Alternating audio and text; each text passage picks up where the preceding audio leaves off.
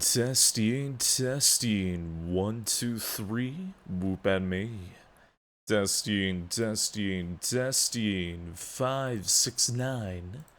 I am now currently, possibly, maybe, online.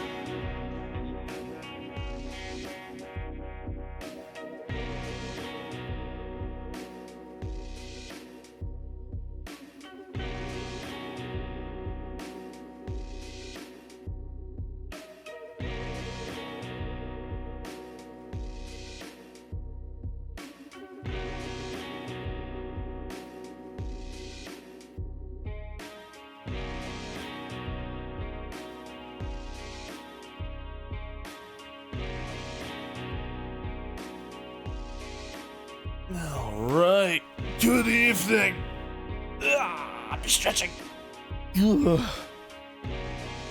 How you all doing? Good evening, good evening. We are playing the new Spooky Fae Hotline DLC. Home Safety Hotline.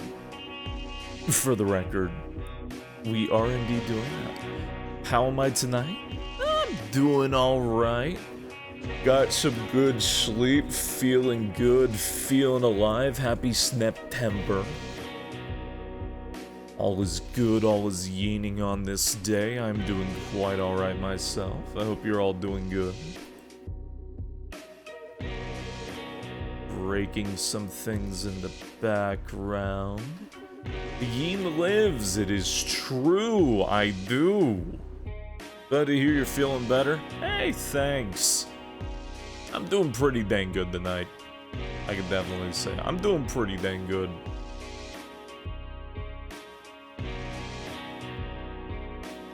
Let's see here.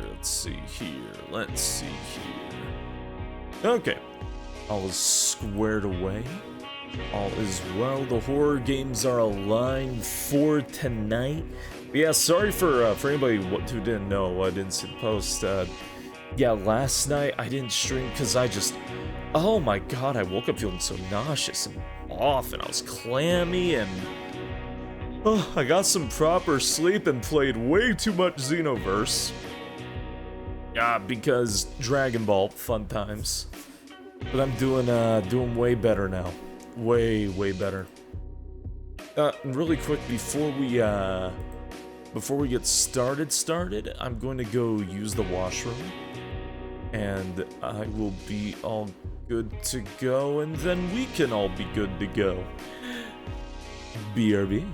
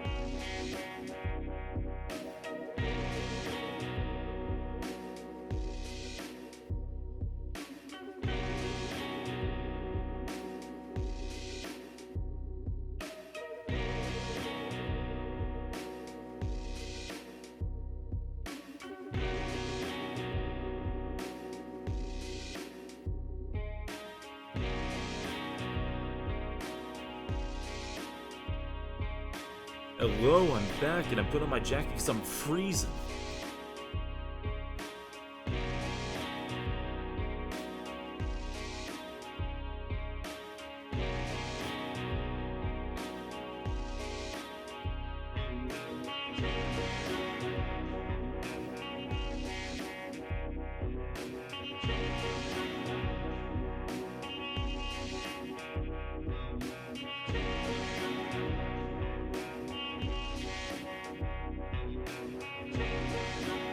October is within 10 days? No, I can't. No, I really can't. Oh, man. The meat caboose is coming. I'm sorry. There we go. Let me do this. You mean best month? That's not Christmas. Inhale liquid. Ah. Oh, excuse me. Excuse me. Okay.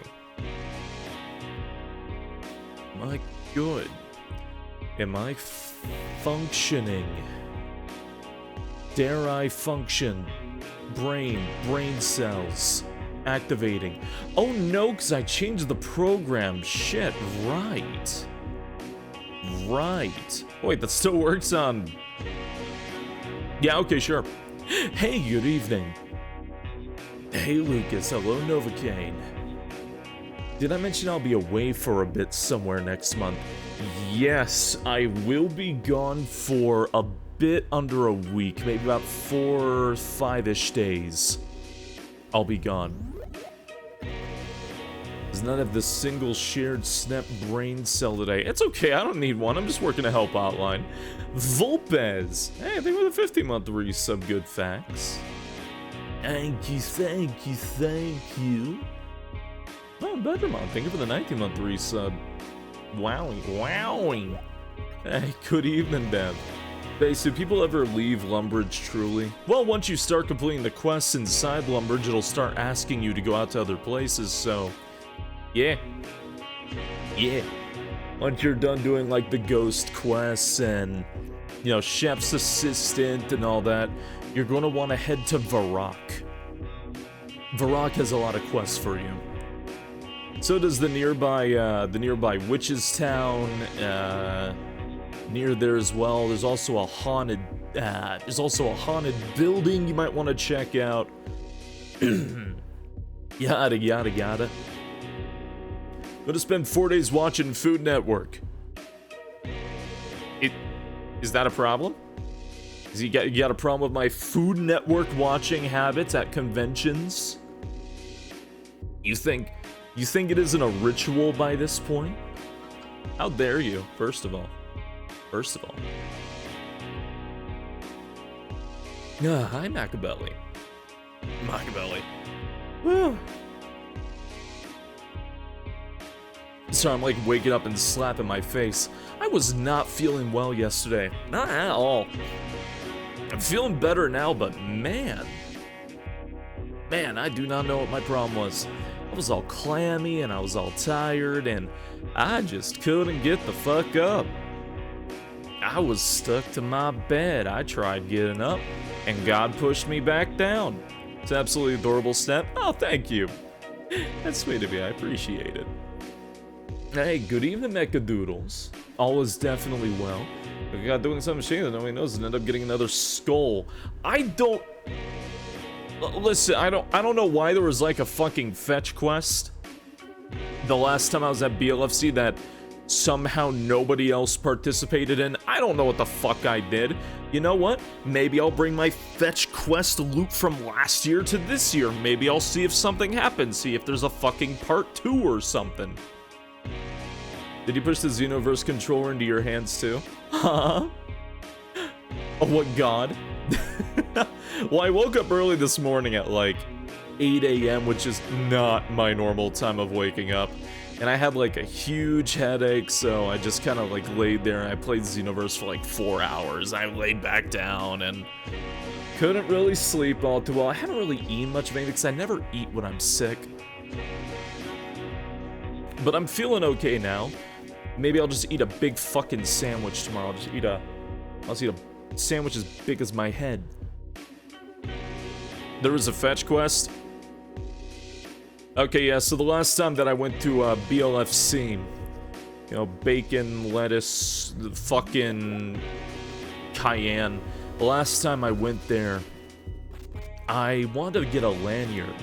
And I saw somebody selling these really nice lanyards. You know, they had like elk on them and everything, and I thought it'd be nice. I thought it'd be sweet. And they handed me a sheet, and they're like, "Hey, you can get a stamp from here from buying something. If you go to these other locations on the con floor, in the shop area, then you'll get a stamp each time from each of the individual merchants. And if you get all of them, you get a prize." And I'm like, "Oh, yeah? Okay, yeah, sure. I don't really go to conventions, I don't really buy anything, so yeah, sure, I'll go buy one small thing from each of these booths." That's why I Brush 1 mod. Thank you for the tier 3 35-month resub September celebration. Yeah! We're snapping it today. So I wind up So I wind up going around, and I spent about, like, literally an hour. I'm not supposed to be walking around that much. I had to, like, sit for a few times as well, but it was like, it felt like an hour of walking around. I had completely lost my friends at that point. I think I bumped into somebody about, like, halfway through, and I'm like, Spacey, what are you doing? Stamps. Huh? Stamp quest. But, anyways, I went to all these different booths getting these stamps. One of them was, like a bird pin. Another one was like a lion printout. It's very cute. I still have it. I haven't hung it the fuck up. It's still sitting there. It's cute though. But I did all these things. I bumped into a friend and I was like, yeah, I'm just doing the like stamp thing. And they're like, stamp thing? Yeah, it's this thing here where you gotta like follow these stamps. I'm like, huh, that's weird. I'm like, huh. So I keep going around. I keep doing all the stamps. I run around. I come back. And I wind up, finally making my way back after obtaining all these items. It's like a bunch of miscellaneous shit. Like some stickers, like some pins, some printouts, the lanyard. The only thing I really wanted was the lanyard. Because I need it for, like, a badge. It was like finding a piece of equipment I needed for the con. And they looked at me, like, really surprised, like, oh, you actually did it. And it's just kind of like, well, yeah, of course I did it. And they reach in and they grab a bunch of things out from under the desk and kind of put a little bag and hand it to me. And it was, and I quote, an antelope sticker, another bird pin. It was a different one though, but I think it was one that I saw at the shop, and a skull. A skull. It was a little skull. And I kind of just like stared at it like I was staring deeply into the fucking void from I still have that skull. It's like a replica skull. It's just in my room now. Is it plastic? I hope so. I think it's plastic. I didn't fuck with it too much. But I got a skull. So it's just it's not a pin. No. It's not a pin. Like a little skull. It sits in my room. I obtained it from the fetch quest. I think I'll bring it with me. I think I'll bring it with me next time. BLFC was very fun. It was one of the nicest moments of my life. And then after that, I asked everybody, like, hey, did anybody do this? Because I was in, like, a group chat with a lot of people. And I'm like, did any of you do the stamp quest thing? Stamp quest? Yeah, they give you a little sheet at one of the booths, and you have to go around and you have to get stamps? No? What stamp quest? I was never told about a stamp quest. There's no stamp quest. What? And everybody I spoke to in group chats of very, very big group chats, not a single fucking person brought up the stamp quest. Not a single one. Not a single damn person. Nobody else from BLC brought up the stamp quest. It was... I don't know if it was real. Hey, Tanky, hello. Good evening. And also, Aylin, thank you for the 44-month resub. My copy of Low Registered trademark is a gun. Should I worry? Yeah, you'll be fine, probably. Is it loaded? Yeah, you'll be fine, probably. Quantum, thank you for the 52-month resub as well. Watch out, I'm throwing frogs. I'm going to put them next to the skull. I'm going to put them next to the skull. You own cursed items now? You know, maybe it gives me a buff. I mean, only main characters can take quests. I don't know what the fuck My chat was convinced you got sick from drinking all that haunted apple. I don't think it was the haunted apple. I don't know what happened. It was like for one day, I was so clammy. I'm fine now. Like maybe I just need more sleep. Maybe I overexerted myself. I don't know what happened. I don't think I did. Oh man. There usually is a Collecticon thing at every other con, so I believe there was one. It's just definitely, you know, kind of fucked up. It's like, you know, it was my first time at a con. And I try asking, I was like, hey, did you see this? No. What? Did none of you know that there was a stamp quest? No. Oh. I still have the stamp sheet. It's real. I'm not insane. I'm not crazy. I'm gonna look down, it's gonna be like Corpse Party. It's gonna like be missing. It's just gonna be like a fucking gas station receipt. It's gonna be like when they look down at the fucking photo and there's characters' faces missing, but it's just a fucking like... I mean, it's like receipt from like Aldi's or something. Oh, fuck. You got a flu shot, so I know it's getting me down? Oh, God. I hope you feel better soon. You did the superhero card one, MF? They had a fucking superhero card one? I got a fucking skull? I got a skull? You got superhero card? God damn. I got a cursed forbidden relic. That I don't know if it talks to me at night. You know, I've had nicer sleep since having it, so maybe that's why. I don't know. Maybe it's a positive cursed item. On brand items for Spooky Boy. I guess. I fucking guess. I remember seeing an artist tweet about a stamp quest in the past, but I forgot who it was. Load-bearing skull eats your nightmares. It's a blessed skull, I see. Hey Orgo, good evening. Good evening, good evening. I just remember getting back to the room and like sitting on the bed with like my chin in my hands, just staring at just all these knickknacks I picked up and a lion printout.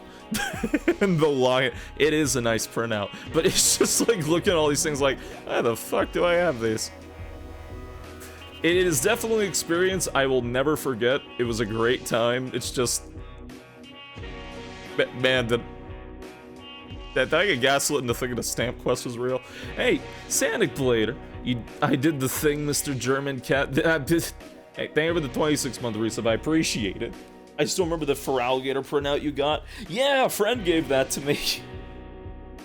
I still have it. I love it. I love it. I think you did an alternate universe side quest. How do I feel? I mean, well, I'm gonna go again this year, and I'm gonna see if like, I'm gonna see if it's there again. I don't know if I'll participate again, but I'll see if it's there again. Oh man, shoot, which one is it? FWA, I think. I believe it was FWA. I always get the letters mixed up. I always do. It was FWA. That was the hell one. That's the one. That's the one where I got fucking sick for the first day. That sucked. That sucked. You don't know how much I owe you for bringing me medicine that day. You don't know. The elevator. Oh my god, the elevator. Oh my god, the elevator.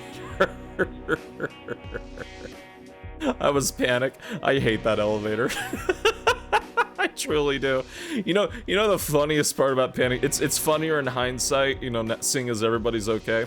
I was horrified of that elevator. Quantum comes up to my room because I'm on like the 30th something fucking floor, and he's like, "Man, that elevator sucks. I hate that elevator." I was like, "Yeah, I hate that elevator too." He goes up a second time and he tells me I'm never riding that elevator again, and I'm like, understood. I don't think I saw him for a very long time. I don't think I saw him until the end of the con.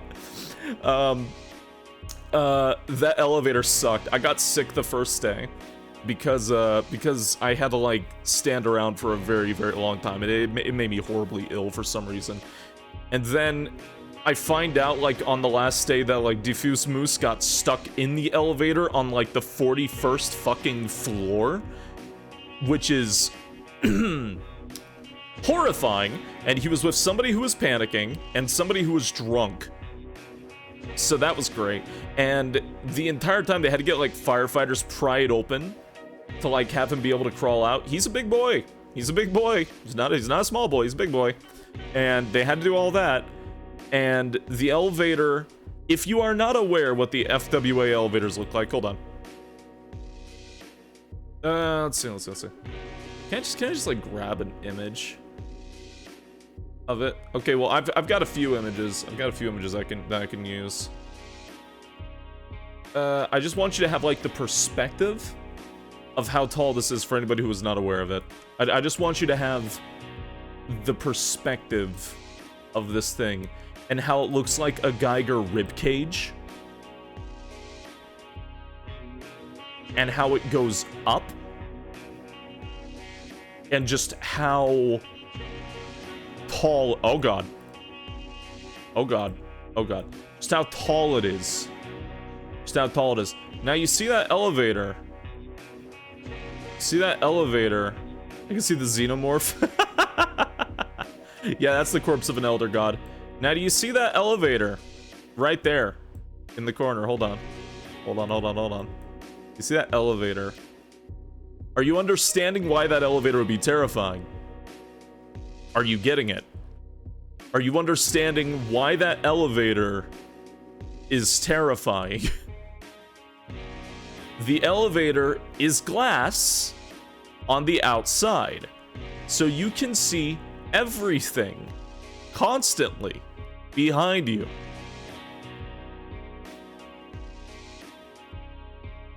And, but boy, if it rattles. I don't remember it rattling. But yeah, that is absolute it did rattle.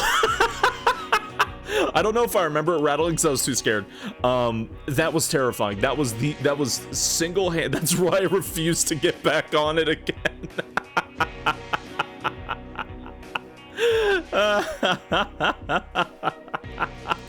Oh, by the way, people shove themselves in and pack those things. By the way, people pack themselves into where they're pressed up against the glass. I am never riding that elevator again. I am never, ever riding that elevator again. You could not pay me. I am never getting on that absolute fucking hell machine ever again. I'm taking the stairs. Hey, guess what? You can't take the stairs. The stairs do not go to every floor. To my knowledge. At least I didn't see it. At least I didn't see it. I could be insane. I don't think they do. I don't think... What do you mean? What's the point of the stairs? There's like elevators that, I didn't see the stairs. It looked like the stairs had, like, benchmarks. I could be incorrect, and they could be on opposite sides, interchangeable. But you ain't getting up all those stairs without taking, like, an hour. You ain't getting up those stairs. SpaceYeen, that's illegal. It feels like it's illegal. You know, I'm gonna say it's illegal. I'm gonna lie and say that there's no stairs. I didn't see the other ones. They let the furry-con in the back rooms. That's like a normal thing, apparently, with this furcon. The absolute sheer fucking nightmare ribcage alien hellscape. So a friend of mine got a hotel across the street. I think I'll just do that next time. Oh man, it was a time. It was a time. Oh my, it was a time. Y'all ever been on the Tower of Terror? You know, at first, you know, when I started to think, like, you know what, maybe I'm just a baby. Maybe I'm just being a baby about it. And then I find out one of my best friends almost died from it. That's when I'm kind of like, yeah, I'm scared of them now. Yeah, I'm terrified of those things. I'm good. I'm good. Never getting on again. I'm good. Spacey is baby, only a little. Only a little. I'll crash on the con floor. I'll just pretend I'm drunk and sleep against the wall. They'll never know. Baby's irrational fears like falling. Probably because of being carried the whole time. I'd be scared too. That's why I'd be crying. I'd be crying if I was being carried like constantly. My body was made of like you know, like a Jello sack. How many floors are in FWA? How many floors? Oh, what's the big floor? It's the Hyatt Regency. Let's see. No, that's not it. It's not 25. I was on the 32nd. It was like 50-ish. Yeah, I felt like it was like 60-something. Did you know that there's only 4 handicapped rooms in that entire hotel? There's only 4. There are like, yeah, there are 40 plus, yeah, it's like 40 plus floors of like tons and tons and tons of rooms. There are 4 handicapped rooms. I only found that out because one, I wanted well, there was a friend of mine who was trying to get a handicapped floor for a friend of theirs who was disabled. They were an amputee. You know, so they could have like a stand-in shower and everything. Found out there are 4 rooms. That's it. That's it. Only 4 rooms for handicapped people in that place. Also, I've been talking for quite literally 30 minutes. Literally, this is the longest that I've talked. I could talk about my con experience, like, you know, constantly, but, you know, I gotta move on. I I gotta move on. Hey, Kaz, thank you for the raid. Hello. Good evening. Good evening. Oh, I'm dead. Just kidding, I'm alive. Good evening. Shining Friday. Shining Friday? Shining Friday? What move was that? Oh, well, I know whose fucking move that is. Oh, is that the stupid orb? Is that dumb little orb? Pardon me. That dumb little absorption orb? With a little knockback? Oh, man. Shining Friday. Hotel isn't that bad. 4 handicap rooms, a elevator, and one of my friends almost dying from it. You know, I think I'm allowed to say it's pretty bad. Also, the TV was broken for some reason. The AC wasn't working. We had to keep like getting people to come up to fix it, like twice. That was weird. That was weird. No, I'm allowed to say what I want. I know damn well what I said too. There we go. Is it gay to ponder another man's orbs? I don't know, you need a sample size? That sounds like a shitty experience. Yeah, I got to see my friends, that's what mattered. I got to see my friends, so that was nice. Oh, this game, yeah, we're going back to this one. We are. I'm very excited. It's been a while since we played this. But it just got an expansion. Came out literally yesterday, or today technically, and I really wanted to do it. You just finished Namek Saga, got cooler as my mentor. Oh, nice. I'm glad you're liking it so much. I love Xenoverse. I adore Xenoverse. It's a long game too. It's a long game. Like you think like, oh, when I'm done with like, you know, the main arcs of Dragon Ball will be over. No. No, it's a thick ass game. Hey, see him playing Sprout 3 Reignited. Oh, good on ya. It's good. It's a good game. It's good remasters. You know, I never actually looked through the art book. Little shit in here, though. Forgot. Oh, hey, Gemini and Local 58.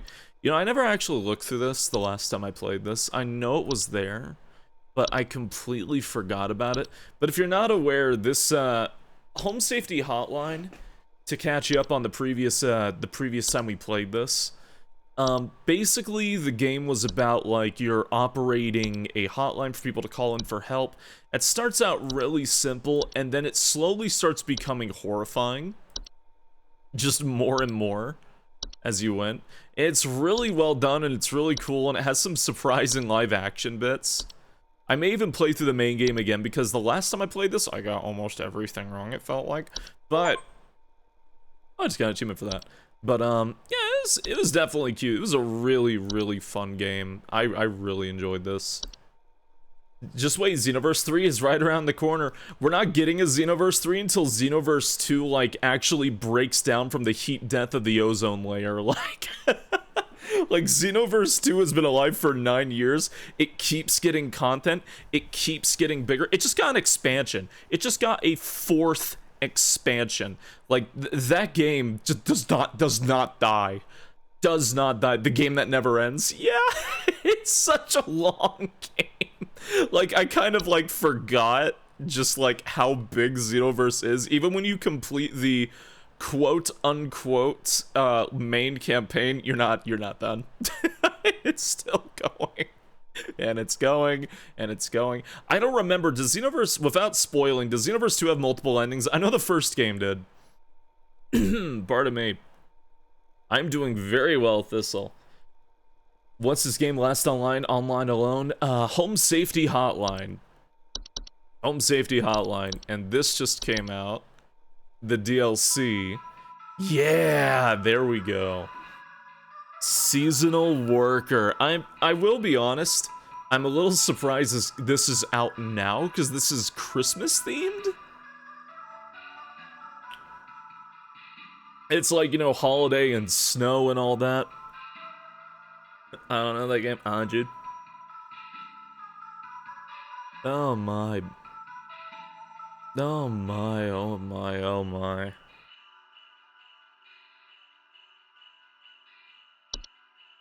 You would think, but you don't know the raw power of DBZ fans, cause you've got to understand the DBZ video game player base are not shit. We just write a bunch of fan fictions and jack off to them constantly. You know, except for those people that constantly write stories about Gohan losing his family. I don't know what the fuck is wrong with them. They kind of scare me a little, but you know, everybody else is pretty normal. Everyone else is pretty normal, you know. Oh my. DBZ was fucking great where I lived. In Sicily? Oh my god. No, nobody could shout about DBZ. Oh my. Subject line, welcome back from HSH Corporate. Rebecca, all of us here at HSH are ever grateful for your annual service during one of our busiest and most vital work weeks. While we only get to experience your talents for 1 week every year, we just want you to know that you are highly valued here and an important member of the HSH family. Best of luck this year, Rebecca. We're all counting on you. Best HSH Corporate. Xenoverse heroes and such primetime DBZ fanfic. Oh my. No, but I know gamers. Dragon Ball, the Dragon Ball fan base will literally never die. Literally never die. It's raw fucking hype. It's infinite hype. No Supervisor Carol. Don't know yet. From Rodney. Dog, I heard you were back in the office today. You aren't going to forget about coming to say hi to your best pal Rodney from IT, are you? I know you couldn't dare forget. Remember, I got serious dirt on you, dog. Some of us actually remember last year's Christmas party. Anyway, glad to have you back. See you around, Rodney. Daily Twilight Report, 12/22/96. Ooh, phenomena for Sidon. None of it at approximately 0400 hours of estimated proximity is around 300,000 miles or 48203.2 kilometers. Risk low to moderate. What the fuck is that? It's kind of looks like the Northern Lights. Yep, it's 1996. I'll just casually blackmail you, okay? Oh, pfft.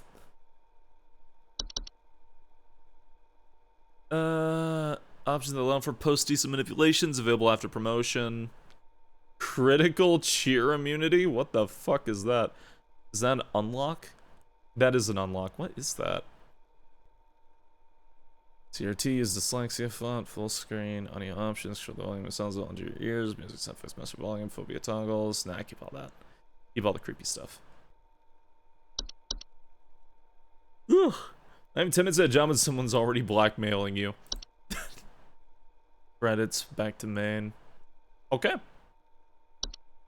You also can fuck with that, turns off the game.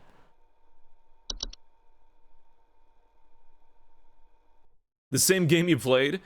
This is an expansion to that game. So yes, but also no. I was so excited for this when they announced it. This is a really cool game. This is a really, really cool game. Alright. Oh, looks like we have all the things from before, like the bed teeth. Oh man, do I have to remember all the old ones too? I hope not. Cause not gonna remember them all, I assure you. Night Gnome. There's a lot of new ones. Oh, hey. Connecting caller. Carol! It is I, Carol. It is good to have you back in our employ, Rebecca. Thou art a lifesaver every season, and thy yearly return is appreciated as always. I, of course, have no need to tell you how things work here, but I will remind you that we are hosting our annual office Christmas party again the day after Christmas. It would please me to see you there. We're all counting on you, Rebecca. Carol, please don't kill me. Alright, let's read all these new ones. Antler Groves. Oh. Our family... Okay, never mind. Incoming call, hello. Can you send over an electrician? Our lights keep flickering off, and we're trying to get our Christmas tree ready for when our folks arrive. Please hold. Please hold. Antler growths are a family of fungi known for growing in tall antler-like arrangements, most often seen growing on decomposing humans or animals. Sufficiently large growths can induce some motor movement in their hosts. Hey, Odaiko, thank you for the raid. Oh my god, the song in the background, listen.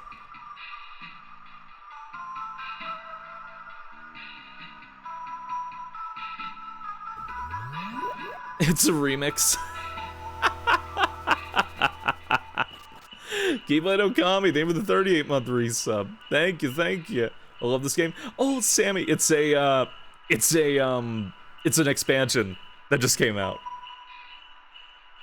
Antler growths are not dangerous on their own, but the movements they induce in their chosen host can often result in hazardous behavior towards living creatures in the vicinity, such as clawing, grabbing, or biting. To prevent antler growths from occurring during decomposition, it's advised to burn the remains of the deceased or otherwise bury the deceased at least 6 feet beneath the soil to ensure maximum safety from potential hazardous behaviors.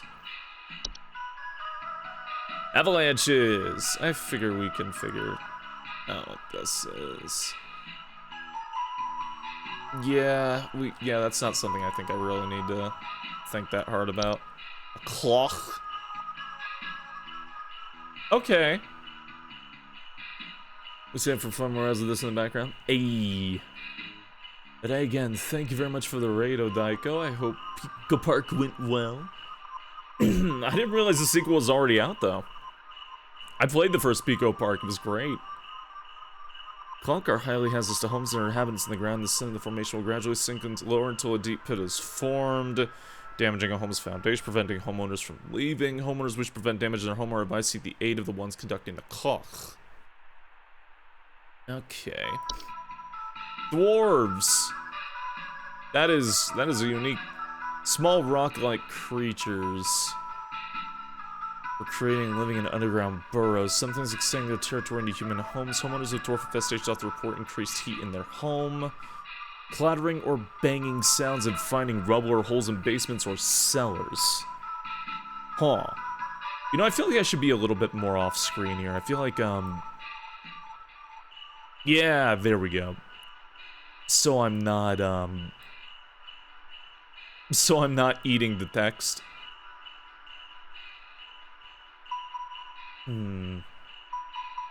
Dissuade from tunnelling to home by placing clippings of parasitic plants, such as mistletoe or rattles. The snap tuber is also adorable. Hey, thank you! Elves. Huh.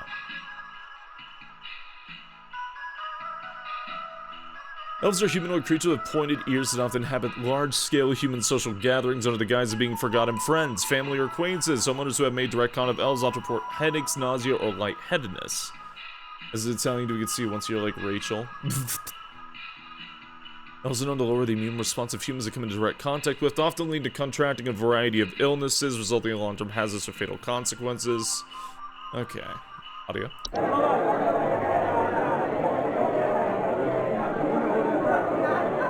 Yeah, okay. False carolers. Oh. That's on the box art. Hey, Alonzi Ponzi, thank you for the 3-month. Oh, 3-month in advance. Thank you. Thank you very damn much. I appreciate it. Tails still tastes good? Yay. It's just the cheer level. What? Oh. I don't think I know what that does. I am now nervous of that.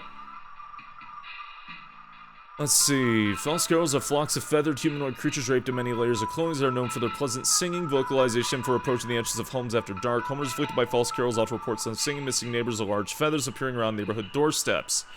Very direct threats to human and animals. They're known to carry away anything that comes close to them away to their nesting grounds, feed their young. They're if false carolers are supposed to be present in the neighborhood, all homeowners in the affected area should stay locked inside their homes until sunrise.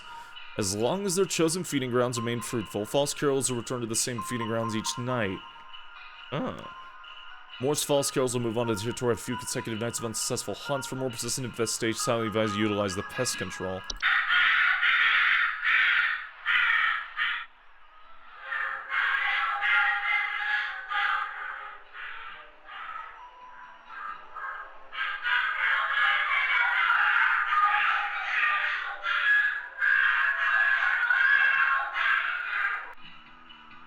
You know, I think their harmony is a bit off. Forgotten Bogart. Wild roaming species of Bogart that are untethered from memory. They're known to dwell in inhabited outdoor locations such as forests or mountains until they find new homes within houses. Those that are capable of witnessing and discussing them. Homeowners that have attracted Forgotten Bogart often report strange sightings and an obsession with discovery. They're harmless to those unaware or indifferent to their existence, but are at risk of inhabiting the homes of those who've been interested in discovering them and discussing them, thereby increase the risk of hazardous activities such as flooding, fires, or electrical outages. Really? That might not be it, though. It's advised homeowners do not dwell on the possibility of nearby Forgotten Bogarts. Any Forgotten Bogart sightings or any thoughts Forgotten Bogarts prevent them from inhabiting one's home. Never speak of a Forgotten Bogart. Okay. Mountain Warlock. Humanoid creatures resembling elderly human men.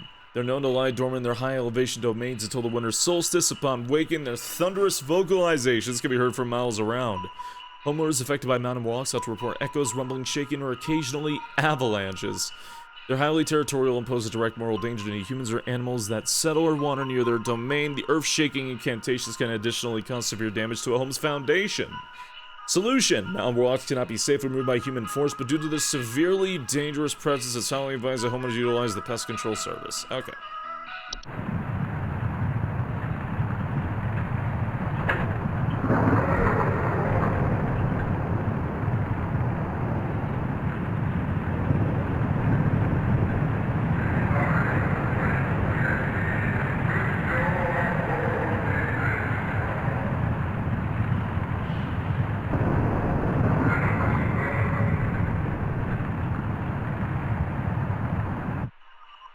There we go.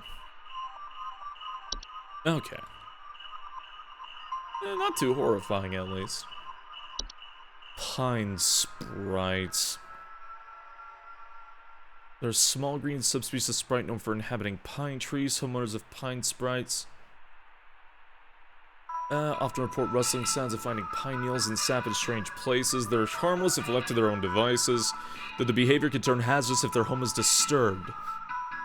They've been known to sometimes cause fires or electrical shortages when electrical devices such as lights are introduced to their homes. This sounds right. Pine sprites keep their chosen homes for their entire 160 to 180 year lifespan, so it's advised to avoid disturbing them by retaining them, decorating any trees they've inhabited. Homeowners may also choose to safely relocate an inhabited tree away from their home by utilizing the pest control service. Ugh.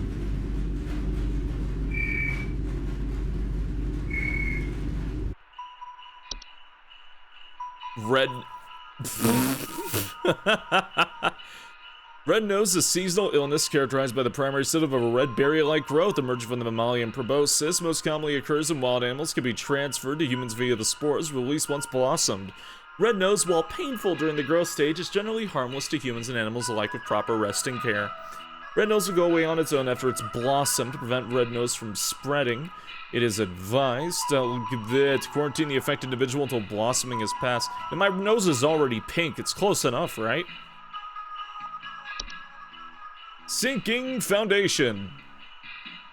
I feel like this is a little obvious. Yeah. Snow golem. Large humanoid mounds of snow that are capable of moving on their own. Homeowners experiencing snow golem infestations commonly report wet floors, power outages, recently faulty or broken heaters, or strange snow formations outside the home. Can prove hazardous to humans in a variety of ways. Their tendency to target home heaters, especially during hazardous freezing weather, can cause medical issues such as frostbite or hypothermia in the affected homeowners. Direct contact with the snow golem while it's in pursuit of its target is also frequently fatal. When caught early, snow golems can simply be removed from a home by turning up the heat in a home to speed up their melting process and blocking easy access to home heaters or fireplaces. If snow golems succeed in removing potential heat source from a home, it's highly advised to utilize HHS's pest control services. This is all really cute. Why didn't this release like closer to Christmas though? It's cute though. I'm liking it.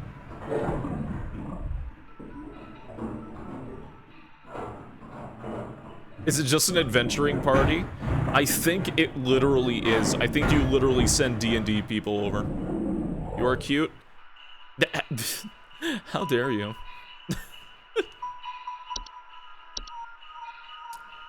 sugar wisps. Okay.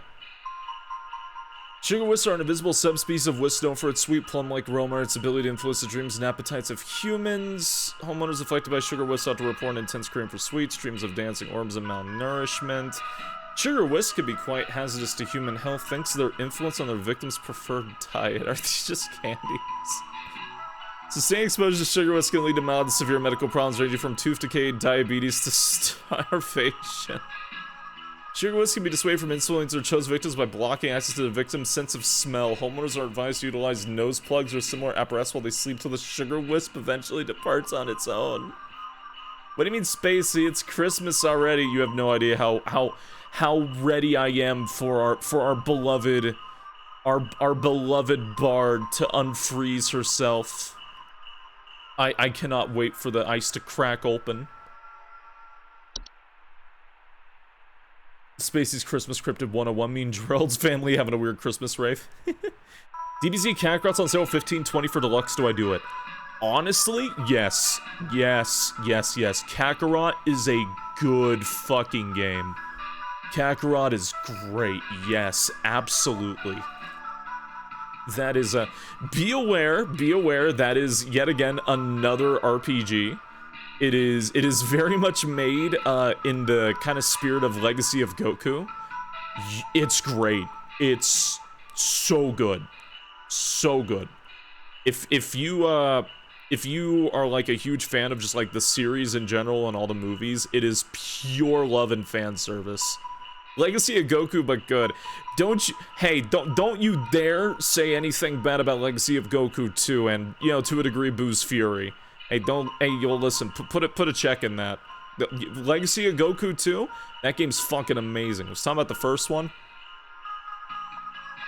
Okay, yeah, the first one's kind of ass, but... Time wisps are a subspecies of wisp that appears faint candle lights with a friendly visage. They're known to temporarily displace objects and persons in time, and are most active at night. Homeowners that have experienced time wisps often report a feeling newfound gratitude for life, a desire to better themselves, or immense existential dread. Oh. Should I buy the DLC to get the Deluxe? I think Deluxe only is the first season pass. The DLC is actually really good. The DLC is very good for Kakarot, so... Yeah, go for it. Time wisp tendency towards temporal displacement, while sometimes beneficial, can often result in causing intense anxiety or stress in those that have witnessed their fates to be. Time wisps will pass through on their own in the course of a single night. No further action is required. Yeah, it's Scrooge. The Twilight is an annual recurring phenomenon known for its diet of fear and suffering. Should it find sufficient satiation in the cravings during its time spent or cosmic proximity, it will proceed to consume all things that dwell above and below the soil. Oh, what the fuck? The Twilight is a severe existential threat to living things. Souls that find sufficient feeding materials. Hunger should avoid being sated at all costs. The Twilight should be kept from its desires at all costs till it moves past. Prevent its feeding. All manner of fear, agony, and suffering should be avoided or mitigated when all possible on the calendar days of its proximity between 21st and December 25th. It is advised to spread as much cheer, celebration, and merriment during this time as it's feasible. I love shit like this. That's funny. Yeah, so you gotta spread cheer. That's why there's always like, hey, spread cheer, be happy. It's Christmas time. We'll all die to the Twilight if we don't. Okay. Alright. What was it? Pine Sprites? Yeah, okay. Alright. Da-da-dun, da-da-dun, da-da-da-da-da-dun, dun-da-da-da-dun. Sending info. King Protea, hey, thank you for the 35-month resub. Thank you. On the first day of Snepsis, my true love gave to me THC in my tail. I'll just leave him on hold for? Hey, you can wait. Ah, it's huge! I saw it scurrying into the cupboard. Ah, expect for more! Send someone over quickly! Please hold. Please hold. Scurried into the cupboard.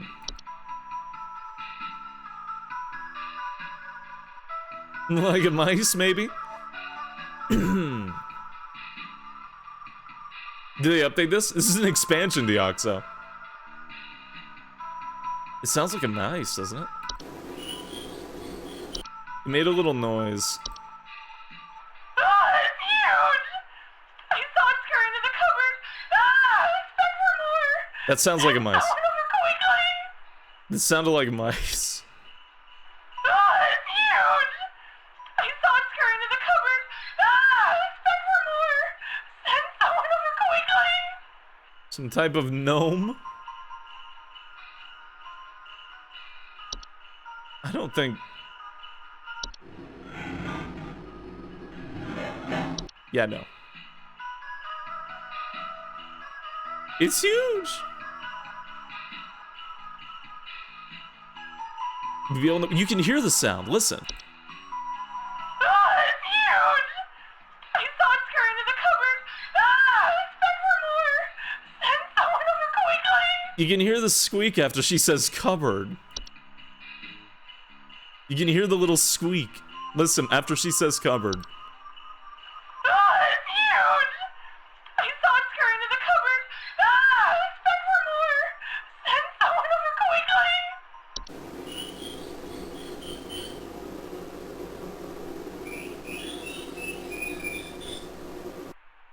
A bat?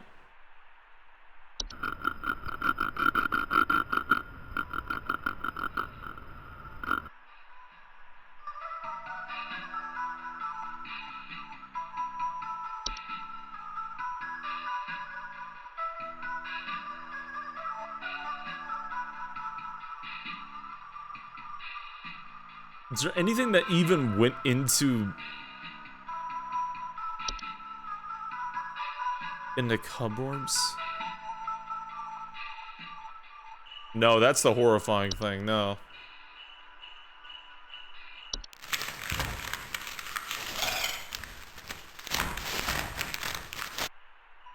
Those are very tiny.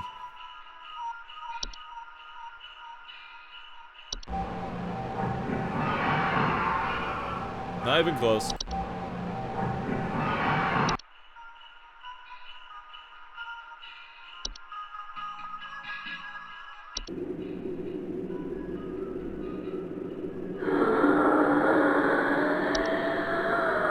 Yeah, no. Animation. Night gnome. No. Raccoon. No sounds for them though.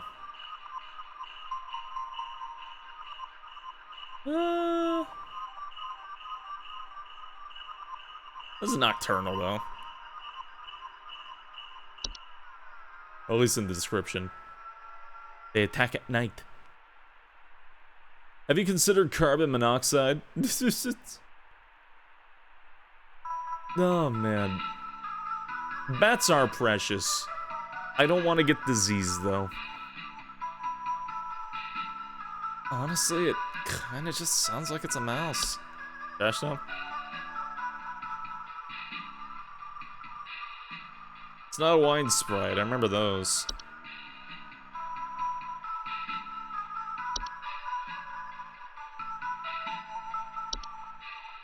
Ah, it's huge! I saw it scurry into the cupboard. Ah, expect for more. Send someone over quickly. Okay, good luck.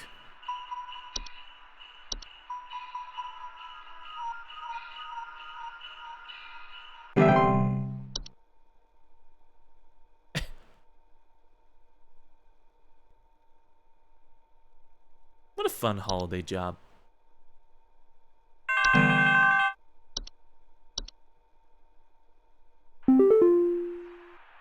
I think some kids are building some forts on our property. I'm looking at a bunch of big tall mounds outside our house, just coming from about every angle. I need someone to come and take these down for me. I'd do it myself, but I'm currently recovering from a back injury after slipping on something wet in my living room this morning. Oh. Please hold. Please hold. Right, not that thing. What was that thing that was like a pillar that was outside? It's either the... I think it's the snow golems. They said that'd be like definitely more like human looking.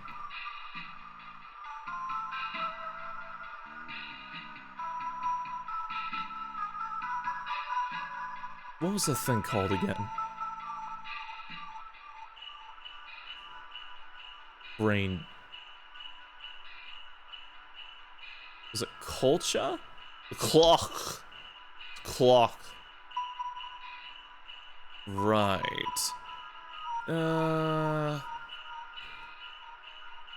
Large circular stone formations. There's nothing about it. A cider house coming from just about any angle. Their evidence in the ground is the center of the formation. Okay, so that sounds right.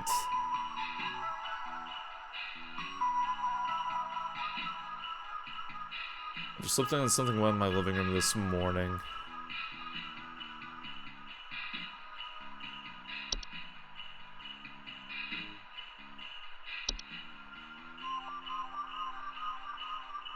What floors, power outages, snow formations.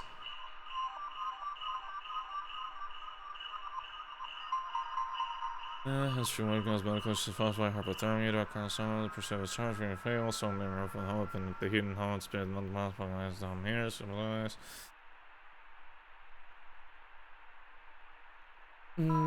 strange snow formations outside the home.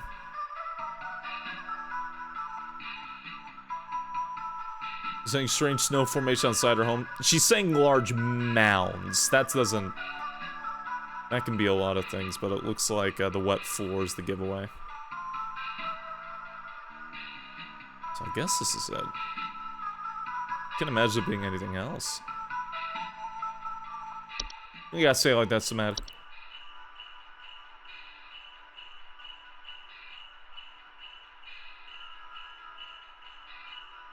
Scroll down. Okay, don't die.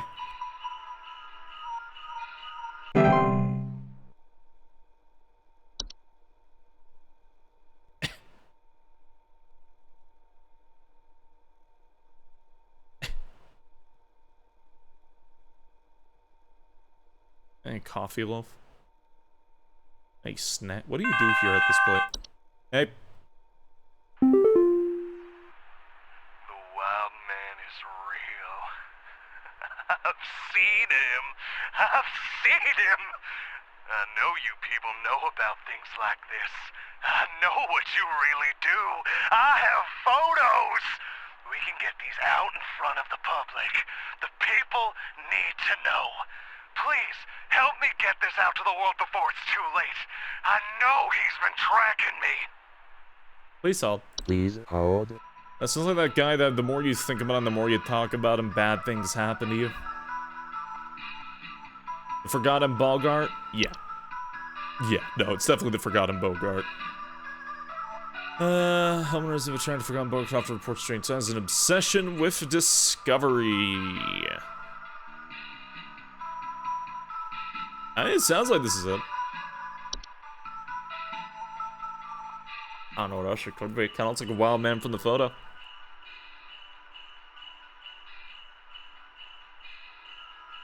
You know, well, I think about this. You know, we're at a call center. What do you do here? What do you do at the call center? Like, what's your job? Jenny was just like wondering, like, it's like a weekly thing, like once a year.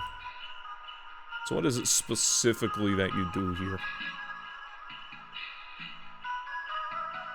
Play Final Fantasy XIV. His job is loafing. Final Fantasy XIV in 1996? Love listens to the calls, just doesn't respond.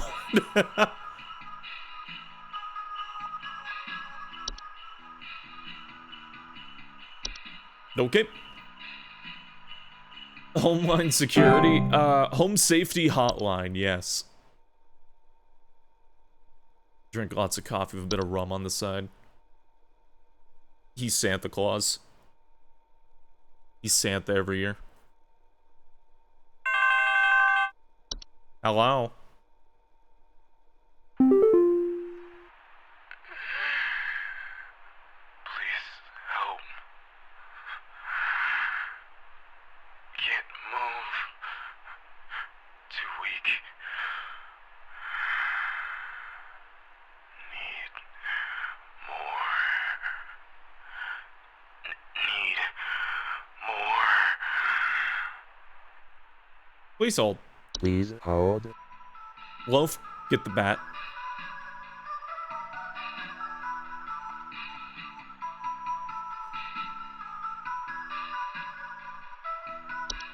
Alright. Let's see. Dreams of dancing, orbs, and malnourishment. I wish there was more there, but the carbon monoxide, I don't think there's addiction to this one.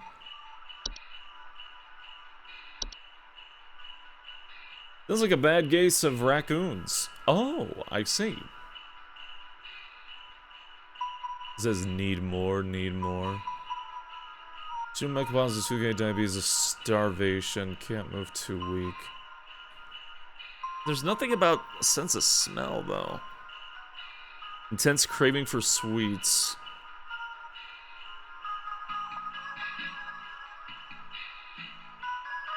Wine Sprite.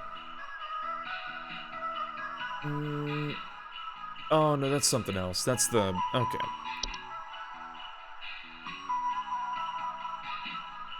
Need more, can't move, 2 weeks. So, I assume starvation and malnourishment from sugar wisps?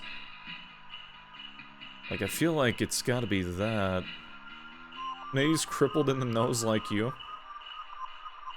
How did you... Where the heck?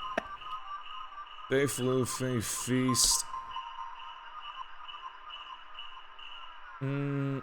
Right. Consume it immediately. Right, that's something else. Okay.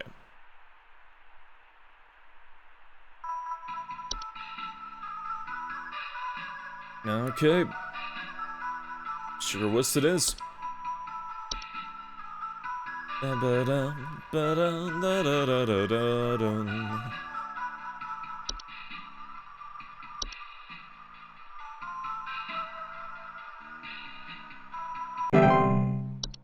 Okay, goodbye. Good luck. Don't die horribly. Stop bringing up the picture. It's actually making me crave hard candies. I kind of like hard candies. Yeah, I like it when it's like butterscotch. Actually, you are not allowed to slurp on my spots. You know, I'd be immune to these. I don't have a sense of smell. Wouldn't be too bad. I could handle this. Yeah. So, there's strange noises coming from our basement. I don't know what's down there, but I can hear it scurrying around and making little scratching noises at night. I don't dare go down myself, but my wife said she found little round pellets or something down there. Please hold. Please hold. Pellets. This is an older one, maybe? Raccoon shit. It's...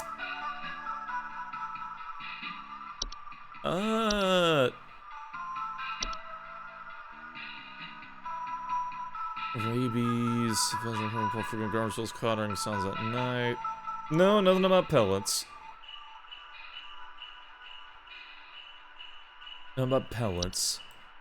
Maybe we should visit some of the older ones. Attics and ceilings specifically, so no. Pardon me. Mice again. Ah, it might be. But...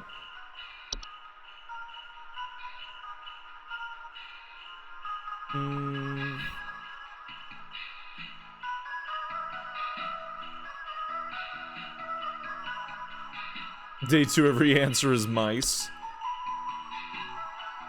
finding rubble or holes in basement or cellars.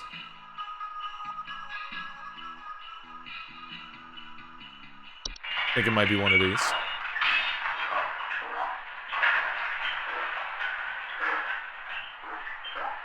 Little scratching noises at night.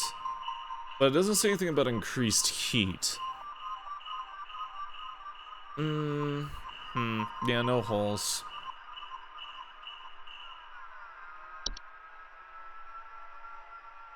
Oh, yeah, no, that's something else. Something else. The Horde. Oh, no, that's something else. Spider. No, not even close. Kobolds.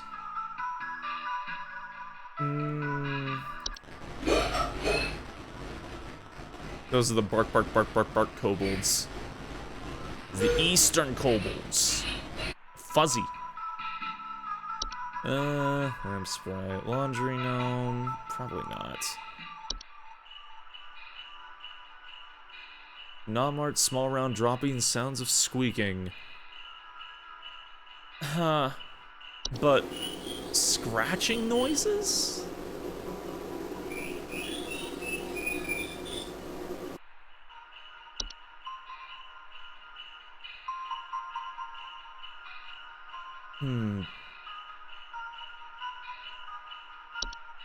I know mice can make scratching noises, but I'm looking for one that's in the description. It'd feel weird to pick mice twice, wouldn't it?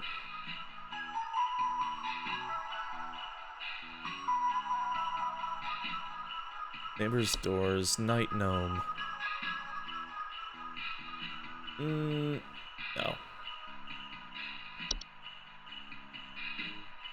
The couple's SS is just low offense if you want any sex in the kitchen. Yo, metaphor does seem sick.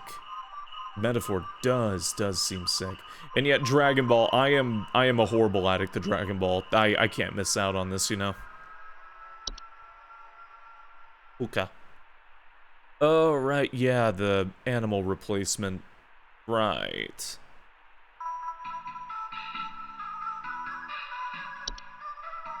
Patrol. Oh, no, those are the big fucking ones. No. I certainly wouldn't be a warlock remnant. Is it really just mice again? That doesn't feel...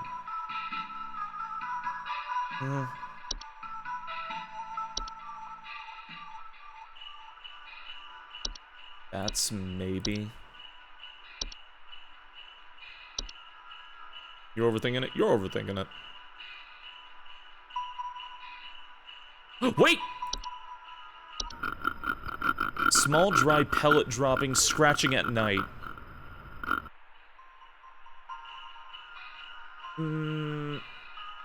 Scratching at night and dry pellet droppings. It's gotta be bats.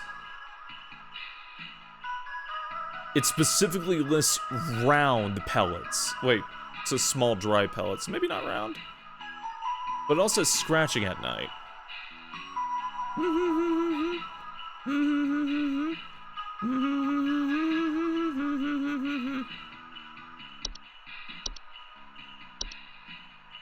Fuck it.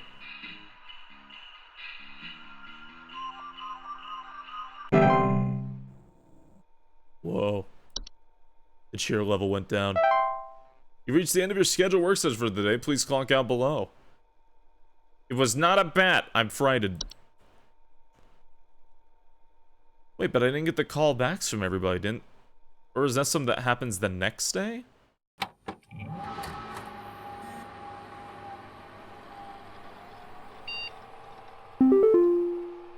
Hello. Check this out. Whoa. Did you see it? Everybody keeps forwarding to me. I can't tell if they're taking it seriously or not. By the way, it's hilarious. I get a kick out of it. Send this to 5 friends immediately. On this day, December 23rd, 25-year-old Alice Prairie fell into a lake and drowned while ice skating. If you don't forward this to 5 other people by tonight, you will drown in the next lake you visit. Phenomena site in Manitoba, approximately 1,200 hours from approximately 100,000. Consider risk profile moderate. Daily Twilight Report. Wow. Yeah, the next lake. 2 days until Christmas. A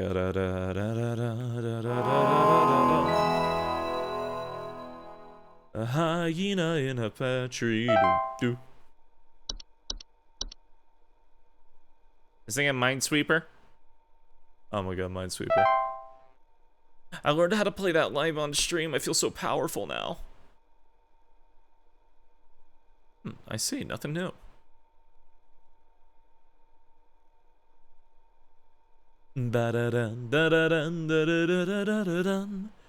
A hyena in a pear tree. On the second day of Lovemas, my true yin gave to me 2 baguettes and a loaf, been sitting in a pear tree. Boop, boop. Oh, hey.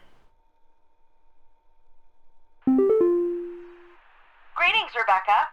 It is Carol again. There have been reports of some new activity, so we have gone ahead and made some new information available to thee. I pray things are going well thus far. Thou knowest as well as I what is at stake. I do hope to see thee soon, Rebecca. I love her so much. Permissions updated. Oh, okay, there we go. Frost wisps. Oh. What's up? I need someone to come fix our windows. I fear there's a terrible draft coming in, and I wouldn't want anyone at my second family gathering to catch a cold. I'm hosting at least 20 additional family members, and I need this place locked tight for their sakes. I've already caught something dreadful during our last hosted function, and I don't intend for it to happen again. Elves? Maybe immediately? Please hold. Please hold. Okay, frost wisps. Subspecies of wisp that commonly take on the appearance of a semi-transparent crystallized orb. Homeowners suffer frost wisps often report shivering sensations, a chill in the air in otherwise warm places, and sudden lingering thoughts of their own mortality. You know, I feel like you don't see wisps enough in, like, media. They're really scary for what they are. I was so happy when Dungeon Meshi had that one. That, the water wisp that came out and, like, just shot her right on, just point blank. Wisps are fucking scary. That was, like, one of the coolest scenes there for me. I loved it. Oh my god. When she poured the boiling water. Yeah, the Undine. Yeah, the Undine. Yeah. I just finished Dungeon Meshi. I'm waiting for Season 2. I know I can read the manga, but I haven't yet. I kind of want to wait for the animation, because honestly, the anime is really, really good.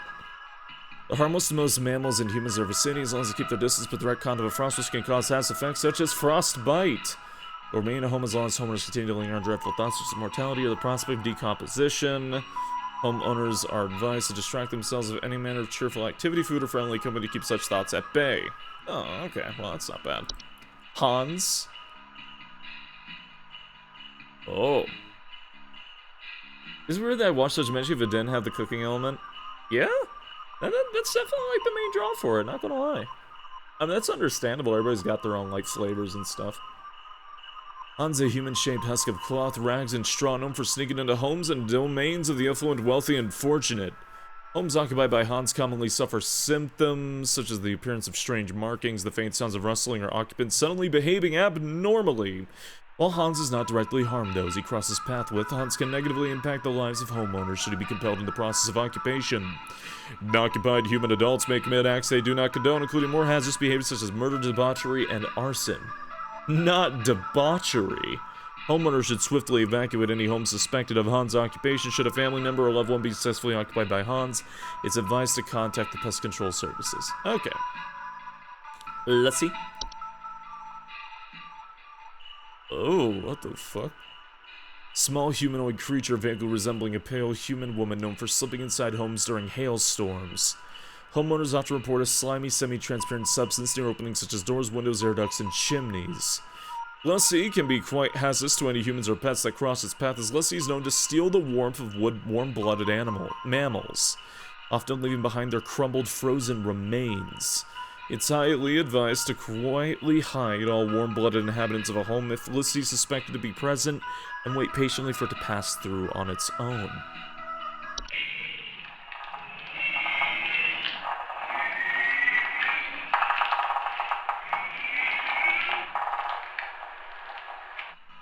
Jesus Christ, how horrifying. It goes well, Wolfie Doo. How you doing? Good evening, good evening. The Mare. A skeletal horse-like humanoid draped in a variety of tinsels and fabrics. It's known for its distinct song-like screeching and its tendency to approach the edges of homes after dark. Homeowners often report the sound of wailing, screeching, or singing. The mare possesses little to no danger to humans or animals, but has been known to consume large amounts of homes' food and beverages if invited inside. The mare cannot be disrupted while feasting. The mare poses no direct threats to homeowners. It can be either invited and let it feast till it's contented, at which point it will leave on its own, or it can be safely ignored if homeowners are willing to bear with its noises it creates for a few hours.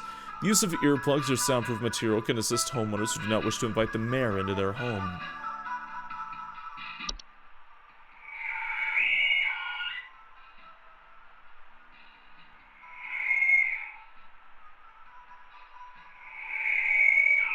Well, kind of an asshole. Just goes outside your door and starts screaming until you feed it. Oh god. Ogress. Ogress is a large 8 to 10 foot cave-dwelling creatures typically only active at high elevations during the winter. Homeowners simply do not experience an ogress directly, but rather report the consequence of its presence, such as yeomen or yolcats. Listen, sometimes you gotta. You're gonna scream outside my door for food? In some rare instances, an ogress will see fit to visit a home, but they fail to acquire their targets through other means. Due to their size, their subsequent entrance into a home can prove catastrophic to a home's roofing, foundation, and its inhabitants. To prevent an ogress from entering one's home, I highly advise to avoid escalating their activities by allowing yeomen's access to a home. Homeowners that wish to avoid the attention of an ogress in the first place can reinforce and advise benevolent behavior in their children.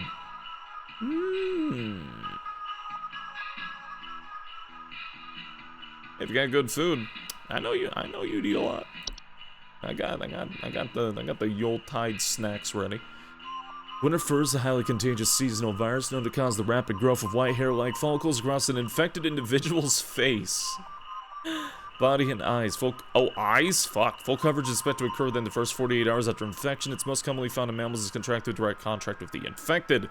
Subsequent blindness caused by winter fur can create more hazardous conditions and reduce quality of life of those infected. It's also known to attract other dangerous pests, such as a variety of ticks or fleas. Once winter fur has completed its growth, it can be mitigated using any variety of traditional shaving equipment, such as large razors, to reduce the chance of attracting ticks or fleas. The affected individual should be quarantined from other parties indefinitely to avoid spreading the virus further. A Yeti disease. Spacey has this one. Yeah, I got black and white fur. You know, I think I'm fine now. Does it involve spots or whatever the fuck these things are called? I always forget the name of them. I gotta be totally honest. They're not really spots. They're more like cloves. What the fuck is on my body? Rosettes, thank you. The Yule Cats.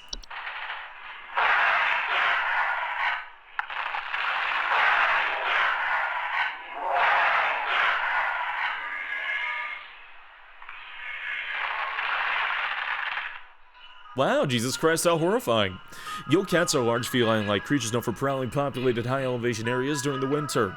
They feed primarily on various textiles and fabrics. Homeowners experiencing Yule cats often report sounds of hissing, growling, large paw prints in the snow, missing clothes or neighbors.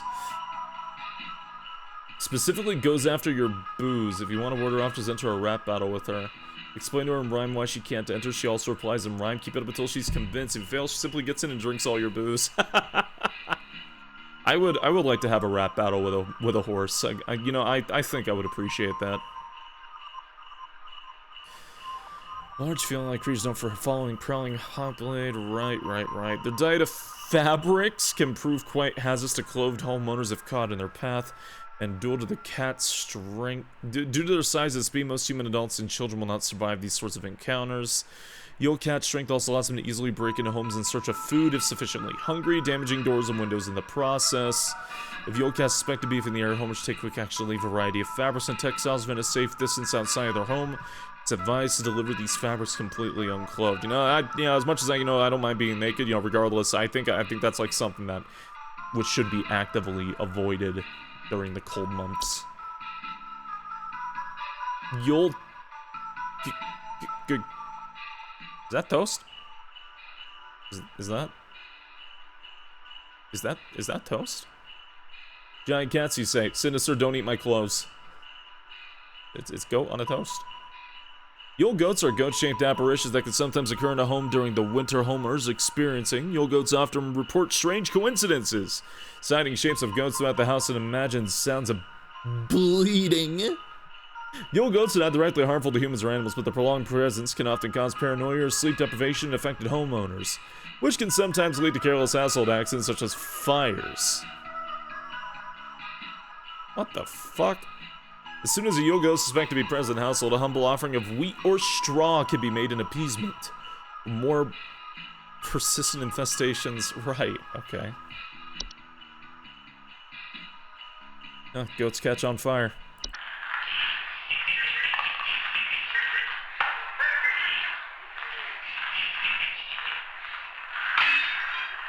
Oh! Yeomen are a subspecies of gnome that appear as small, hairy humanoids with pointed craniums that are most often seen traveling in packs of 13 or more. Homeowners infested with yeomen often report broken windows, stolen food, sounds of clattering or giggling, and more rarely missing pets or children.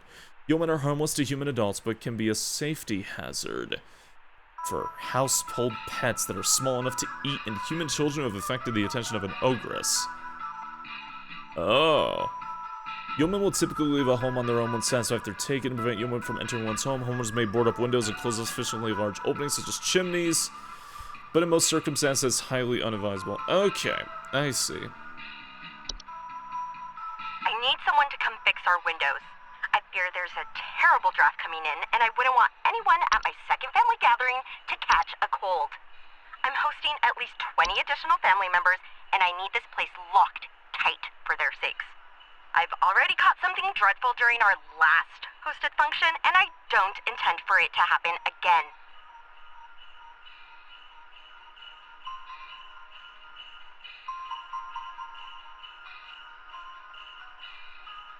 At least 20 additional family members, that thing. Yeah, it's probably not this.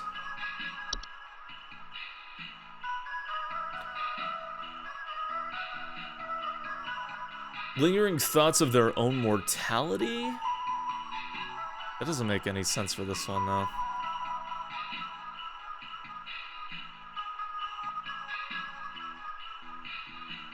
Elves do weaken their immune systems.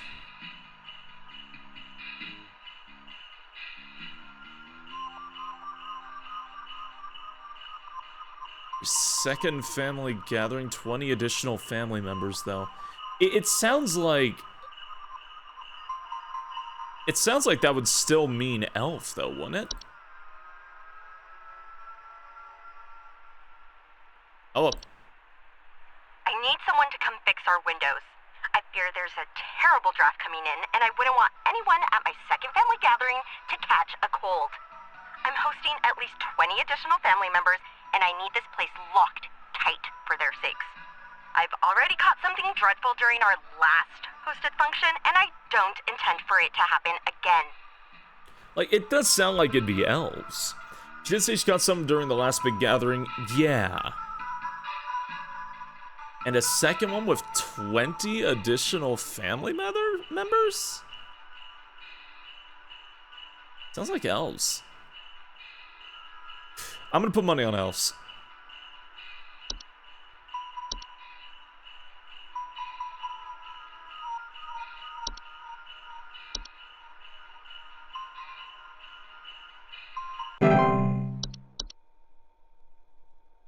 Seems fine. You know, I think the cheer level only goes down at the end of the day. I think the last one was a coincidence. Hello? This packet you sent doesn't make any sense, and there is still something in our basement. Oh, no, it was that one. I'm calling Papa Paul's Pest Control from now on. Okay. Okay, it was that one, never mind. Which means all the other ones have been right, so that's good. Did you kill a guy? No.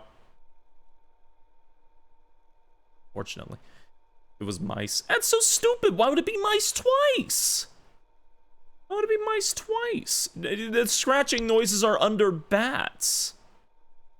It's under... The scratching noises are literally under bats, and so is the pellets. Why would it be mice?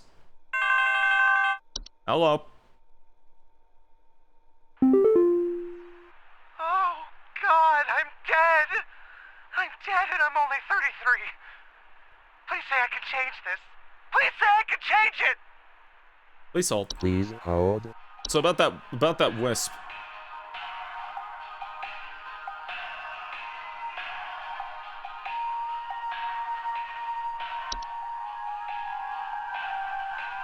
Let's see.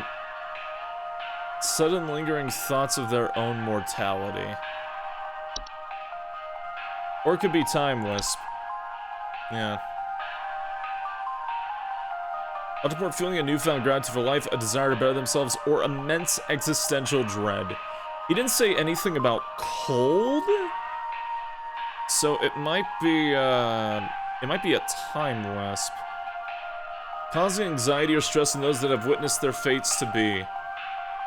Okay, so I see.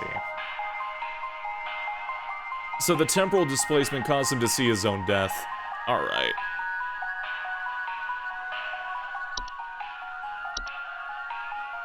Alright.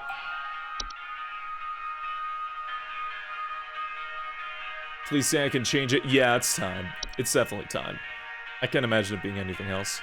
So we only get calls back if we got it wrong, I'm assuming? Or we're just waiting on the other calls. How you doing over there, Wolf? Back up, finish the coffee. Hot cocoa. So is it even cold enough for that yet? It's like Christmas, but it's September. So it's like the 21st. Oh my god, I remembered. It's the 21st of September. Oh, hi. There's some kind of dying animal in our yard. Can you send someone out to put it out of its misery? It's been screaming like hell for the past hour, and I'm far too squeamish to go look at it or touch it myself. That is the mayor. My son is only 10 years old, and he's very worried about the poor thing, so please hurry. As much as I would love to get this wrong and hear the call about it drinking all of their booze, Please it's the hold. mayor. It's the mayor. If you got it right, they'll not call back. It's been a while. It's been a while. As funny as that would be, it's the mayor.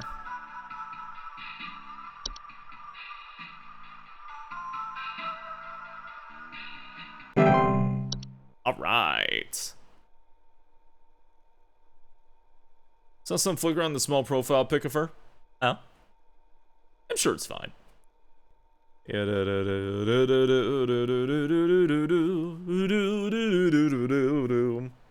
do another run through of just fucking it up? Maybe. Meow. I think Betty's cat is on the prowl. I need someone to come put that beast down. First, Betty doesn't show up to the PTA meeting this week, and now it seems her cat is on the loose again, leaving its disgusting feastfuls of feathers behind on neighbors' porches. Feastfuls of feathers? Feastfuls of feathers? Please hold. Please hold. Nah.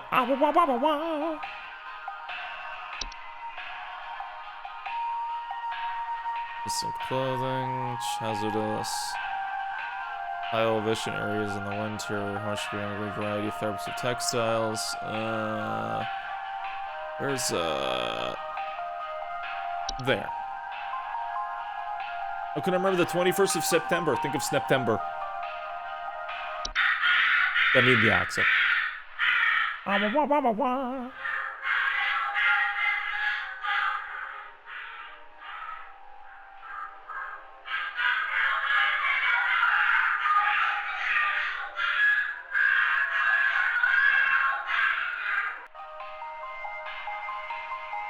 Jesus.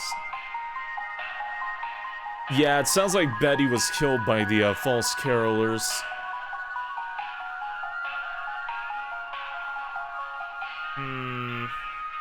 Large feathers, missing neighbors. Yeah, it sounds like this could be the case. Poor Betty.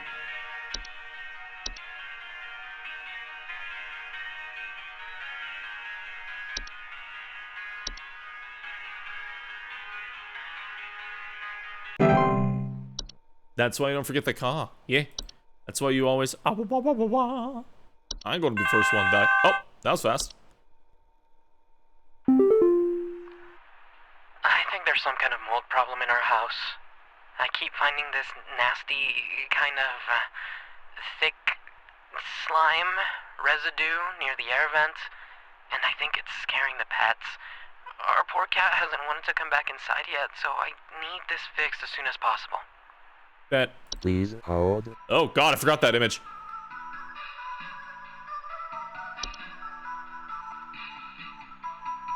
Yeah, where was it? The fuck was it? Yes, these are based on the Fires Actual Yule Monsters. These are based on, a lot of D&D stuff. A lot of D&D, also like Fae. A lot of Fae. Slimy transparent substance near openings such as doors, windows, air ducts, and chimneys. By has humans or pests across its path, steals the warm-blooded animals, leaving behind their crumbled frozen remains. Thick slime residue, I think it's scaring the pets. Yeah, it's got this one. The national mythology, not directly D&D. They bring up D&D as their main source and their inspiration for this, so I'm saying D&D for that sake. Where Celtic folklore is from? I'm talking about the inspiration for the game. Come on, y'all.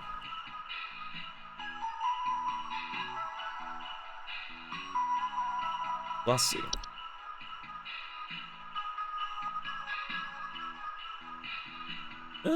Yes.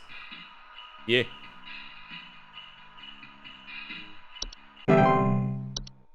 Okay. Okay.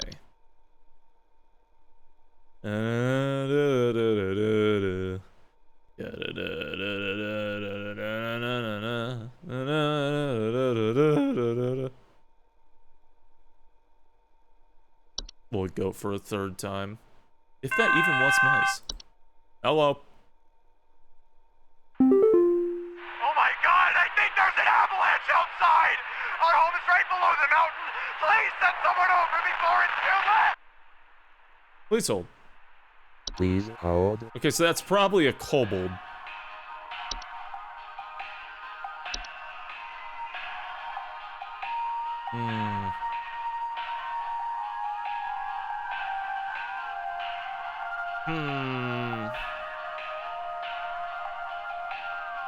Okay.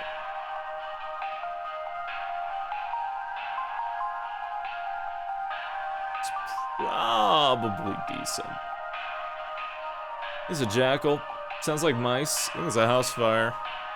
You hear that again? Oh my god, I think there's an avalanche outside! Our home is right below the mountain! Please send someone over before it's too late! I don't know, Wolf, what do you think? I got... Yeah? Yeah, it's probably some sort of like... It's probably... Yeah, it's probably an avalanche.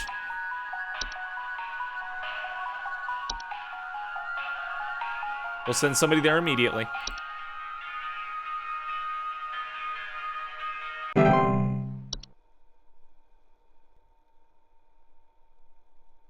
Baited probably Warlock. It'd be pretty funny. It'd be pretty funny. Yeah da da da da da da. Yeah da da da da da da da da da da. Yeah da da da da da da da da. Hello. The doctors told me to call here. I think I caught some kind of dog disease.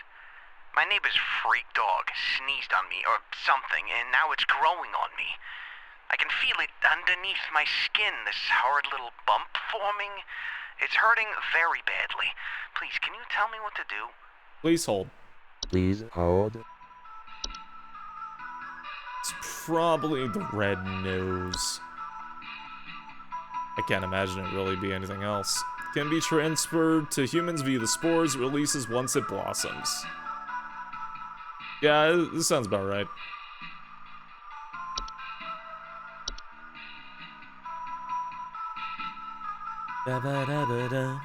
Da, da, da, da. There you go.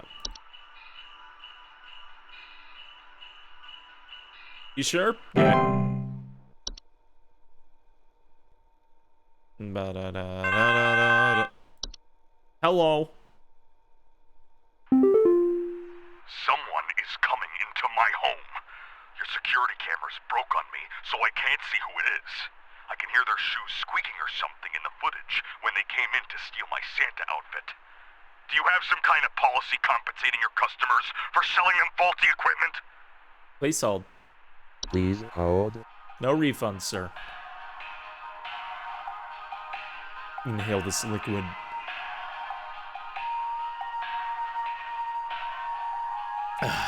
All right.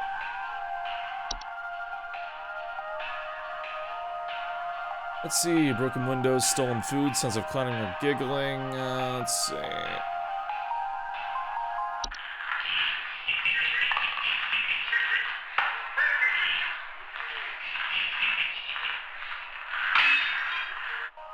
Kinda sounds like squeaking.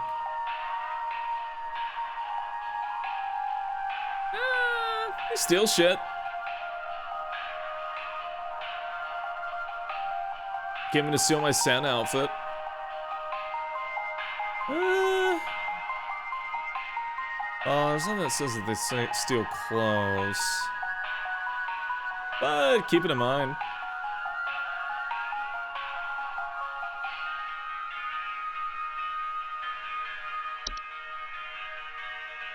Cats squeak.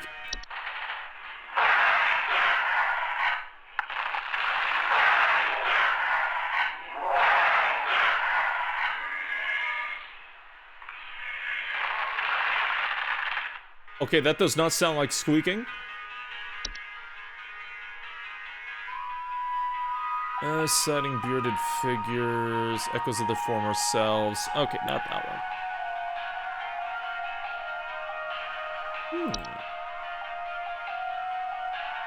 That's horrifying. Clearly it was a raccoon.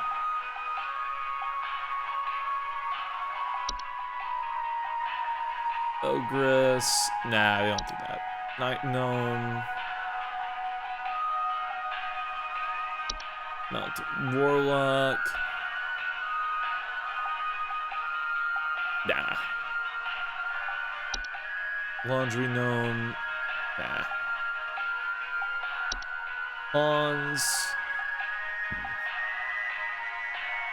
Nah.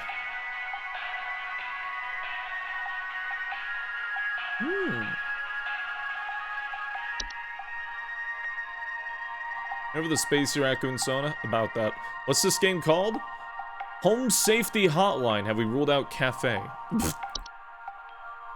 Desk Cobb.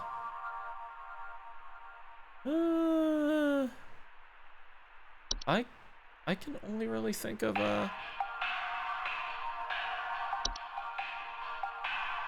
I know it's very cute. I saw it last night again. Or the other night.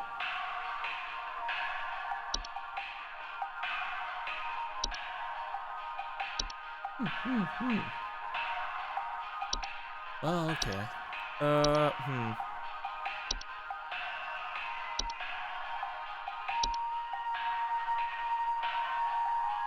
Well,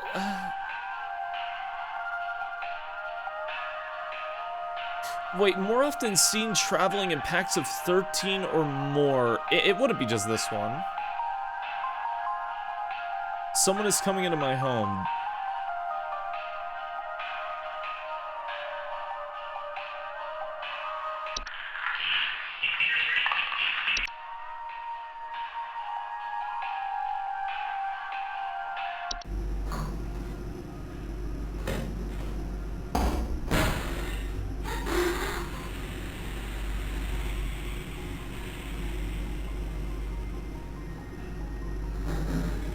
Didn't trolls have that? Trolls have what?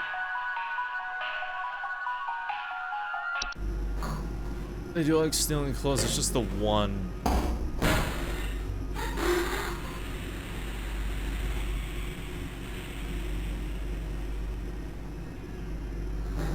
The Santa outfit would be warm. Oh, HSH is great. Maybe troll. Kinda sounds like squeaking. But I also don't have any better answers, so...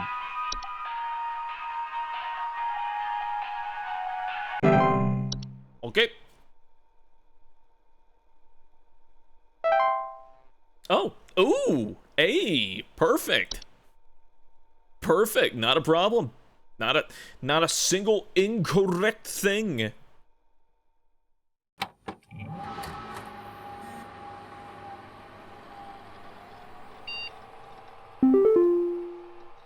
New mail. Heads up. I don't know if you've heard already, but this control department's been panicking, sending out vans all morning.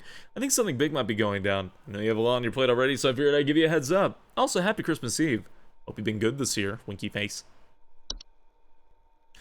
Phenomena sighted across North Dakota at approximately 0200 hours. Estimated proximity is around 50,000 miles or 80467.2 kilometers for an active feeding range. Moderate to high. Oh. Well, that's not good. That's not good. Hello, Shinigami. Good evening. Ba-da-da-da-da. Yeah, ba-dum, ba-da-dum, ba-da-da-da-dum. Yeah, da-da-dum, da-da-dum, da-da-da-da-dum.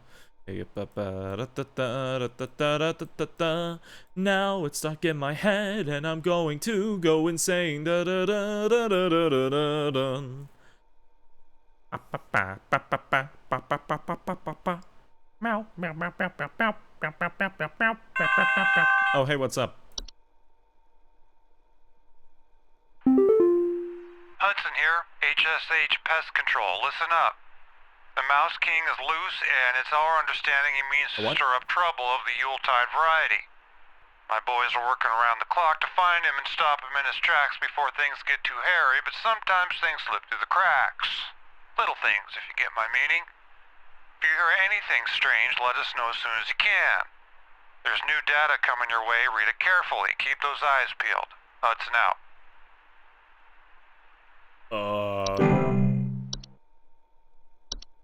Bellsnickle? Whoa! Bellsnickle is a human-shaped, pine-based life form that's known to visit winter nights adorned in animal furs and a wooden mask bearing a friendly visage.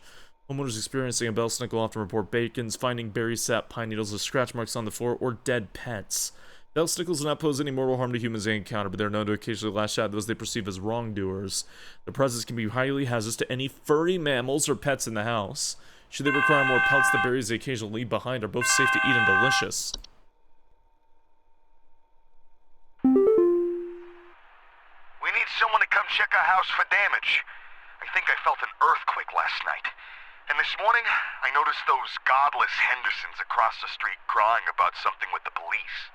So I'm fairly sure whatever happened must have been enough to damage our property. Okay, please hold. Please hold. They'll often pass to a home and move on to others by the end of a single night. Multiple visits to a single home are rare, but more persistent visitation may be a sign of troublesome moral activities occurring within the home. The gift tag. Humanoid creature somewhat resembling an elderly human with a smiling face covered in soot or soil. It's known to quietly slip into homes during the winter and often leaves behind trinkets such as makeshift dolls, wooden idols, or sharp twigs and rocks. The pumpersnickle gonna get you? I'll eat him. The gift tag and its gifts are mostly harmless to humans, though careless play, sharp rocks, and twigs often result in human children injuring themselves. Huh.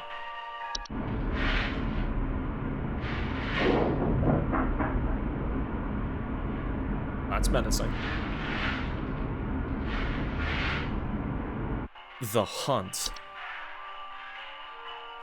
A storm-like fungal weather phenomenon that carries large quantities of infectious, snow-like spores. Homeowners call it the Hunt commonly report thunder, blizzards, electrical outages, and violent erratic behavior from neighbors. The Hunt's powerful winds can often cause trees to break or fall, which can lead to dangers such as property damage, electrical outages, or fires. The Hunt spores if ingested can also cause unpredictable and hazardous symptoms in humans such as color blindness, physical deformations, and cannibalistic desires. Oh, Jesus. If the hunt is expected to pass through one's neighborhood, homeowners can take measures to keep it by quarantining themselves within a basement, cellar, or other underground shelter until the storm and ensuing panic passes. It's advised to keep an emergency supply of food, medicine, and water stocked for such an occasion. Okay. The locomotive is a large, segmented train-like organism that can only be seen by animals and human children. It's known to appear only after nightfall off the 25th. It is the fucking train! The locomotive is harmless to human adults, but can prove particularly harmful or even fatal to human children if they choose to enter its domain. Children bearing sufficient faith are known to return the following morning. However, there's no known solution for removing the locomotive from the occupied area while it is stopped. However, the locomotive only remains in one location for a few minutes at a time to attract its prey before it will move on to its own territory on its own. Okay. The fucking Polar Express. The Mouse King.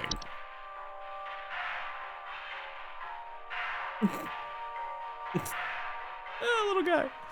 The Mouse King's a prominent... Hold on.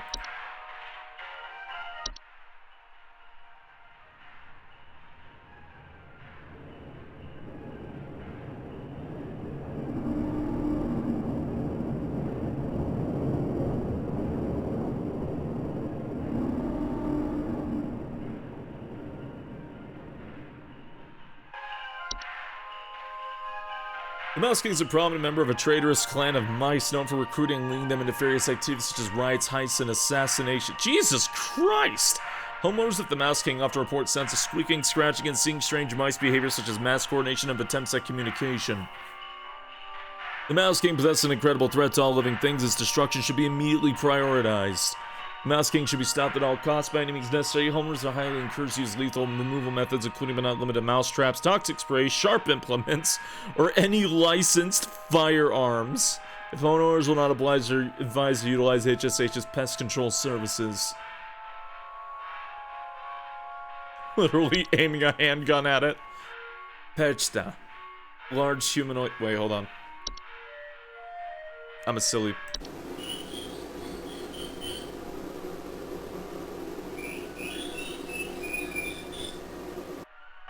Huh. Wait, is that a guy from the last game that got turned to a mouse?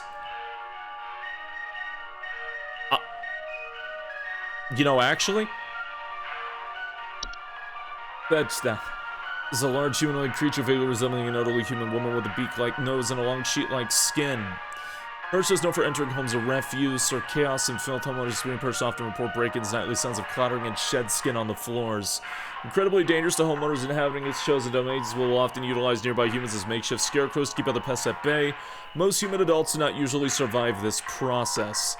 Cannot be easily or safely removed from a home if it has claimed, so it is advised for homeowners to immediately evacuate the premises. If Perch is suspected to be present, homeowners are advised to prevent Perch from being attracted to their homes in the first place by keeping their homes clean and free of filth.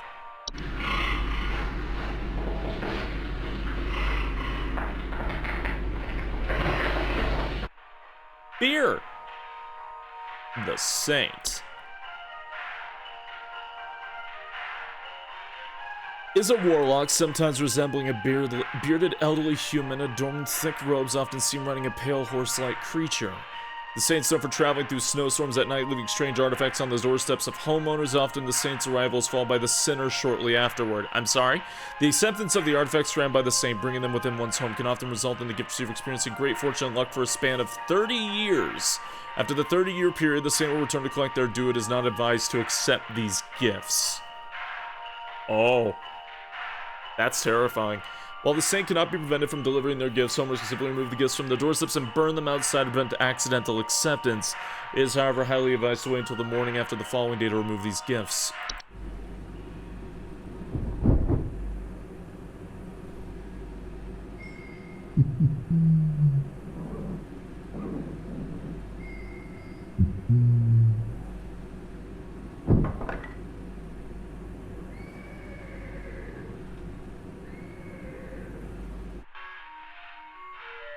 One second.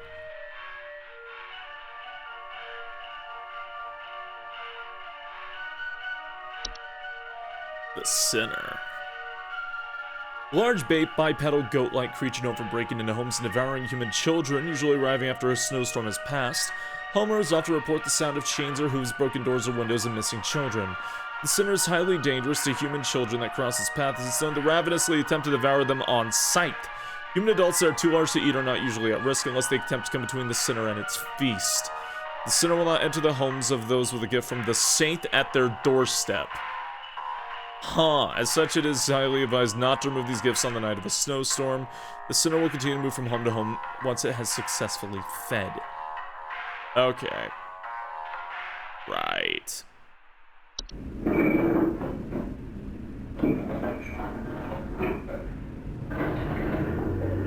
Jesus Christ, how horrifying.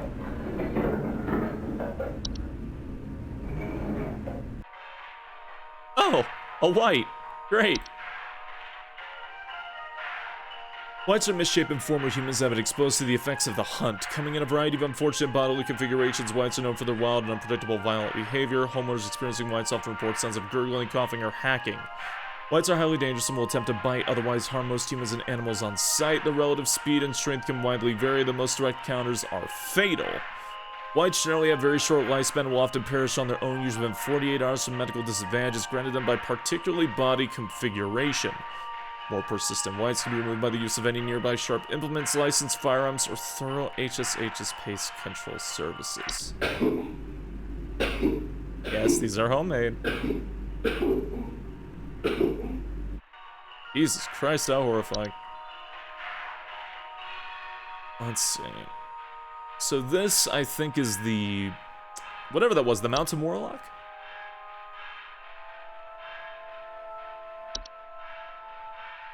Right. Right. Earthquake? Echoes, rumbling, shaking, or occasionally avalanches. But they did say they were crying about something, so... could be the locomotive. We need someone to come check our house for damage. I think I felt an earthquake last night. And this morning, I noticed those godless Hendersons across the street crying about something with the police. So I'm fairly sure whatever happened must have been enough to damage our property. Report the 4 rumbling at night, distant whistling and snow falling in strange patterns, or missing children. So their kid was probably killed by the Polar Express, is what I assume. Seeing as they were crying, it's probably that was the reason. Didn't believe enough. Yeah. Said I think I felt an earthquake. As opposed to this, which has occasional avalanches, echoes, rumbling, and shaking.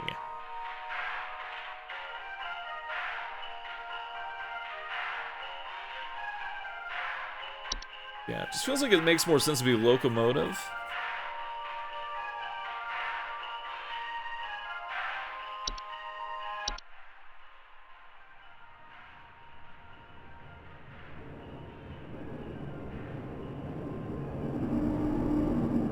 Jesus. So go for it. Yes.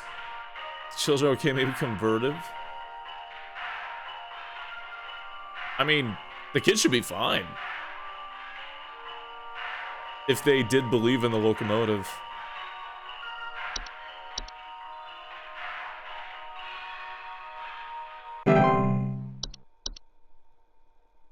Okay.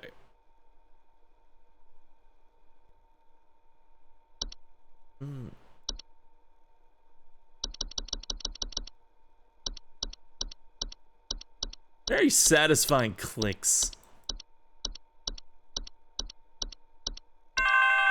Hello. I have been robbed. Someone broke into my house and completely cleaned out the fridge and cabinets last night.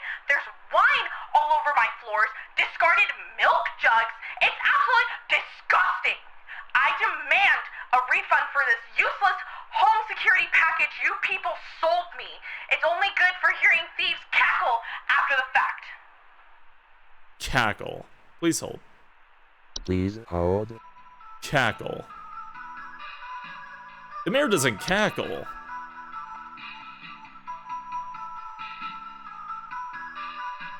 Cackling after the fact. I think it's the Yo men.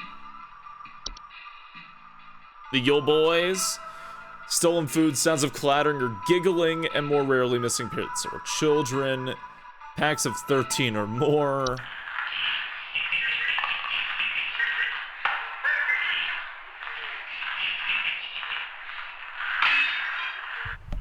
Yeah, the mayor has to be let in, and then it'll drink all your shit. Stretching! Okay, I'm good. Got my spine out.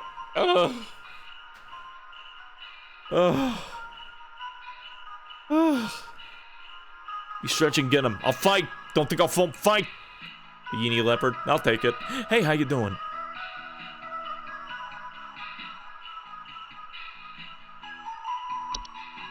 Not the Yo lads, the Yo boys. Shook you up. Get his tail. It's off screen now. It's off screen. It's off screen. I can't make it go off screen. What do you want from me? It's in my cornflakes. It's in the ceiling. It's in my coffee. God, it's in the wallpaper. Oh, please, make it go away. Make this godforsaken demon go away. Please hold. Please hold. Also, hey, Takemi Yansai, thank you very much for following. I hope you enjoy your stay here. And also, somehow these did not show up on my end, but Astrology and Dragovar, thank you very much for following as well if you're both still there. Welcome to the No Patrol, and thank you very much. Cornflakes? And goat? Goat, goat, goat, goat, goat, goat, goat. But you'd hear this, you'd see the shape of goats, right? Oh, well, I guess maybe, you... Goat, goat, goat, goat, goat, goat, goat, goat.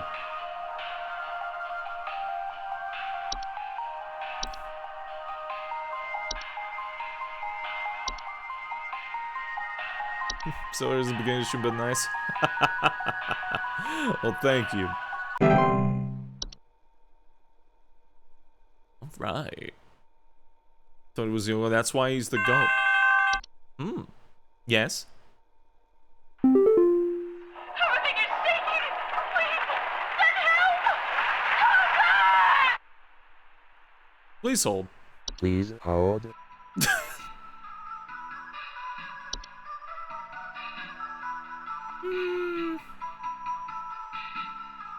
Sinking foundation? What do you think?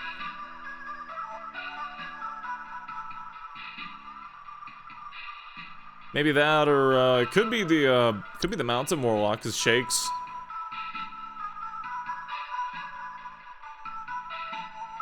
Can cause severe damage, shaking incantations. Could be the mountain rock. You're throwing spacey everywhere. Uh-huh. So let it go off of it shaking.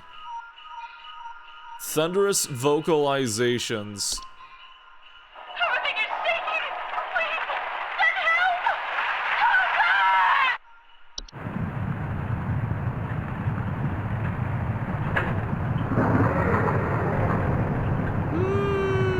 Sounds... Cloth? Oh, it could be them too, man. Hey, Niche, thank you for the raid. Good evening, good evening. Until the winter solstice? Oh god, whoops. Hey, thank you for the raid, how you doing? Good evening, good evening.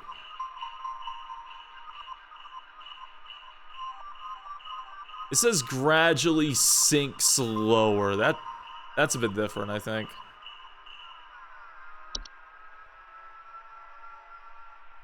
That's what she is currently in distress. Oh, the 21st is the start of the game, so Mountain Warlock is on the table. But hey, welcome on in, y'all. If anybody's new here, I'm Spacey. I do horrible, unspeakable things of the horror variety, and today I'm making the most of it. Yeah, I guess it could be mounted. It could either be that or it could be a sinking foundation, but I feel like it'd be more of this because of the shaking.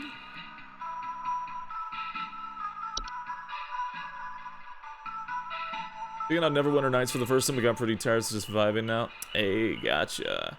First time. Neverwinter Nights is great. Neverwinter Nights is great. Nice snap, by the way. Hey, thank you. I appreciate it. Let's see. Give me else if I see that pun there. Don't call catatonic. Mountain Warlock it is. Good luck. Don't die. Shit. The green. The green is coming. We did not spread Christmas cheer. That was not Christmas cheer.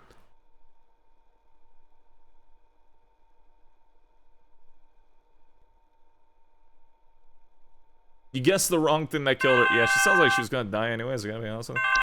What? Hudson here. Pay attention. I've got word from the boys that the Mouse King was last seen wearing a disguise. I repeat, the Mouse King has gone incognito. Be on the lookout for any conspicuous individuals of a rodent-adjacent variety. Hudson out. Yeah? Huh. Okay, I'll wait. Hello? Hey, I think some kind of wild animal's in my house. Our poor wooden floors are scratched to hell and back, and there's a bunch of sap and needles and stuff littered around the place. Please, could you send somebody over to find this thing and get it the hell out of my place? Hey, sit! Quiet, boy! Sit down, hey! Please hold. I don't remember the name of it.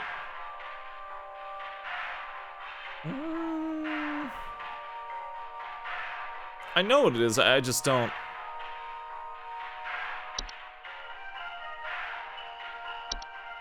Belsnickel. Pine needle scratch marks on the floor. Likes to kill pets. They said there's sap. It specifically lists sap and pine needles, so this has gotta be it. Gift tag, maybe? Let's take a quick look.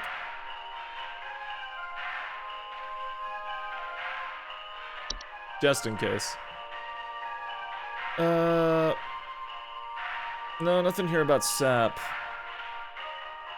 Nah, nothing here about sap at all. So it's gotta be Belsnickel.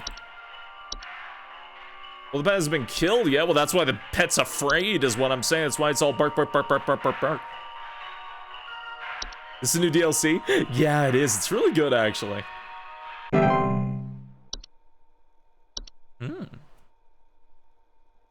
Hey, da-da-da-dum. Ya-da-da-da-da-dum. Ya-da-da-da-dum. Meow, meow, meow, meow, meow. Meow, da-da-da-dum. Ba-da-da-da-da-dum. Ya-da-da-da-da-da-da-da-da-da-da. Meow, meow, meow, meow, meow, meow, meow, meow, meow, meow. Meow, meow, meow, meow, meow, meow, meow, meow, meow, meow, meow, meow, meow, meow, meow. Alright, what's up? Oh, hey, Kathy.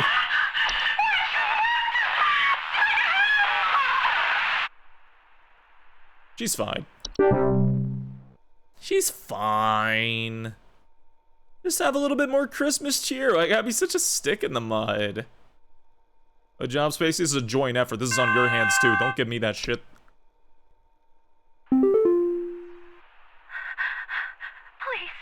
you have to help me. I think my husband has joined some kind of cult.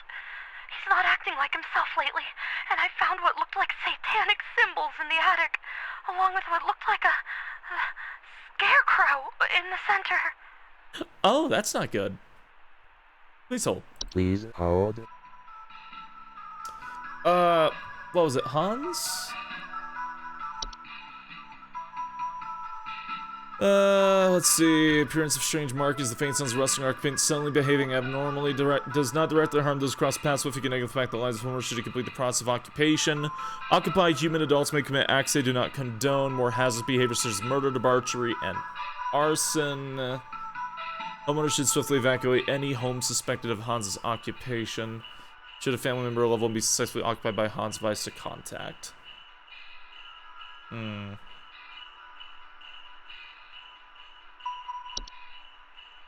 The other one, yeah, okay, hold on. Hold on. Hold on. Hold on. Please hold.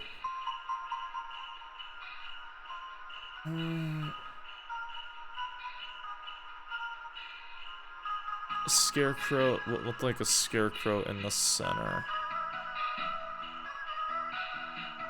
But that's it? That doesn't sound right at all. That's not even close. This one doesn't talk about anything about people acting weird.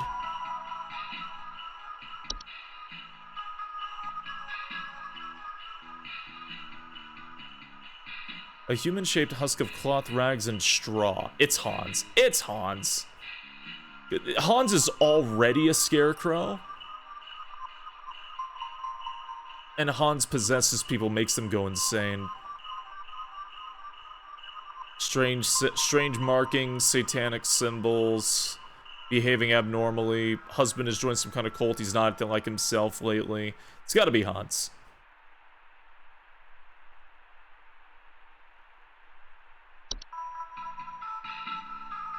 Megan. Please, you have to help me. I think my husband has joined some kind of cult. He's not acting like himself lately, and I found what looked like satanic symbols in the attic, along with what looked like a scarecrow in the center. Hans, yeah.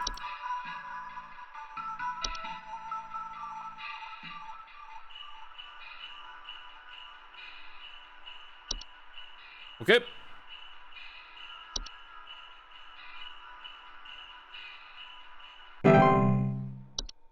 All right. All is well. Took a pic with her Starbucks cup. Yeah. Got a liquid. Oh, hello. Our house is falling apart. The floorboards are cracking, the doors aren't closing properly, and nothing is draining anymore. Something very strange is happening, and I suspect it has something to do with my neighbor's renovation project. I've been seeing people hauling around giant rocks all week. Who knows if they damaged something on my property? Okay, please hold. Please hold. Please hold. Pretty sure that's cloth. Giant rocks. Let's see. Seek the aid of the ones conducting the clock, either a gold or firstborn child. No negotiation is possible. Is advised to vacate the home. Gradually sink lower until a deep pit is formed, damaging a home's foundation in the process, preventing them from leaving. A feeling of instability and sinking. Stone formations. It's giant rocks. It's cloth. It's cloth. Cloth. How do you say that? Cloth. Cloth.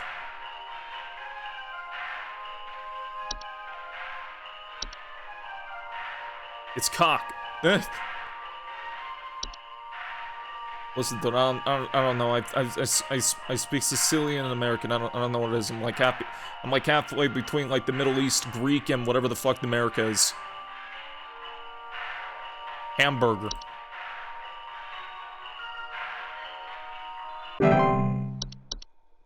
You say look, cluck. Hey, we were right. Cluck. Hello? Someone stole our competition out from under us. I know it's those no-good Derricksons.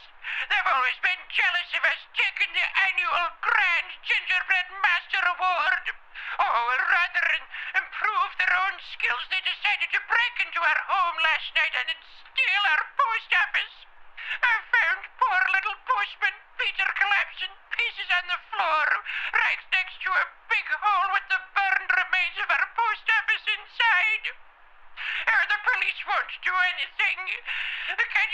perform a citizen's arrest?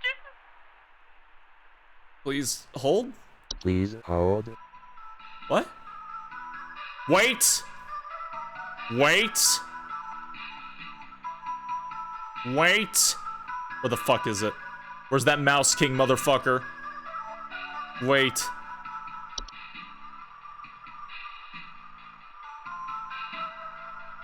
Wait. Wait. He said the Mouse King pretends to be people. Wait.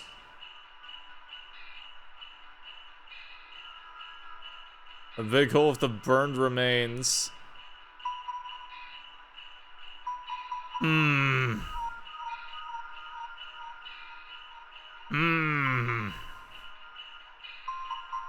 Let's keep this motherfucker and let's keep this motherfucker here just to think.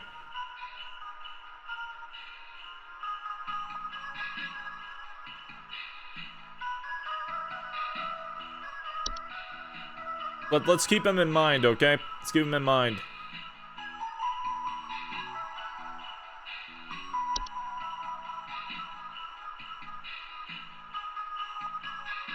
It's really red nose. Get the tiny guillotines for the Mouse King.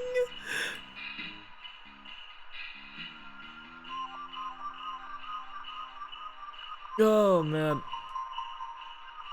Priority 1 is what eats or destroys gingerbread. Those no good Derricksons. Derricksons. Lights.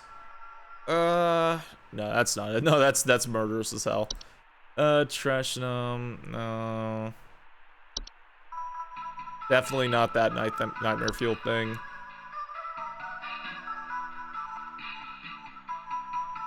Just show up the door. You have the Mouse King here. Just hands her a Glock. A Derringer. A single shot Derringer. The Sinner. I don't think it's the Saint either. Who the fuck hates gingerbread?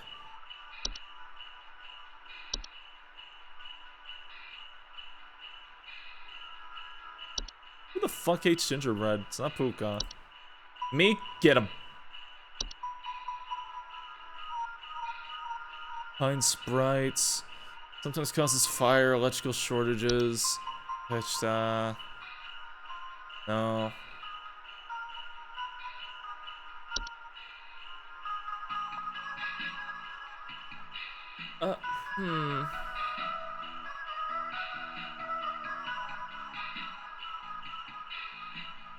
I fucking love gingerbread. Oh my god, gingerbread and milk. Oh, gingerbread and milk. It's so good. You don't understand. I love gingerbread. I can eat all of it.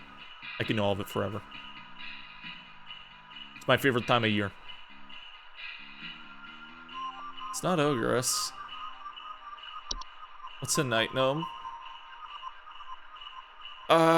Right. Heart conditions and sleeping mask. Nah, it's something completely different. Neighbor's doorway. That's not it. This motherfucker. Why do I feel like it's this motherfucker? Hey, Icarus, thank you for the raid. Good evening. Hello. Roll the voice again.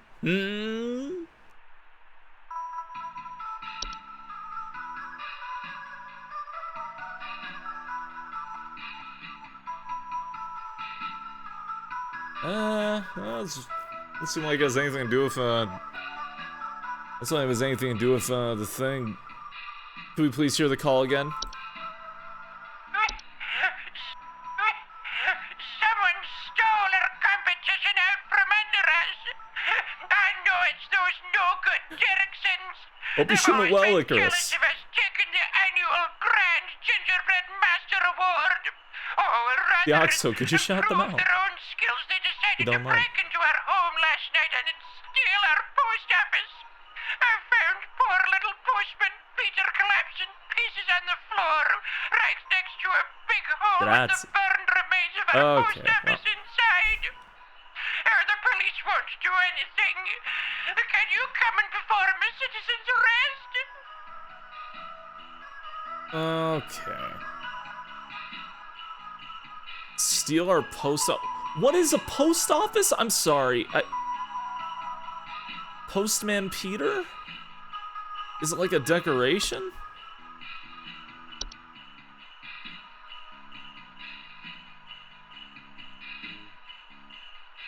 On the floor in the yard next to a big hole with the burned remains of our postman office inside. The gingerbread house was a post office. What the fuck is this one? Kobold? What do you do? Broken floorboards. No, that's something else. It's not the hunt. Not a spider. Fire? Rapid combustion. No. Not the horde. Not Hans. Gift tag?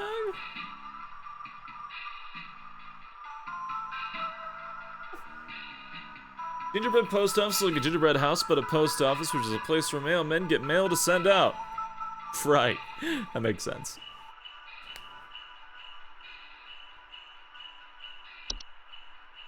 Fracture hob? No, that's the cracks in the wall. God and Bogart, it's not you. It's not false carolers. Faithfully. Dwarves? What do you do? No. Torcha? No, that's the wall. That's the horrifying thing. Carbon monoxide? No. Any of fire? House fire? Okay, I'm gonna take a yes. I'm gonna take a... Is it the Mouse King? Is it the Mouse King? I don't know what else it could be. My first thought was the Mouse King. Why would it be the Mouse King? I don't know, it seems fake. Remember they said the Mouse King was pretending to be people? Remember? Send the hit squad. What is this game? Home Safety Hotline. Fuck it. Fuck it. Let's get his ass.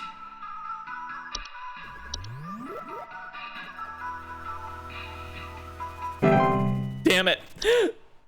Hey, Axel Shiramiya, thank you for the 21-month resub. Thank you. Damn it, it wasn't him. That little rat bastard. I'm not sure who else to call about this, but, something very weird is going on in our neighborhood. Some strange man in a large trench coat and Halloween mask is going around ringing neighbors' doors, carrying some kind of paper or notes. He hasn't come to my house yet, but I'm very afraid of what they might be up to. Pepper, stop scratching the door. He's going to think we're home. Is this the Mouse King again? Is this the Mouse King again? Please hold.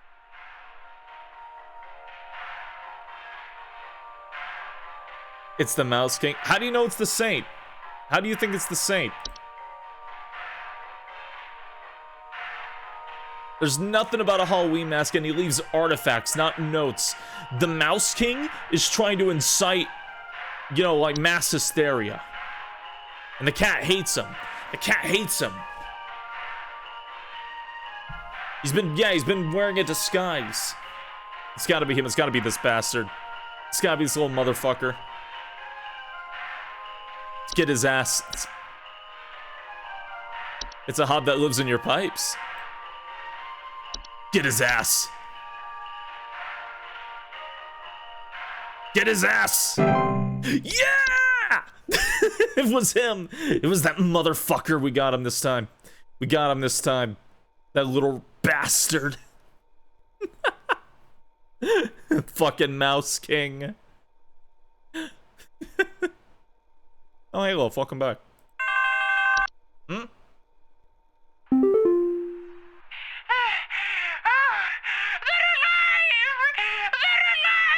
alive!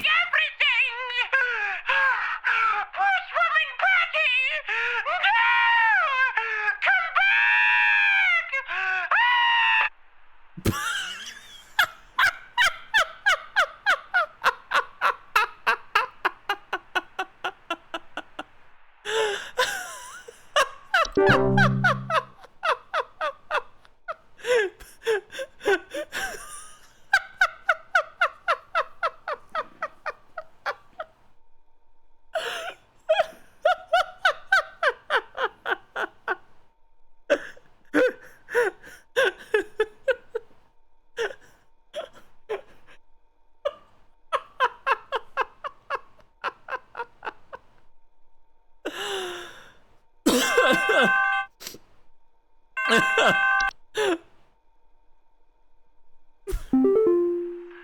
need you to send out someone to change out our locks. My mother-in-law has finally gone far enough, and I've had it with her. I don't know how, but I think she's managed to get a copy of my key to come in and leave these creepy little dolls for my kids at night. Oh, gift I hag. saw that old bag myself on the security camera. It's a bit fuzzy, but I can make out those crony old arms of hers. Please hold. Oh, man. Does animation leave a burnt circle? It's called this. Cable moving on their own. Missing or stolen household objects. No, there's nothing about burning. I think they literally just animated and started killing each other.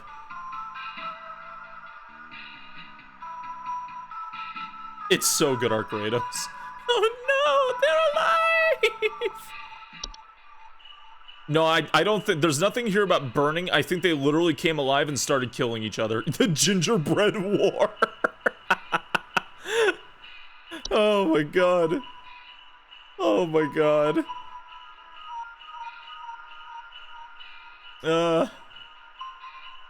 She ain't gonna she's probably not dead. It says they're like not dangerous at all. They just at least it wasn't this one. Alright, where's the gift? Where's the gift one? The gift tag.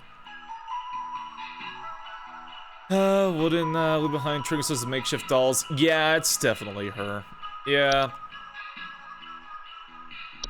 They just destroyed each other to ruin her chances at winning the competition. This.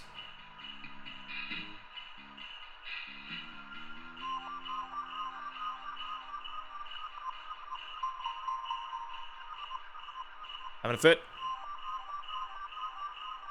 Ah, G. Okay.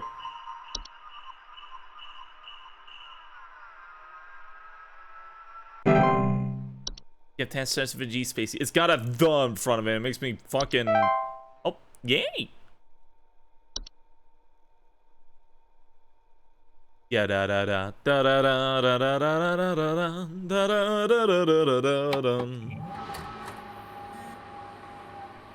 Oh, Becky, it's time again. It's time again, Becky. What a cozy fucking screensaver this is. Just the whole thing.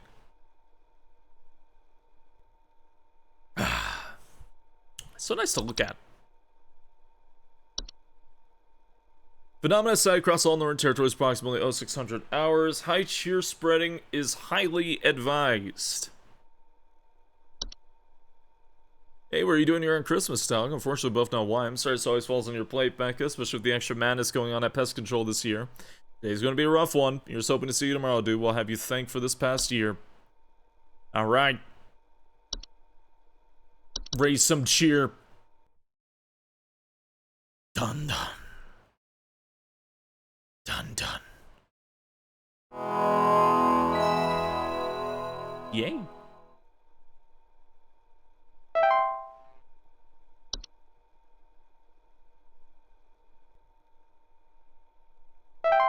Gotta keep that cheer high. We gotta keep the cheer high. Ugh.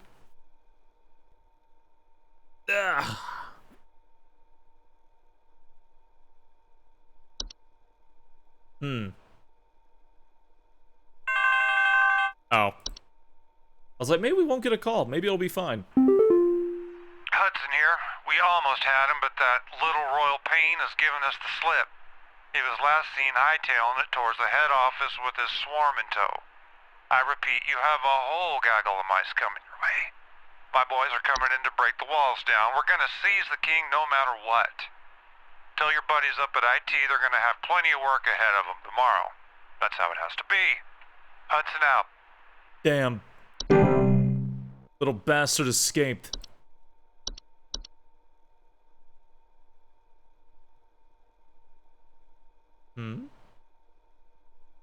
Doesn't seem like anything new.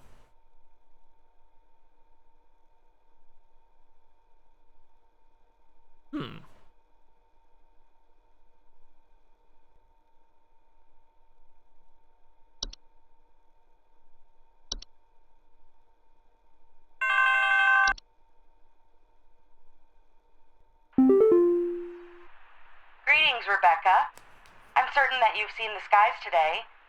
The light's gaze has fallen upon us. I'm calling to wish you and the rest of the caller response team the best of fortunes. I know I need not remind thee that this day is one of great import, and is to be treated with the utmost gravity. Spread much merriment, and cheer to all you can, and I hope to see you all on the morrow. Okay. Alright. Gotta save the world by spreading Christmas cheer.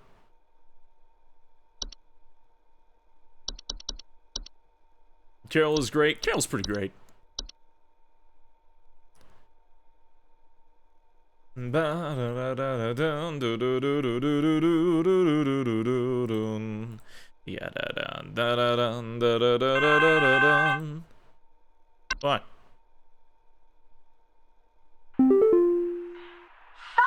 Christmas-hating hooligan has broken into our house. I heard them fiddling around last night with God knows what and came downstairs to find they disappeared. They even drank all the milk we left out for Santa. Thankfully, my kids are none the wiser. Christmas-hating hooligans. Please hold. Fiddling around last night, God knows when it came downstairs, they disappeared. They even drank the milk they left out for Santa. The mayor... No, you gotta let the mayor in. Could be the yeoman?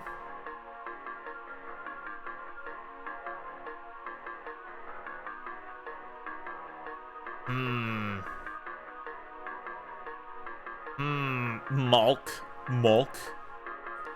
You sure the children didn't let him in? That's a good question. That's a good question. I don't know. Dun, dun, dun, dun, dun, dun, dun, dun.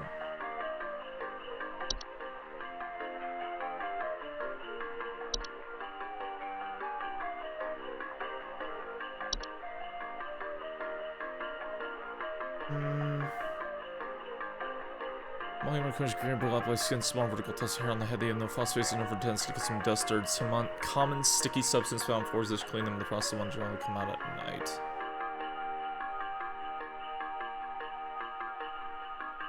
They even drink the milk.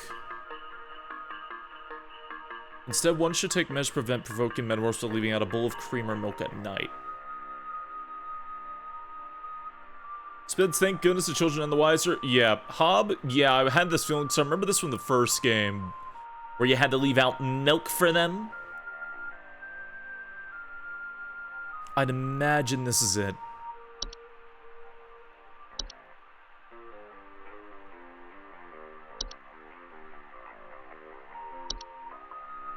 Look all about the faces behind your shoulder. Shoulder? I know what you're talking about.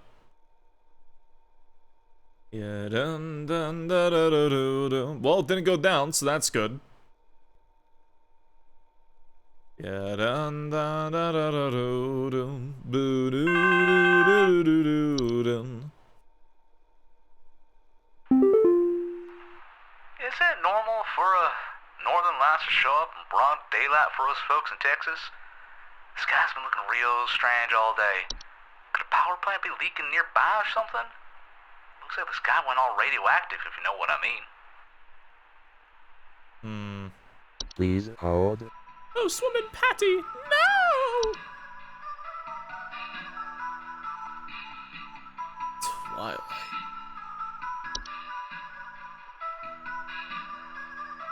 Finds yourself in swimming machine is insult about the walling bench because of the arts on the platform, dolphin manner for separation before matter. That doesn't sound it. Twilight's doing a vibe check on Texas? Oh, God. But...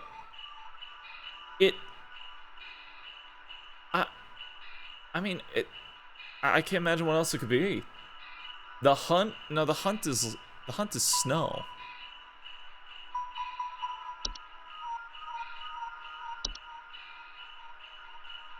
Yeah, no, that's a blizzard.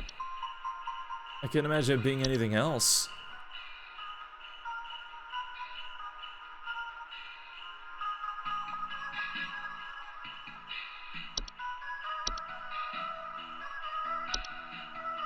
Oop.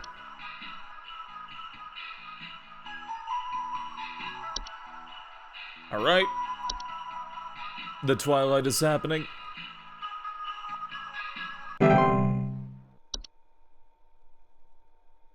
It's fine, he won't be consumed so long as there's Christmas cheer. Did they say the twilight was after the night? Oh yeah, we got that in the mail as well. It said how close everything was. You think they want to keep knowledge of the twilight under wraps? Well, it's not like we're going to tell them about it. We're just going to send somebody there and tell them, like, oh, it's just Aurora Borealis. They tried taking my baby! I boarded everything up, but I think I made them mad. I hear something coming. Something coming from the mountains. Listen to this. You have to help me! Please hold. No, it's not Krampus, but... Or was it? Not you. Great. Oh, that's bad.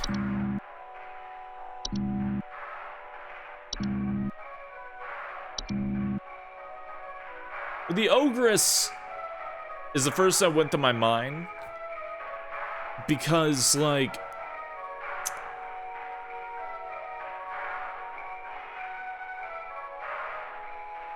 So, it can be two things. It can be the Yeoman, or it can be the Ogress. But, and this only remember because I've read Yeoman about 3 fucking times now. It's the Yeoman, but the Yeoman want to give the baby to the Ogress, and the Ogress appears when it doesn't get the thing from the baby. So it was the Yeoman, but she is being attacked right now by the Ogress. So it's bait. It's bait.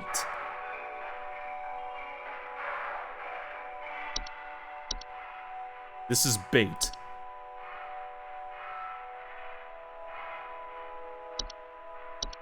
Because we've already done Yeoman. Ayy. You got strong cramps in your leg? You should probably stretch. You should probably stretch. She was attacked by 2 entities. There's a nudist in our neighborhood. Uh-oh. I contacted the authorities about this pervert crisis, but they told me to call you instead. Last night, I saw my neighbor darting through the neighborhood completely in the nude. The pervert looked like he was terrified of being caught, as he's right to be. I need you to send someone over to arrest this nuisance right now. Nudist? Hey, J. Hutch, thank you for the raid. Good evening. Hello, how are ya? Good evening, good evening. I hope your stream went well. Oh, I just, yeah, okay, there we go. But hey, I hope your stream went well. Good morning. This is definitely the Mouse King. That'd be the Mouse King. Mouse King has a disguise.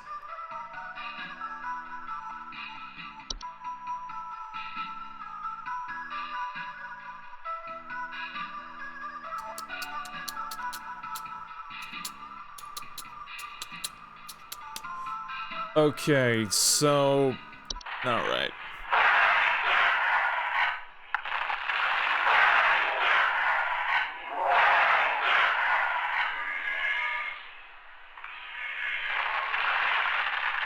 Hmm.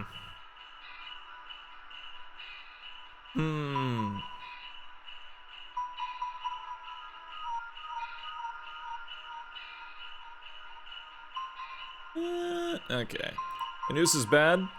There's still, you know, indecent exposure. Still, you know, indecent exposure. There's like certain restrictions on that. You can't just like run out naked in front of a school or something, you know what I mean? Okay, so yeah, solution to Yule Cat. Yeah, I've already read it. Yeah, I get it. It's just the idea, the actual solution. This guy hadn't even already his feet with cloves, because it probably tried eating his cloves, so he ran and started throwing off his clothes. That's why he was naked. Hey, Yule Cat. Don't like the taste of cloves. Or he also called the hotline. Yeah, that's also true. Cat. Cat. Get you naked? No. It's cold. It's cold. No, the cat eats you if you get in the way. Oh, it's another glitched one. Oh, thank God you answered. I don't know how long we have before the power goes out again, but please, you have to send somebody out here. I'm at 451 Grover Lane. The storm is bad. It's really, really bad.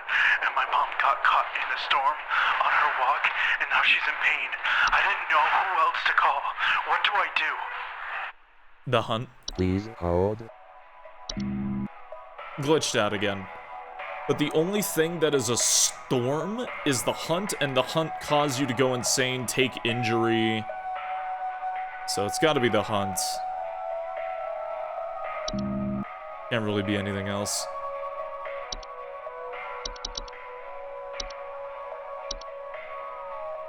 Mom might be dead now. Well, you don't die instantly from the hunt, but you can get her help.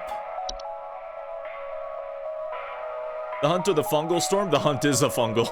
Is fungus. Just looks like a snowstorm. Oh. We need help. I think we're caught in an avalanche. I don't know what to do. Everything is shaking. Please hold. We need help. We need help. I think we're caught in an avalanche. I don't know what to do. Everything is shaking. Yeah, so this is the third fucking avalanche, and the other two were probably avalanche, so it's probably Mountain Warlock, because he is chanting.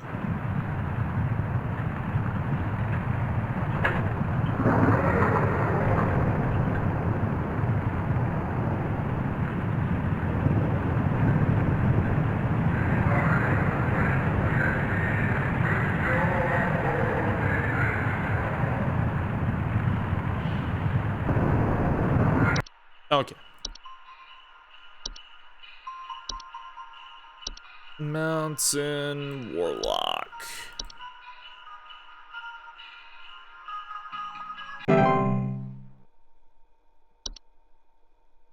Mountain Warlock.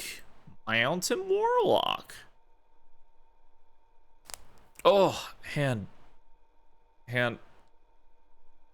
Oof. Oh.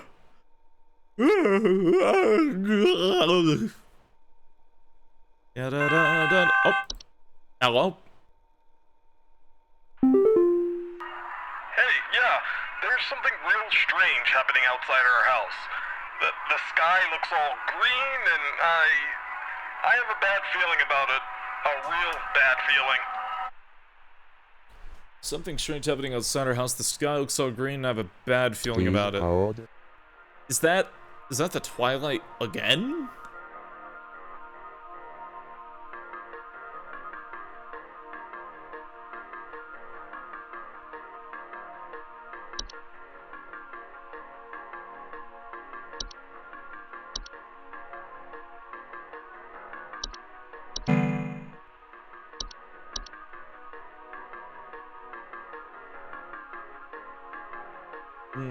Doesn't cause feelings of doom, but it eats feelings of doom.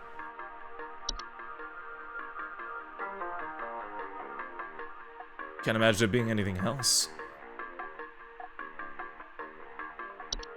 What does the Twilight do? Can lead to extinction.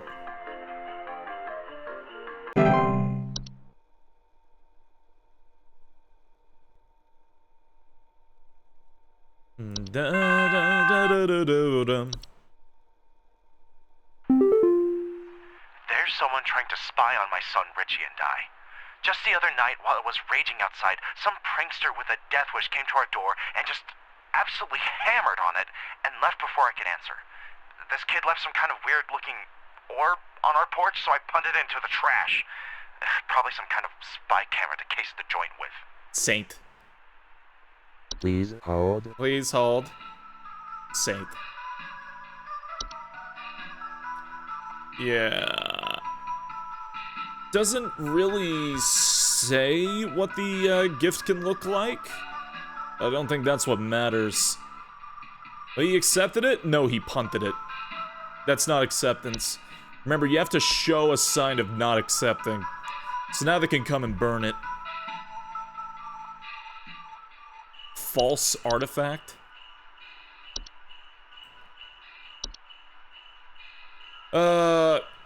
Human designed objects that manifest inside of a home. Yeah, that was something from the last game.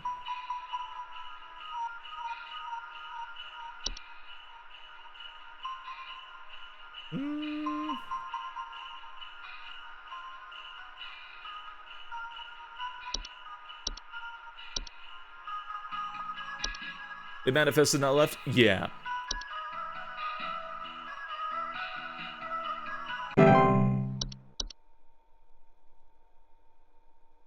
Alright. Notice someone knocks, so it's the Saint. The Saint doesn't actually knock, or at least he doesn't describe it as knocking in the document. Some kind of insane drunk man is in our neighborhood, limping around and trying to bite people. Please send help over. The children can't go outside anymore with this lunatic lurching around and chasing the neighbors while wearing this stupid little reindeer headpiece. Oh, undead or white? Please No. hold. No, it's not. Fuck. I'm pretty sure it's antler growth. They said it grows on like skulls and stuff like that. But then it can cause people to, if I'm not mistaken, go insane. So I assume the skull or a headpiece grew antlers and then it caused somebody to get controlled by the fungus. I remember that.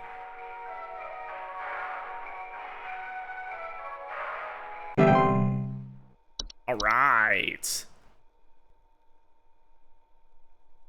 Yeah, no, the sinner devours children. Just because the sinner comes after the saint doesn't mean that's the next one we're going to get on the call. The next one we're going to get on the call. Yeah, what do you want? Hello? Are the lines still open? We just spent the night in our bunker during last night's storm, and it sounds like a ghost town out there. It's dead silent, save for the sound of some wandering souls coughing their lungs out. Did the commies drop a deuce on us? Please confirm. Over and out. Spent the night during last night's storm and it Please sounds hold. like a ghost town?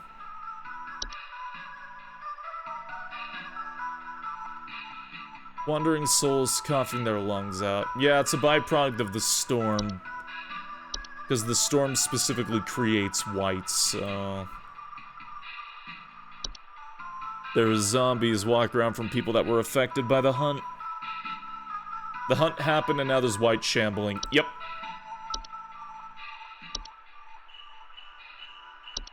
Can't imagine it being anything else.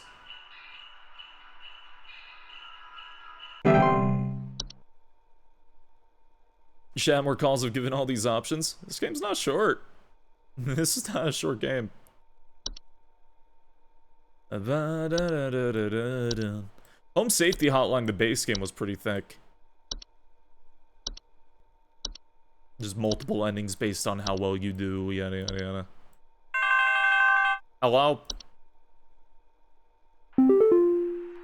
What's happened to my husband? I came home from a trip and... Oh God, it's horrible! The police won't do anything. Please, send someone. What kind of sick person would do something like this? There's so much blood. And straw. So much straw. Straw? Please hold.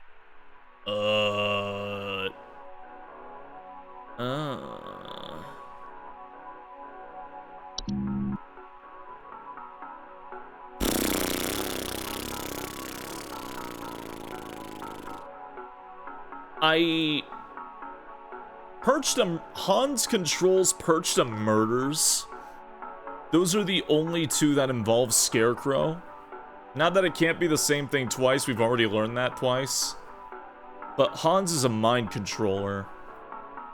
Perchta actually murders, so...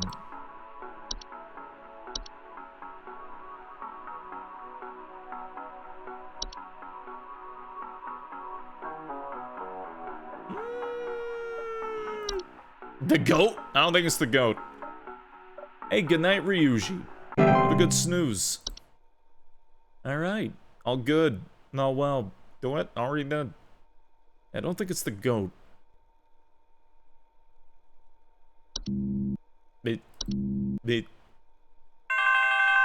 DLC came out not too long ago. Came out just yesterday. The lights. They're so beautiful, yet... Twilight. I feel so empty. So empty. Yeah, that's Twilight. Please hold.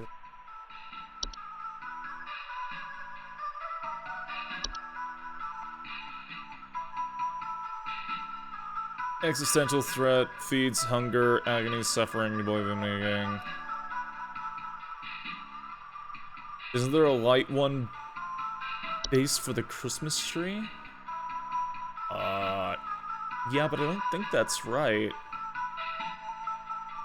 Fuck me if I remember what that actually is.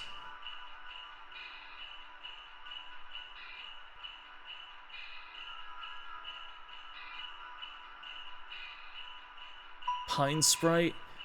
Yeah, the Pine Sprite leaves behind, like the needles and... Yeah, the needles and sap. It doesn't drain anybody of any, life or anything, either.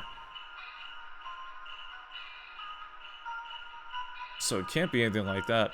You hear the noise, man? It's Twilight. You should always humor all ideas before coming to a conclusion, because that's how you make no wrong answers.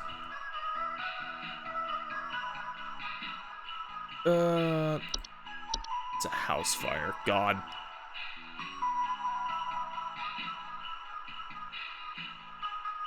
The one West has something to do with making people feel depressed, although there's no mention of the cold. Yeah, I feel like William is still being affected by the Twilight. I can't imagine, like, what else it could be.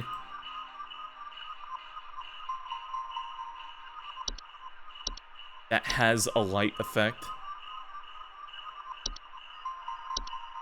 Blame the mold. Yeah? What's the time wisp? It shows you your death. It shows you your death and makes you existential and worried about your life. So no, that has nothing to do with the last one. Yeah, Twilight hypnotized? It's less hypnotizing and more like draining him of his negative emotion that he already had. It's feeding off it. That's why he feels empty. He was negative before making the call.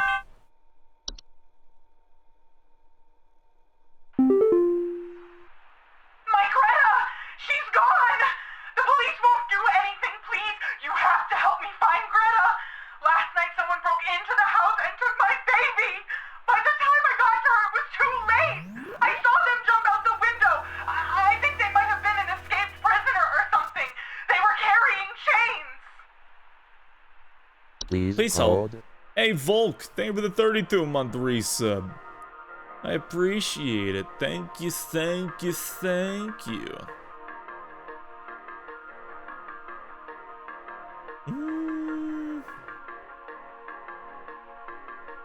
fuck are you? Hey, good morning, good morning.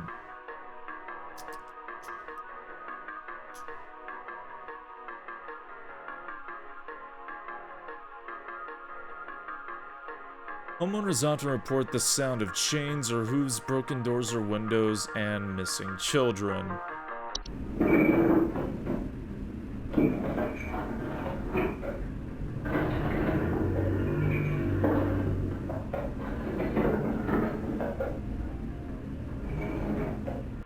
Oh yeah, I'm sorry, your kid's dead. But like, you know, Merry Christmas. Be happy. All right, cheer spread. Hey, Vojani Fish, thank you very much for the follow. I hope you enjoy your stay here. Welcome to the Knoll Patrol. Here, have a pamphlet. I think there's something wrong with our Oh my god, I'm also system. Becky, hi. We have all the windows open right now because we're just boiling alive. I've gone to the basement to manually turn off the heater, but somehow it keeps getting turned back on and cranked up way too high. Basement, please hold.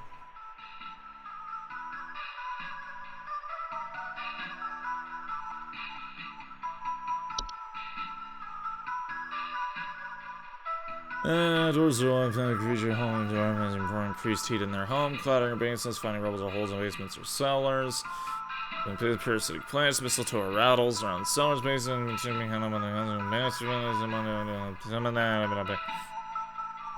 yeah, okay.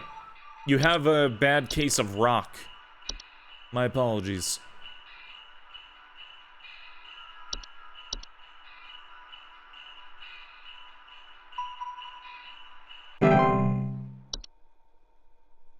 You have a bad situation of giant rocks. My deepest condolences.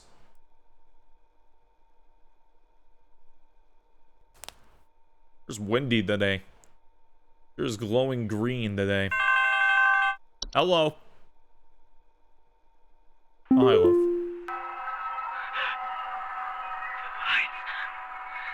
They're getting closer. I can't bear it. I can't bear it. I can feel it. It's coming for us. For all of us. Please hold. Please hold. So, it sounds like the Twilight.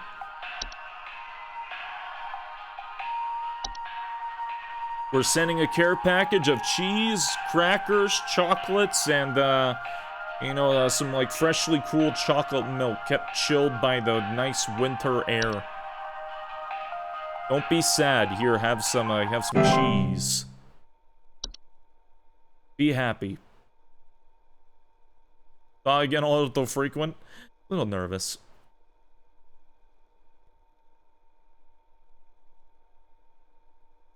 Can you deal with the spread like they handled the lobotomy corp? With a gun? Hudson here. First off, you're welcome. Me and the boys had to make quite a mess to do it, but we finally done it. Yeah, that's right. We got you, Your Majesty. The rest of them scattered to the winds as soon as we captured their not-so-mighty leader. Spread the good news around the office and maybe call the IT department, some carpenters, and a plumber as soon as you can. Pretty sure that pipe is gonna burst one way or another anyway. Happy Yuletide, season's greetings. Hudson out. Good job catching the Mouse King, Loaf. You always hire him for this kind of thing. Was it the Rat King fooling you? He's the Mouse King, he's a motherfucker. That is a good question, though. Ding dong, the mouse is gone. Just beat him with a stick. Hello? You have worked the miracle once again, Rebecca. Thanks to you, the Lights Watch has passed over us once again. You are truly a lifesaver. As a friendly reminder, the office Christmas party begins on the morrow, so we had best see you there. May the Yule shine upon thee and be ever merry, Rebecca. Yay, Christmas party. Thank you, ancient Fey lady.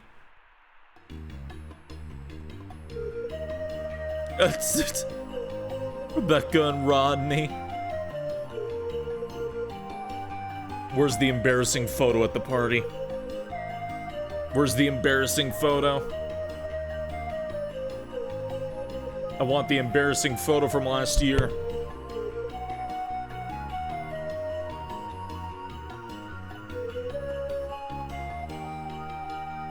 Oh, there we go.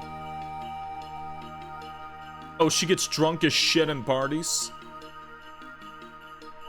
What the fuck is that? What the fuck is that?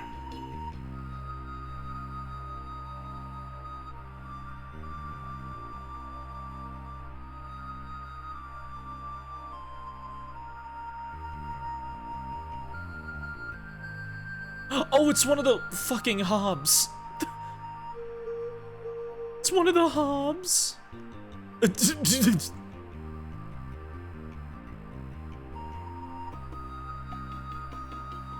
Fucking grabbed it. Oh, she's drunk as shit again. She's drunk as shit again. That's the blackmail. Even the Hob got wasted. Fuck. Rebecca, not again. 2 years in a row, Rebecca. Hey, Lunge bitch, just blarg win. Thank you, thank you. That was amazing. Yeah, this game is cool as hell. This game is cool as hell. It's a DLC, it's shorter than the original. It's really fun. It's still really fun. This is such a cute game. I love the effort behind it. Are we not going to take care of the Twilight? No, we already did. Now we got to worry about it next year. It's fine. We got to be cheerful and merry every year or else we all get devoured by the horrible, like, space-time death entity. Oh, I hit the Z key. Whoop! It's such a unique setting, too. It is. It's such a cool idea, 1996, fending off horrific entities. Oh, what's this? Video options, dyslexia font, audio options. Phobia toggles. Oh, was it just these again? Did I already unlock these? Critical cheer immunity. Oh, you know what? That's so you can probably hear all the, like, fucked up dialogue. That's probably what critical cheer immunity is. Okay, I see. I see. That makes sense. Alright. Alright. Alright. Is there pats, you say? You flatter me. You flatter me, truly. What happens when cheer reaches 0? The twilight begins. I assume you get the bad ending. Probably get the bad ending now? Yeah, I guess so. We could do that. We could, oh shit, I activated the Christmas Day. Oh, it goes straight to Christmas Day? Oh, because you have to reset progress on the... There we go.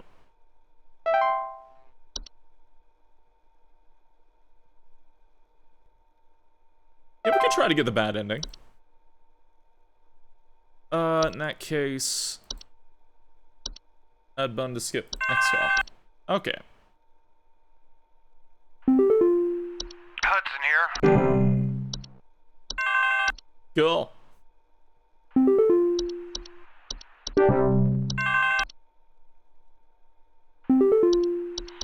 Please hold.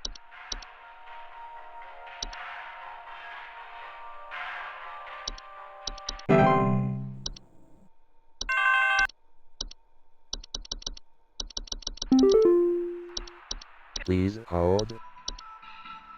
Animation. I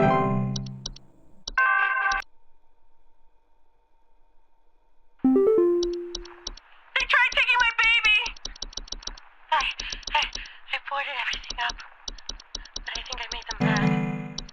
I hear something coming. Something coming from the mountains. Wolf, click harder. Listen to this. Aw, they don't let you forever multiply the boxes anymore. Aw. That was such a funny day one fuckery. Oh my god. Please hold.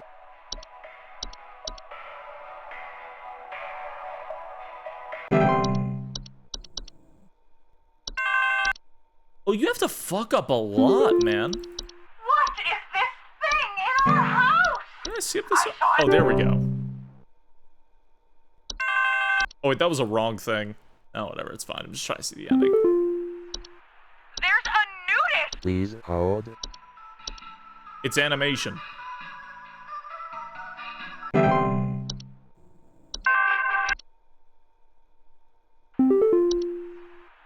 Heed this warning, Rebecca. You know, as well as I, the potential consequences of failure during this time. But perhaps this reminder may serve to further stoke thy fire. It's fine. Oh, thank God you answered. I don't know how long we have before the power... Please hold. Animation.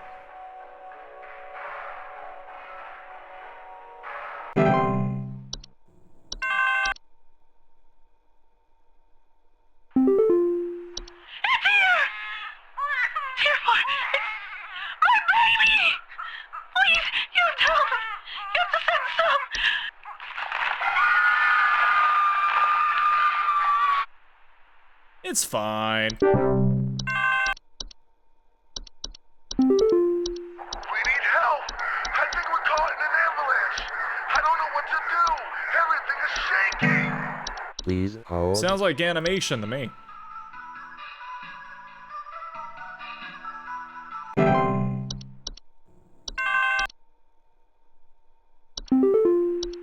What is this crap your people sent me? While this pervert is running free, you're here wasting my precious time and my... What's that sound? Oh, nice kitty. Nice kitty. Hey,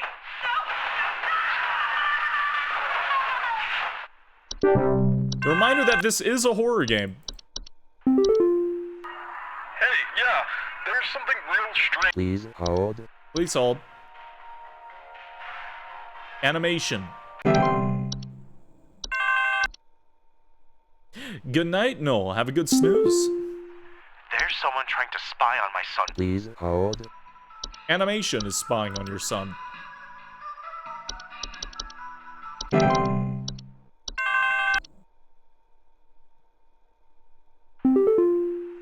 don't know what this information you sent me means, but hurry and send somebody over, please. They're trying to come in. There's so many of them. Mom! You're awake! What are you doing? What happened to your face, Mom? No, Mom! Jesus Christ.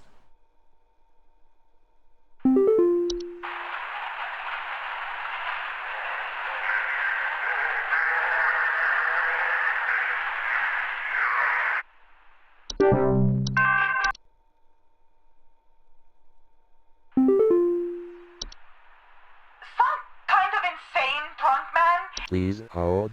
Sounds like animation.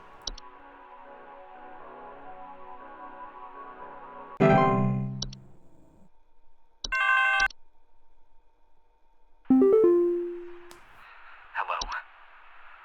Please hold.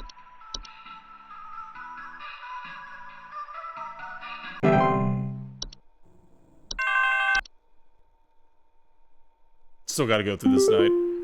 Oh. Any punishment I am able to mete out pales in comparison to what will now transpire. Return to thy home and enjoy the last few precious moments of this fertile earth while it remains. Farewell, Rebecca.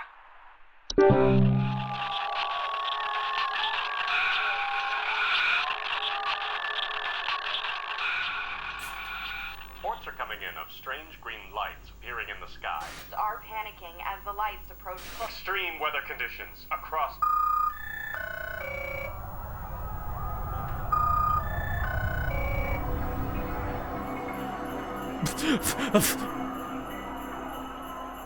Christmas is ruined. We're all dead.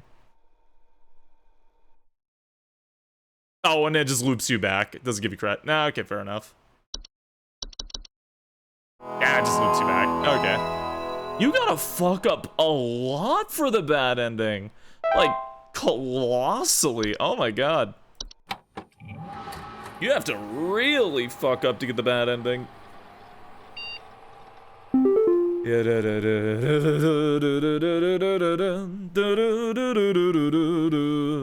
You baby. So much for my presence. Yeah, alright. So yeah, that was the new expansion to Home Safety Hotline, the seasonal worker DLC. That was pretty good. That was pretty good. That was really fun. What was a good ending? Photos of a Christmas party. It's great. Rebecca gets drunk as shit again. She's now going to be blackmailed for 2 years in a row. Yeah, this is really good. I'm like pleasantly peached about this actually. Oh man. Cracking. Ooh, stretching. Ooh.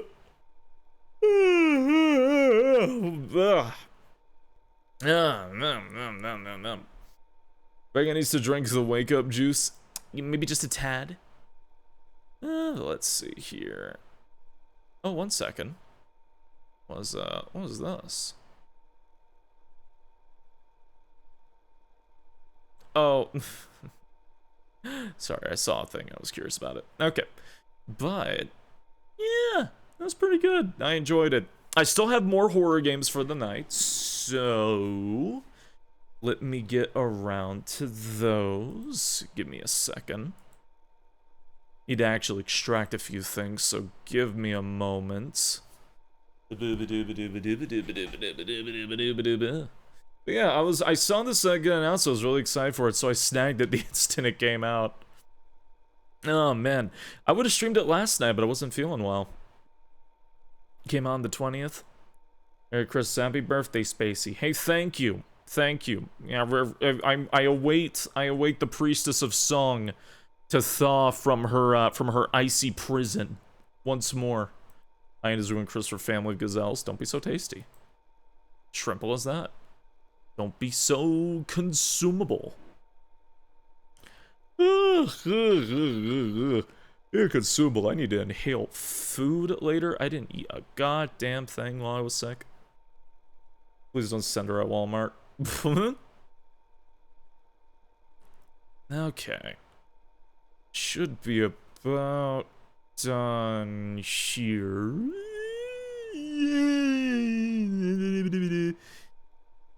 About a second.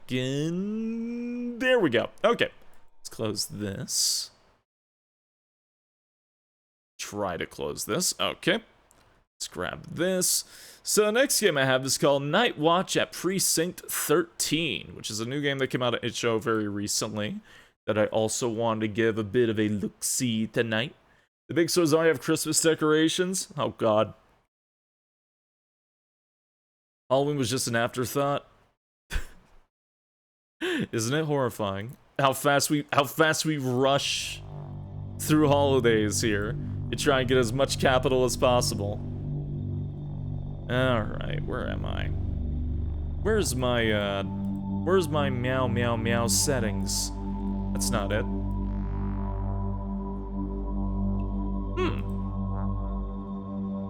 Was it that? Oh, there we go. Yeah, there we go. Perfect. I can regain back to my former size. Maybe a Pennywise or the It remakes. I still haven't seen those yet. One day I'll stop being such a hater of It to actually watch it. Alright. It's not even October yet, people are already getting Christmas trees in my area. Oh my god. It's so loud. Let me lower the thing a bit. There we go. Love it? Oh, I hate it. Absolutely do. I watched it. I read it back in junior high. Continue. I've never actually watched any of the movies, I've only read the book. I always thought of myself as just an ordinary guy. Cop doing his job, but that night was different. Sometimes life pulls in the past we never expected. Find us into dark places that the mind can't comprehend. I had no idea I was about to step into a nightmare I couldn't escape. Or maybe I didn't want to. I am John, 27 years old.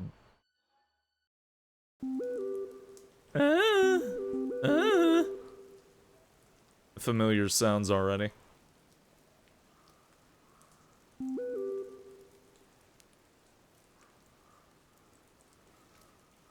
Hello. Where am I?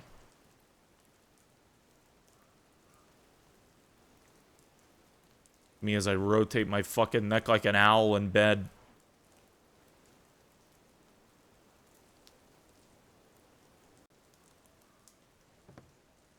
Hello?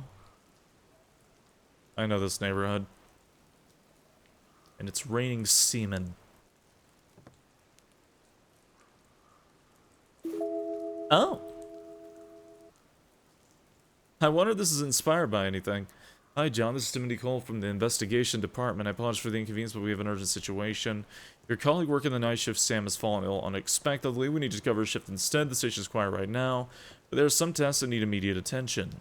Please don't hesitate to contact me if you encounter any issues. Thank you for your cooperation. Damn, where is this place? Underneath Zeus. Greece. I just did a hop.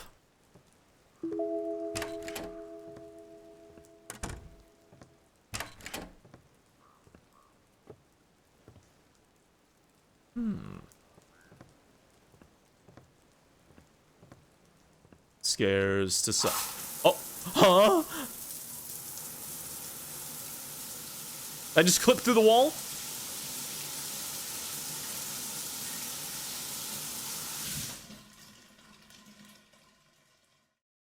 I just clipped through the wall? I did. Oh my god, I did from the garage.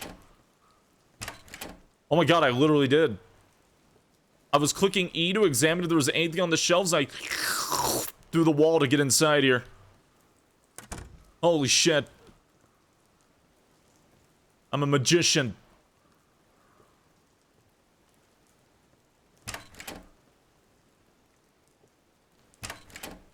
Ah.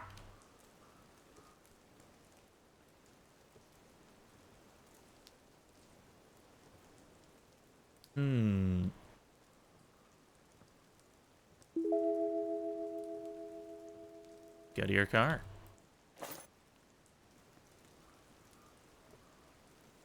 Vujade. It's that TV debug mode thing. And yeah, I do feel very, very tall. There's my tray of lasagna I didn't eat.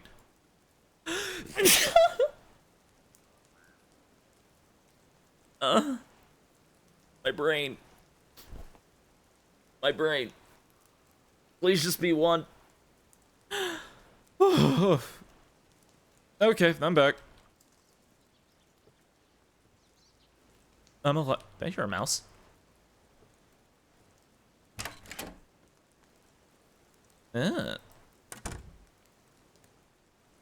Listen.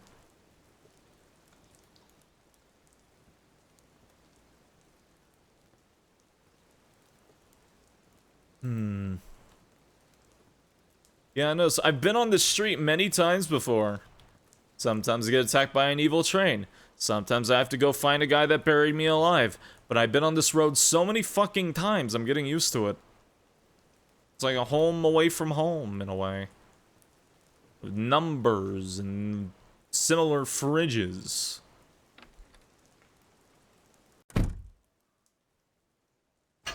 You should not give me the ability to drive. Whoa. Oh my god, the speed. There's power. There's power, there's speed behind this. Oh my god. Wait. Do I? Whoa. Whoa. Night of fire. Oh, I wanna sing. I wanna make everything through me. My god, I can just like turn on place. Yeah. Why does this car have tank controls? Why is this car literally a tank? Hello, Fat Meat Dog. How are you? It's 12:31 a.m. Wow. This is the place. Nothing feels different here. Just another night on duty.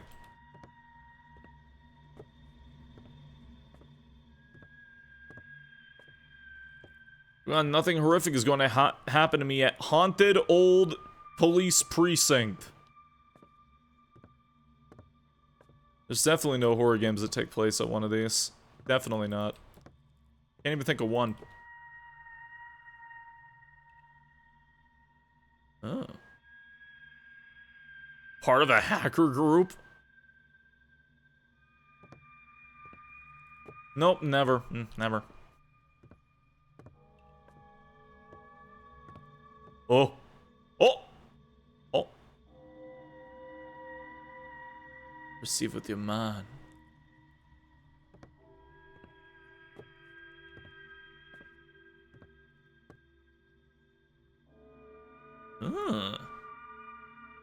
Funky, man.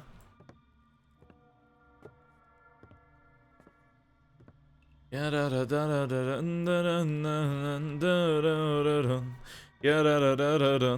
Kian. Good evening. Good evening, good evening.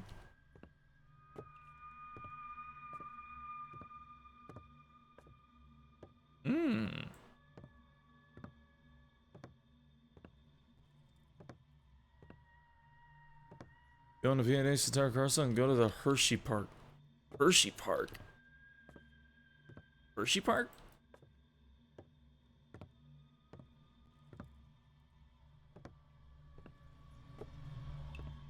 Umstuff?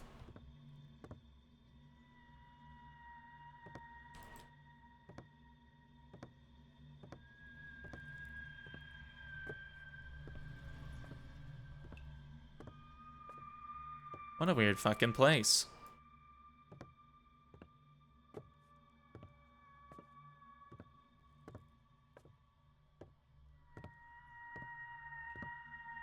I'm just dicking around to see if there's like anything unique sticking out, but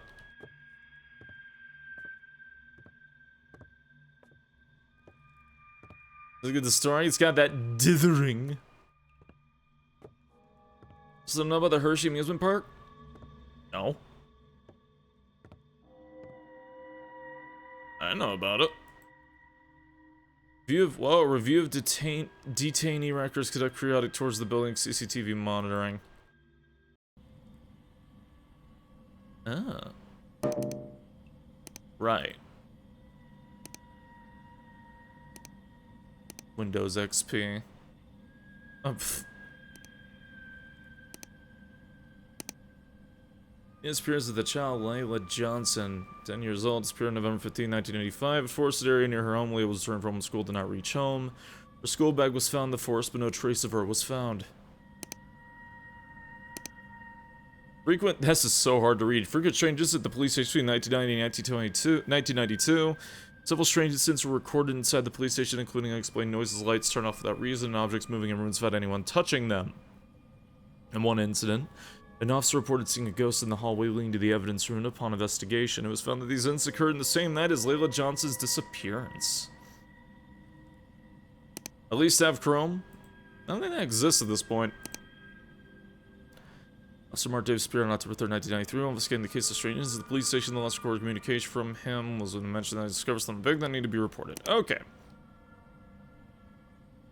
So I assume this is not early 90s. Also, why do you only have like 3 case files for our precinct?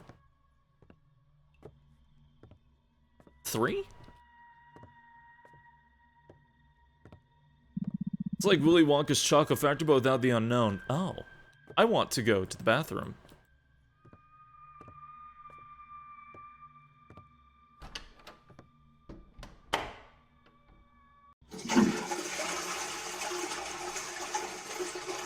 Me and my precinct with only 3 case files from the 80s and 90s. Using Windows XP. Oh god. Oh.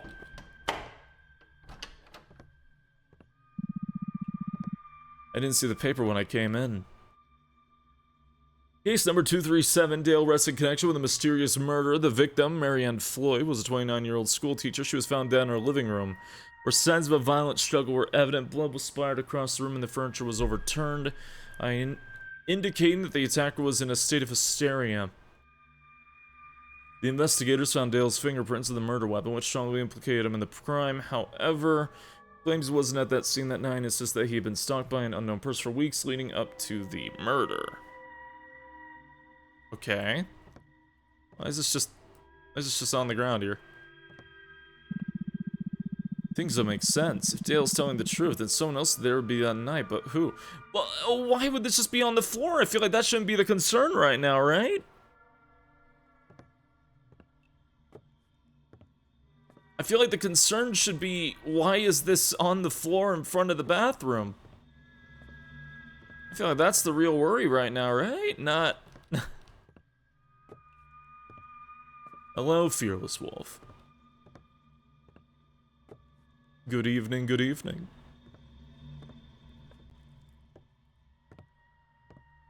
I'll start yelling. Circle.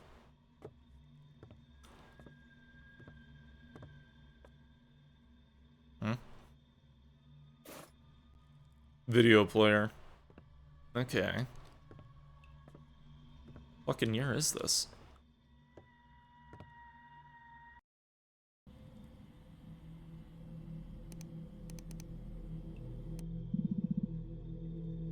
It's here, inside the center. It won't leave anyone alive. No, no, please, no. Oh. Creepy.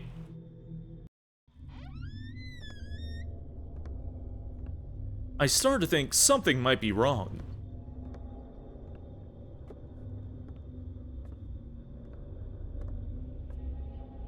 Despite being in a police station, I decided not to bring a firearm to go downstairs to see what that horrific thing was that was killing somebody.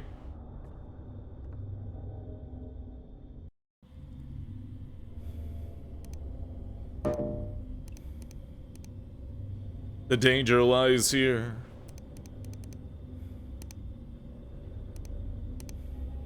The following content has been classified as highly sensitive information. The file was deleted direct order of Central Administration. If you're reading this, you have already breached safety limits.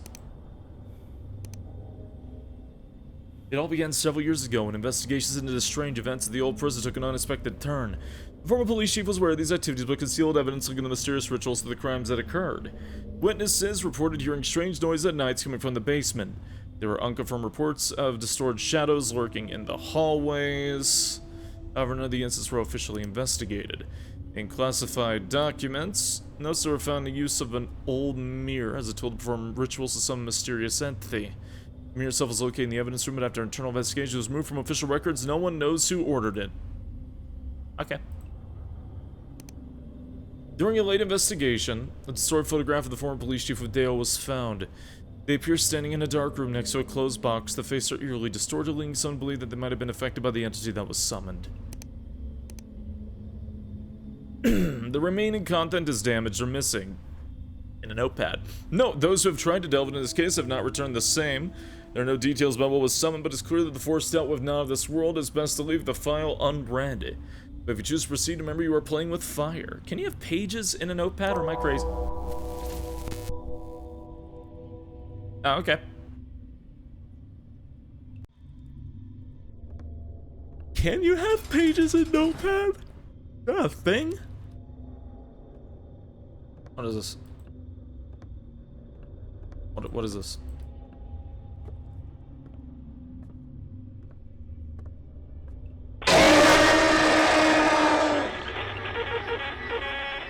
What'd I do? Hello? Am I dead? I get hacker manned?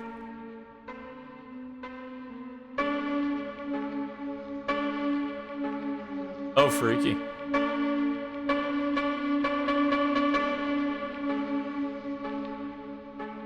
Press space to up. No, it is not Tyson. But it is definitely inspired by.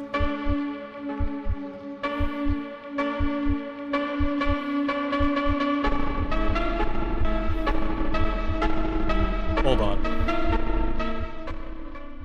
There we go. My eyes. My eyes. I'm stumbling. I heard him to the sound of falling sand.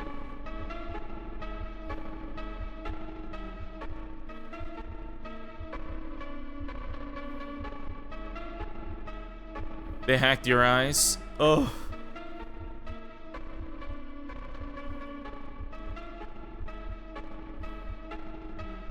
Beat goes hard, so hard it's making my fucking headphones beat.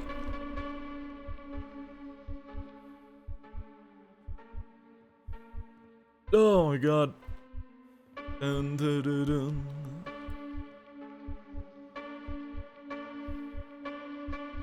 God. I try and fucking find my way down while I'm... I assume drugged? Why is it even louder in this room? Oh my god, I found the source of the sound. I found the sound source. Oh god.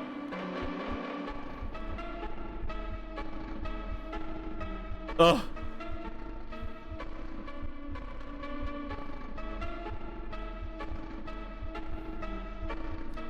So lads, mess with your eyes. This is just Corpse Party. What the fuck?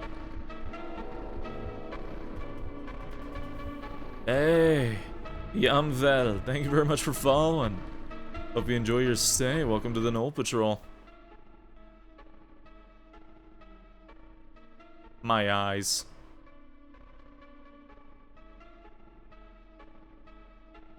My eyes.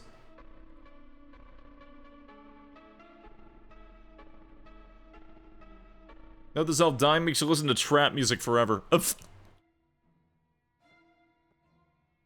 to get out of this place right now. Do not know what audio level to even put this game at. I gotta get out of here.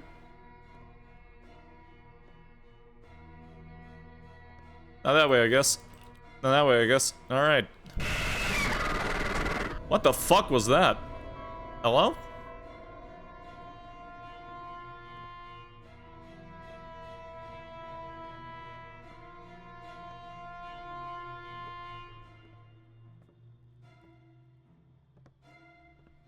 Uh-huh. Is that... Am I crazy or is that a Half-Life zombie? Like... Am I crazy? No, it's not, but it... Well, it kind of looks like...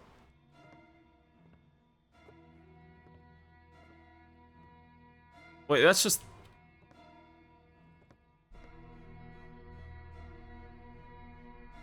That's a head... That's just Half-Life. That was Foxy from FNAF. No, it was not.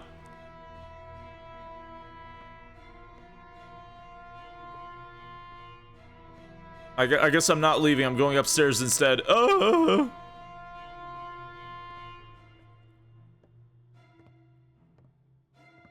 I gotta get out of here.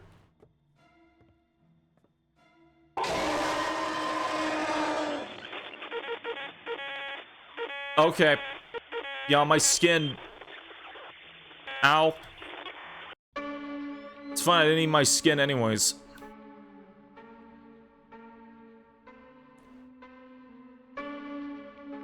Oh, what's this shit again? Are you gonna base boost me again? Oh, fuck.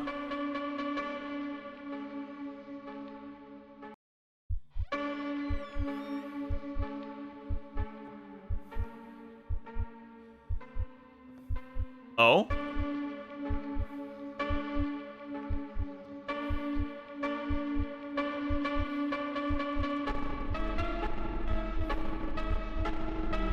Sweet dulcet sounds of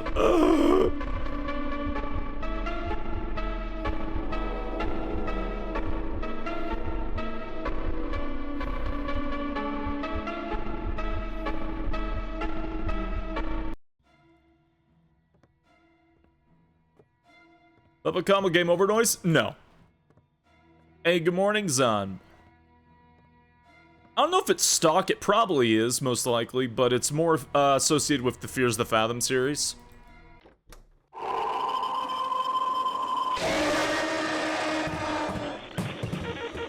The fuck is happening? Oh, okay.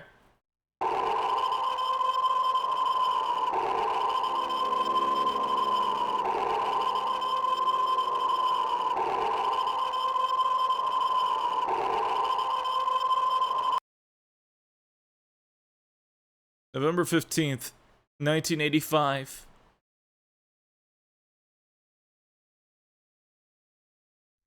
Ah! My eyes! Oh, my eyes. My frames are leaving me.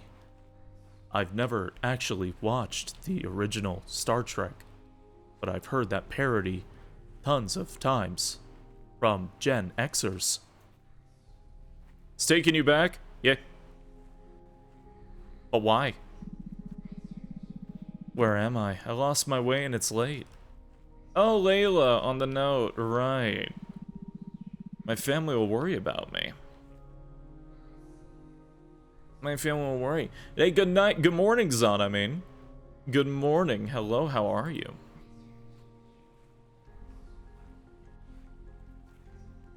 I remember watching a little bit of, like, Next Generation. I remember telling my dad, because he really liked Star Trek, but he only liked the original Star Trek. I remember telling him that. He was like, oh, what? You like that? You like that pussy of a captain? I'm like, I like him. I like Picard. Layla Johnson, age 10 years old. Have you seen this person?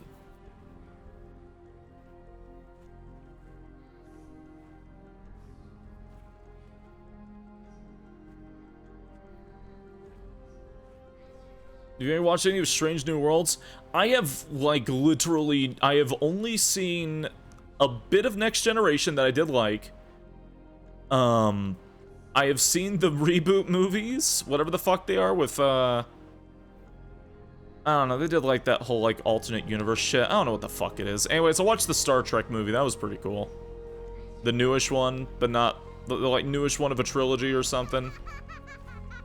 That they, like, never expanded on.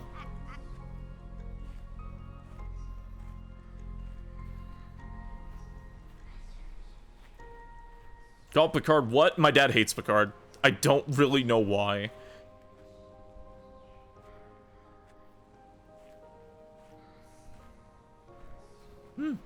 This way. He likes other Star Treks, though. He just does not like Next Generation. That's the one that I watched, though. As I caught it when they were, like, showing reruns of, like, older shows. Finally, someone who might be able to help me. I don't know about that, Layla. Isn't Next Generation considered, like, the best one? I don't know, but whenever I see parodies, it's almost 100% always the original or Next Generation. I don't really see the others. I think my dad's favorite is, it's either the original or Deep Space Nine, I think? Whatever one has them, like, on a dying ship. I think my dad's favorite is the original or Deep Space Nine. Hey. Oh, hello. Is anyone inside? You look scared. Do you need help? Yes, I need to get to the main robot. I don't know how I got here. Voyager was Janeway. Oh, wait! I think Voyager is his favorite, actually. You know what? Is Voyager the one that has the dying ship or something like that? I think that's my dad's favorite. Voyager rings a bell. Voyager definitely rings a bell. How'd you get here? I was coming back from school. My mom was late, so I said to myself, I will go back home alone, and I don't know where I am now. Coming up, I'll take you somewhere safe. Yeah, it's definitely a bad idea. Voyager's a ship that's lost to Delta Quadrant and is trying to get back home. Yeah, I think that's it. I think that's it. I think my dad's favorite is Voyager. Because he openly described Voyager to me a few times. I'm so short. I'm so small. And I have owl head too. I'll start vomiting and scaring you. Tomorrow we'll get you home soon. It's a good thing you found me out here. The woods aren't safe at night. I was a bit scared. What are you doing out here at this time? I live nearby. Usually go for a drive at night to clear my mind. The person must be worried sick. Where's your house? Been off the beaten path, a quiet place. I need to rewatch that.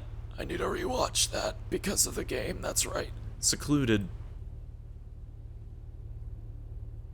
What are you at tumbling?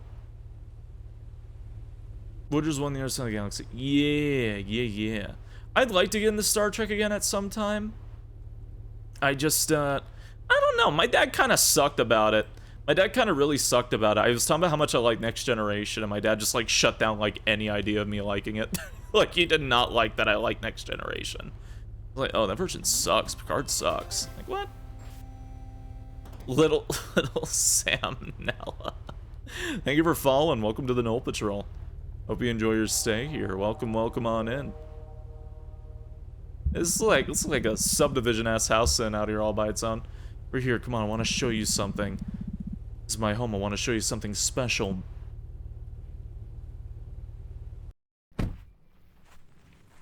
Yeah, let's just have no sense of self-preservation whatsoever.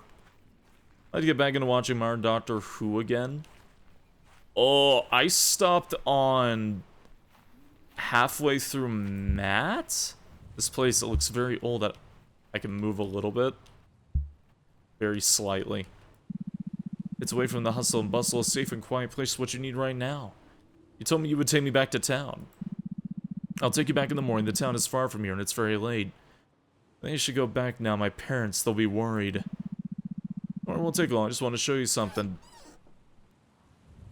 Yeah, that's safe. That's a smart idea. Yeah, let's just go in. This house does not look old. This house looks like it was plucked out of a fucking subdivision and dropped out in the middle of the woods. Like, do you have a homeowner's thing going on? I know it seems scary right now, but everything will be okay, I promise. Are you going to take me back to town? My family will worry about me. Of course, first thing in the morning, but you better get some rest tonight. Don't want you getting lost in the woods in the dark. You can sleep here. I promise I'll take you back to your family in the morning. You sure I don't want to bother you? No no discomfort at all. Now I just need some rest. Okay, sure. Fancy flowers, fancy many beds. Krillin size. Krillin just got shorter, like, over time. I don't know what the fuck happened to that man. He didn't used to be that short. He actually got a little bit taller, but then he just got short again. He used to, like, come up to, like Goku's neck. Now he's, like, up to Goku's fucking knee. 2:23 a.m. Are we children? We are multiple children stacked on top of each other, yes. We just happen to be very short children. Yeah, we're like 10. I think she's 10. Nah, Goku just got bigger. I don't know if that's what happened. I don't know what the fuck happened to Krillin. He was like, actually, like, I don't know, he was short, but he wasn't that fucking short. He was like 4'11", 5'2", somewhere around there. Now he's just like fucking like 3 something, like 3'6". 18 happened. Oh, I was watching the Brawly movies the other day because I was finally convincing Kaz like, oh my god, I love Brawly so much. And I'm like, have you ever watched like any of the movies? And he's like, no. So we watched the first 3. We're gonna watch Super soon. Did anyone else notice that Krillin picks up on Android 18's dressing sense? Did anybody catch that? Because he does. In the movie, in the second movie... No, wait, no, it's Bio Brawly. I think it's Bio Brawly. Yeah, he's wearing a white shirt with a black vest. Kind of like what she wears. I don't know, I just think it's really sweet. She gets a lot of good screen time in that movie, by the way. She gets a lot of good screen time. I have to leave this place. I don't feel safe here. Maybe I can escape, but I have to be careful. Also, I gotta be honest, rewatching Bio Brawly, it's not that fucking bad. I'm starting to think the reason the reason that people hated Bio Brawly was because Brawly's not really in it. Well, he is, but he's more like a horrific amalgamation. Because Brawly fucking dies in the second movie. I'm starting to think people hate Bio Brawly just because, like, their goat isn't there, you know what I mean? He turns into a horrific fucking landslide of a crater by the end. Oh no, I've been told how terrible all the Brawly movies are after the first movie. You know what? Rewatching them, that's a lie. That's a lie. I really like the second one. The second one has a lot of Videl screen time as well, and she's like actually the best part of the movie. She's really fun, and the conclusion to Brawly the Second Coming is so sweet. Because the idea is, it takes place before the 25th Tenkaichi, which is the fight where Goten and Trunks go in and, 18 fights Hercule and all that. That fight. But what they do is the idea is Videl is trying to gather the Dragon Balls. They don't explain what her wish is, but it's assumed that her wish is vain, as well as Trunks and Goten's wishes being vain. I think Trunks wants a theme park, Goten wants, like, infinite food or something. Videl, I don't think she says hers, but she is such a good part of the movie. And the way they use the Dragon Balls in the end is so fucking cool, because, Goku is, like, he's dead. He's dead at that point. Like, you cannot bring him back. That's like a huge plot of Boo Saga. That's why he's got the little halo and everything.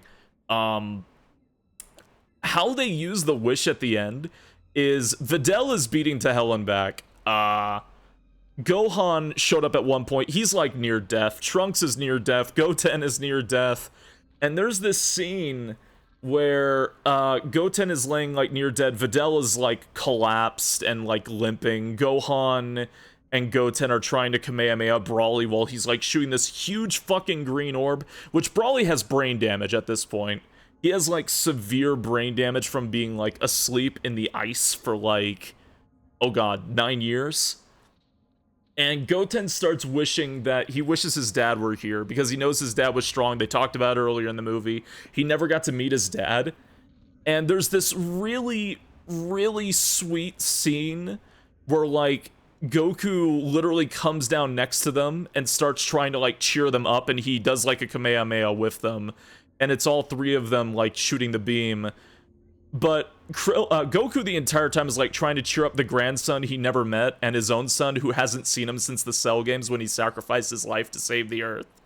And while that's all going on, Trunks pulls a Vegeta from the Cell Saga and throws a single ki blast, like a little hurl of what's left of his energy, and it blocks one of the orbs Brawly is throwing. And because it sets off his fucking rhythm, he gets shot by Goten and Gohan. And when that all's going on and they shoot Brawly so fucking hard, his goddamn heart explodes out of his chest in this like horrific green visual before the rest of his body is literally disintegrated, guts, brain, and all. And while everyone's staying there, Goku is gone.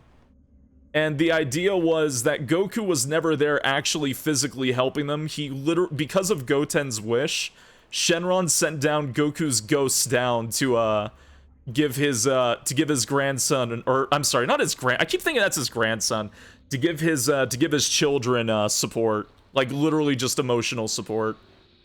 It is such a great fucking scene. I do not know how people can say that movie is bad. I really enjoyed it.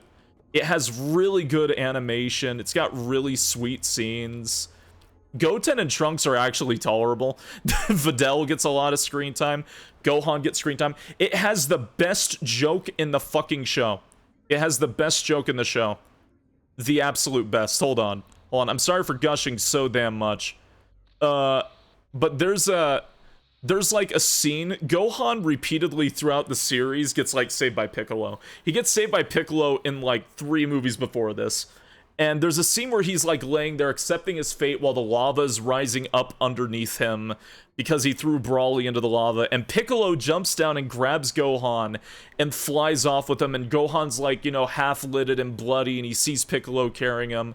Piccolo rests him down in the rocks, then flies up into the sky to look around the area. And while Gohan's looking, his eyes start clearing up. He rubs his eyes, he starts squinting, and he sees that Piccolo is white. And he starts squinting a little more, and he starts zooming in, and he sees hair underneath Piccolo's hat, and he squints just a little bit more, and Piccolo turns around, and it's Krillin.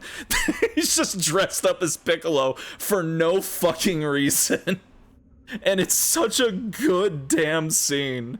It's such a good fucking scene. It's like, yeah, I thought I'd just try out this new outfit. Hey, how do I look? I was like in fucking hysterics. It's so funny. So then Krillin tries taking on Brawly. And I forgot what he said. He's like, yeah, I forgot exactly what Krillin says, but it's the funniest line in the whole film. But it's like, yeah, because I'm really good at this. And he gets shot once by Brawly, and it knocks him the fuck out for the rest of the movie. Just knocks him the fuck out. It's such a good scene.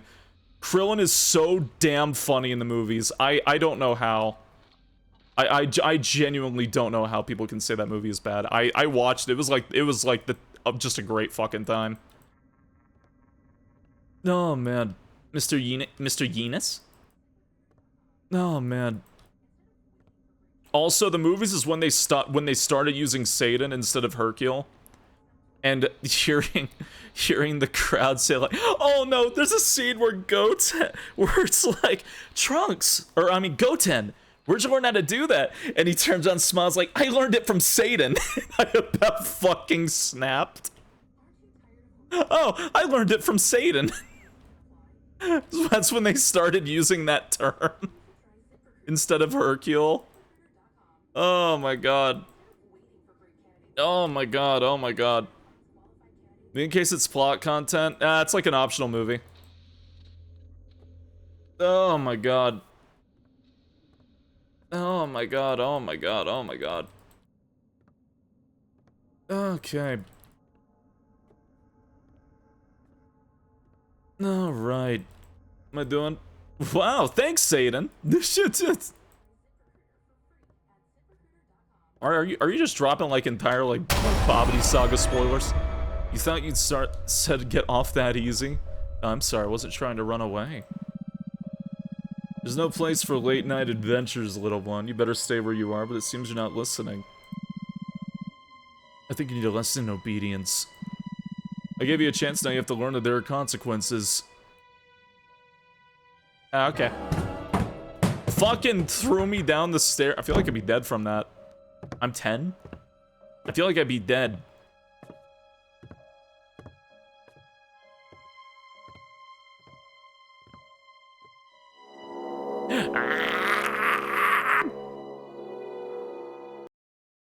I should play a lot of horror games with dead kids. 11:35 a.m. Heck up.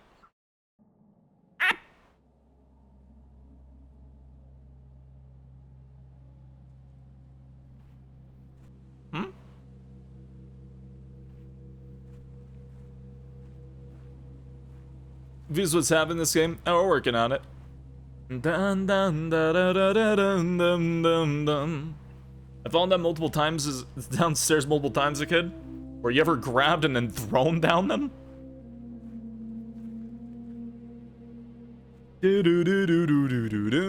Only once. Tita, what the fuck? I don't know what's happening, if it's like I just had a dream.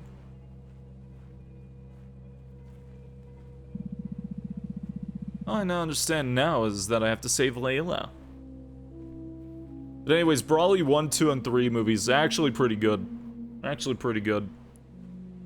Bio Brawly was fun. Bio Brawly was fucking horrific. My sister's friends were not nice. I don't know how I never broke anything. Oh my god. That's awful. What?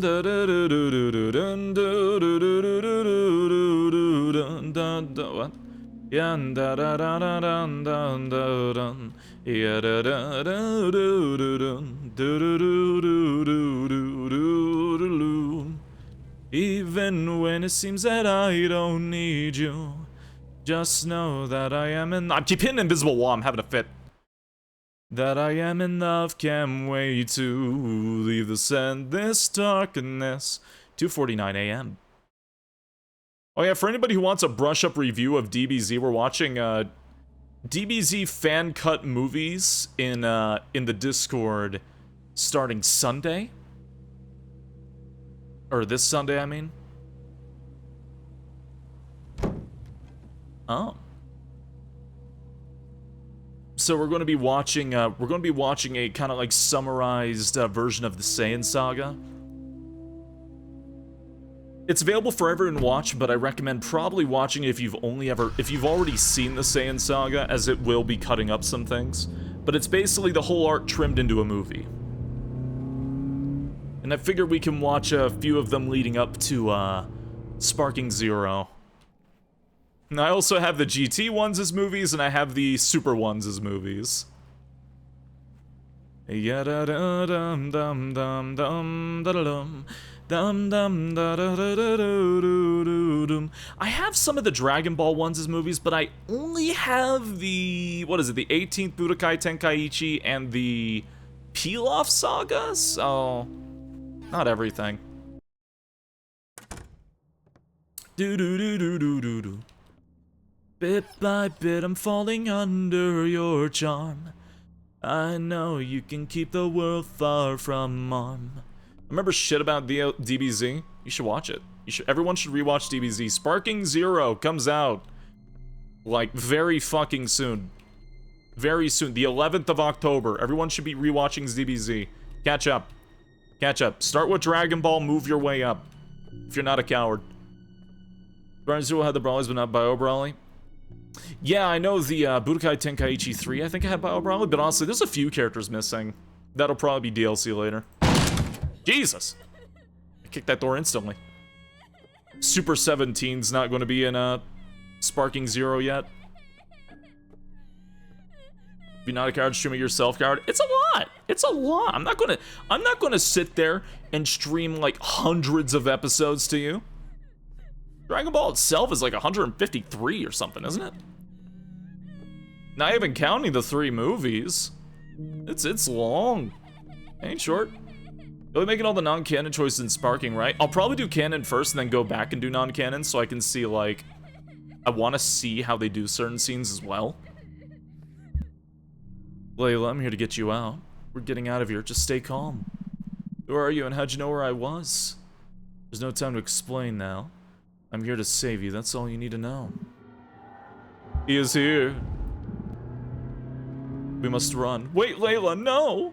Oh.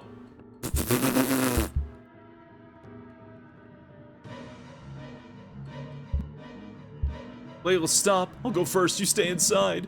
Please, I'm scared. Don't worry, just stay inside. What was that run? Well, what am I gonna do?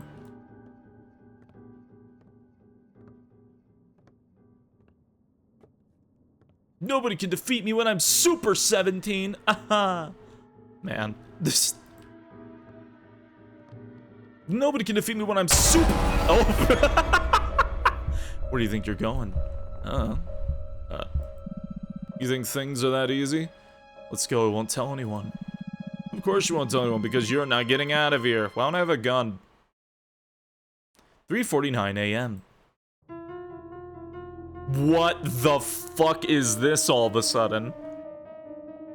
What the fuck? Alright. Oh, she flickered out. She like Mario'd out. Oh, so she turned into that thing.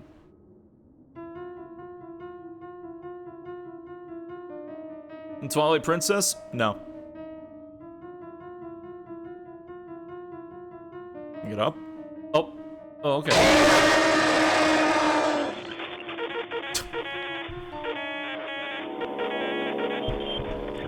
Where's the song from? Fears the Fathom. I think it's another royalty song. What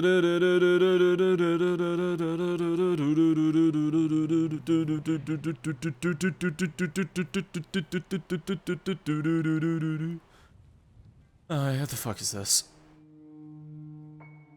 Rip my ears. I've set the negative 14.3 decibels. I am trying.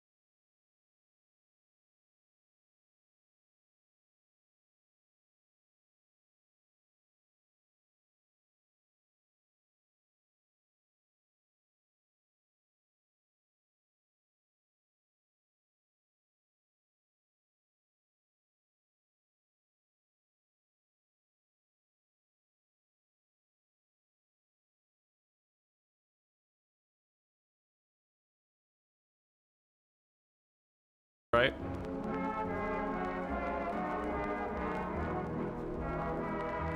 Hey, good evening. How was your stream? How are you? Hey, for this, it's like $1. You know, I see new horror games. You know, I usually, like to support, like, indie devs. That don't mean I don't mean I roll like a crit each time. That don't mean I roll a crit each time. I try. Doing a speed grind on an old MMO I loved. Hey, nice! Nice, nice, nice. EverQuest 2 is great. Haven't played in a hot minute.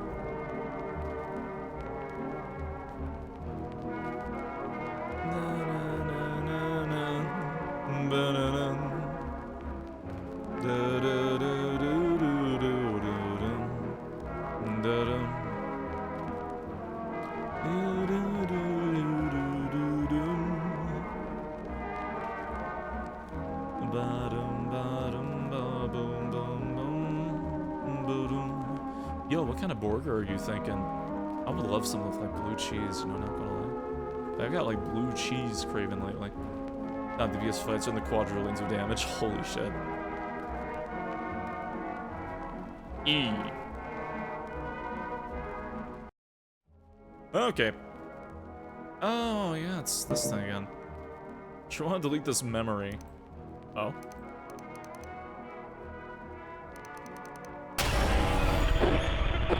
Did I fuck up?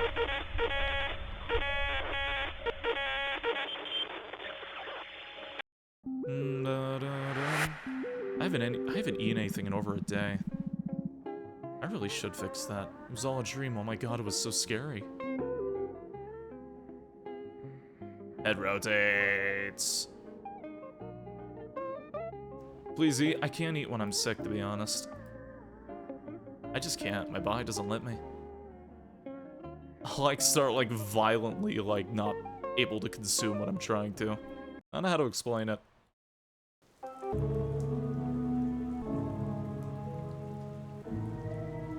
Wait, the start of the game or the end of the game? Yo, wait, Neb again? Oh, that is the end? Talk too much, now you fucked up. Wait, Neb again? You thought that you locked up. Yeah, you had fun fucking with my Hold on.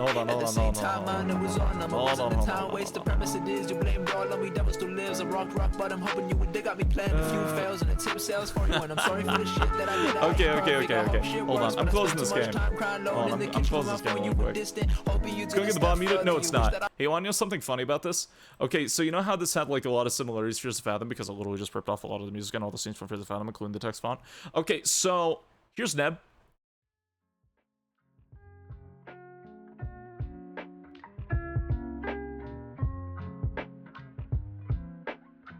Neb is a smaller indie artist who does all the music for Fears to Fathom.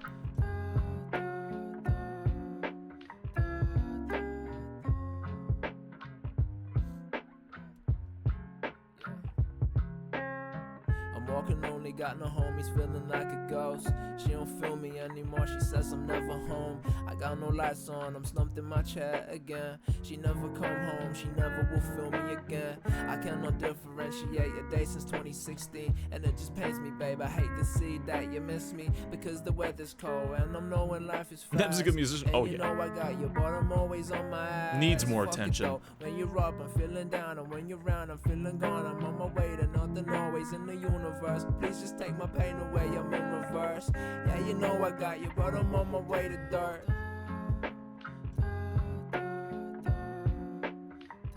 Yeah, these songs are made for Fears to Fathom is the thing. These songs are made for that game. Like, oh god. Like, Forever is Forever. Forever is forever, ho. But I still pick a phone when you're feeling cold. The darkest times are coming and you're on your own. I can't face the fact that you're gonna grow. Like, all these songs are made for that game. And, I don't know, it just feels like a little bit of like a, like, it's a song that's made for Fears to Fathom and it's in this game. And it's, I know this is like just, you know, blatant, it's just plagiarism at this point. It's just kind of fucking, how do I explain it? Feels gunky. Feels gunky. Like, not even funky. It feels like gunky. I don't know. It feels, like, gross. Like, I don't want to touch it. The same thing. Like, I want to, like, spray it down. Scrungly. Like, the Half-Life zombie took me completely. Like, there's one thing, like, taking inspiration. That's, like, understandable. That's like the keystone of most art. But it's just everything from Fierce to Fathom. It's gross. It's not even like a thin film. It's like caked layers of gunk. It ain't good. It ain't good. It ain't good. And the Dark Deception girl as well. I thought she looked fucking familiar the first time I saw her. Sure the hell enough. Yeah, that's the Fierce to Fathom. Or not that's the Dark Deception girl. It's fucking nasty, man. It's fucking nasty. Delete this off my goddamn hard drive. Ugh. Alright. Alright. Fucking comment section videos. Oh my god, scariest fucking game. Oh my god, I adored the plot. Oh, it's so original. Fuck off. I know that's aggressive, but for the love of God, man, and I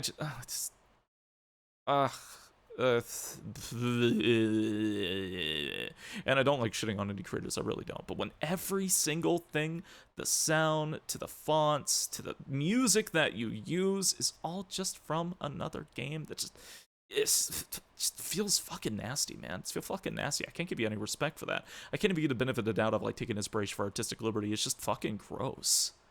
Ugh.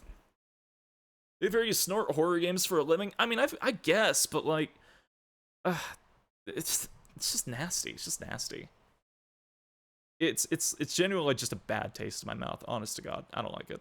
It's basically plagiarized. It is plagiarism. It's 100% is. It's just, it don't feel good. This is not an inspiratory take. This is just straight up just taking somebody else's homework and putting your name on it. It's nasty.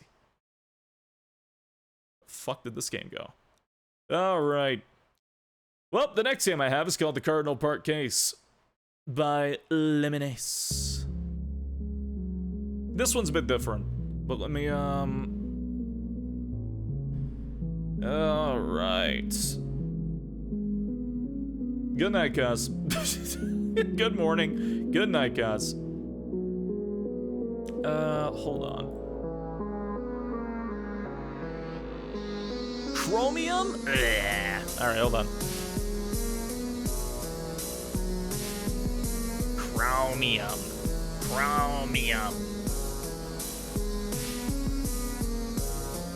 Alright. The Cardinal Park Case. Is there like a better option saying that? Oh, no. Alright, well, here we are. Alright. No other, no? Okay. Okay. It's so loud. Yeah, tile screen. Probably gonna be more quiet. What is this? Hold on. Should I... How should I frame this? Should I be more to the right? Should I be more to the right? Hold on.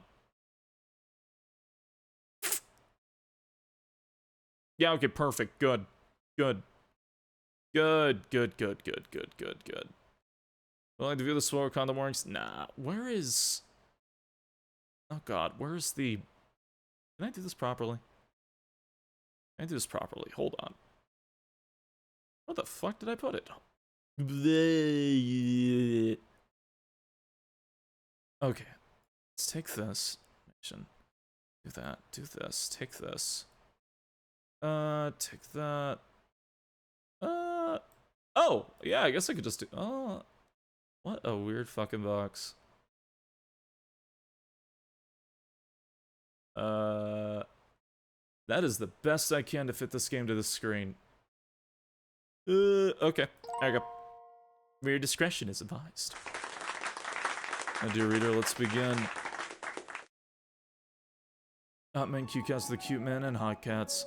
What? Hello, Father. How has everything been for you? Ever since the last time our paths converged, I've been up to a lot. I've been cracking cases left and right just like you would have wanted. At least that's what I would have hoped you wanted. In spite of this, sometimes I just don't know what I'm doing.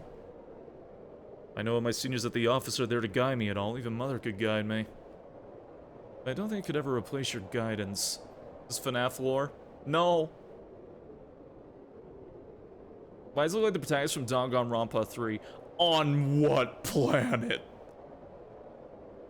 You're not supposed to be getting like this. Oliver! You prepare yourself to wipe hot tears from your face. You prepare to tell yourself that you're crying because of the frigid air? Before you do either of those things, however, you feel a small snowflake touch your skin. Before you know it, snow begins falling like feathers from a flock of pigeons at a piece of bread. A little Kokichi pilled. Kokichi, I can see a little bit. He's got the like long hanging hair. You whip out an umbrella in response to the white specks. And just like that, all those thoughts that have been perturbing you for the past decade have disappeared. And they're replaced with a... No, fuck. It's nothing. I was supposed to be on my way back anyways. Still though, just my luck for Amin to get cut short by the weather. Goodbye, Father. I'll see you soon. Ben asks, why is your tail in your mouth? I fill with delicious THC.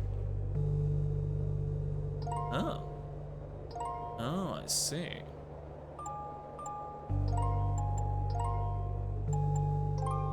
How handy.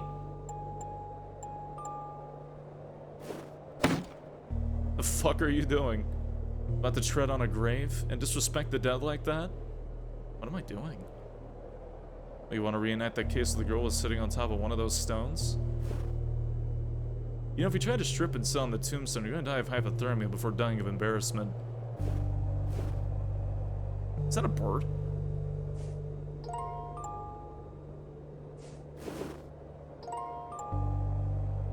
A grave with a bottle of beer stuck in the snow. You can't make out what the name on the tombstone is. Whoever was carving out the name on the grave must have been drinking something to have done a job like this. Still though, you're not about to begin picking apart a shoddy tombstone job. Someone must have been happy enough to have it here. This is a little thing called look from afar, far away, and don't touch. You walk back to your home.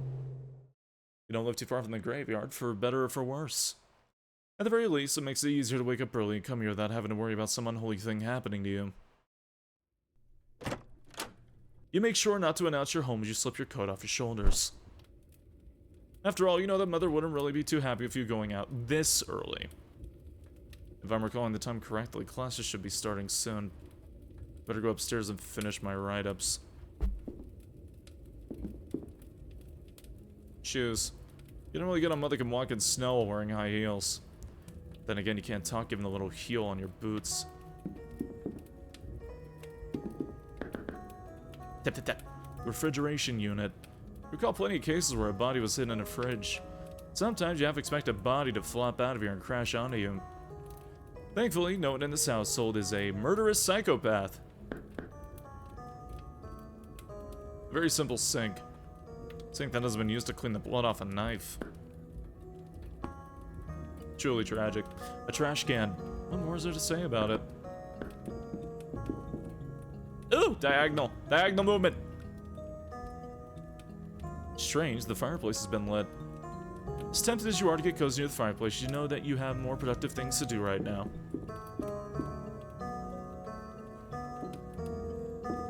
You're up too early? Being up too early sucks. Whenever you look at the stairs to the basement, you're reminded of that case where the corpses of children were kept in the basement. You can vividly remember their bodies carelessly strewn about the floor, surrounded by maggots and roaches. Literally, you were too late to save them. You're even too late to at least save their corpse from decay. Sometimes when you go down there, you have to expect to relive that horrifying scene. But we've got the advanced trauma, I see. Ah yes, the door to the most glorious of rooms. The bathroom. In spite of the fact that your diet consists mostly of caffeinated beverages, you don't need to go.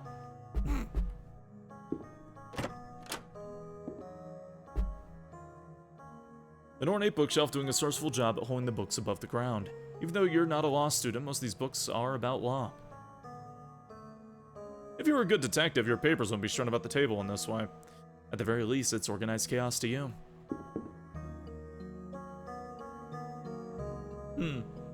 I really don't need to sleep. Alright, that's not true. You meant to say, I really don't need sleep at all. In spite of the amount of money you have, you don't really have too many articles of clothing.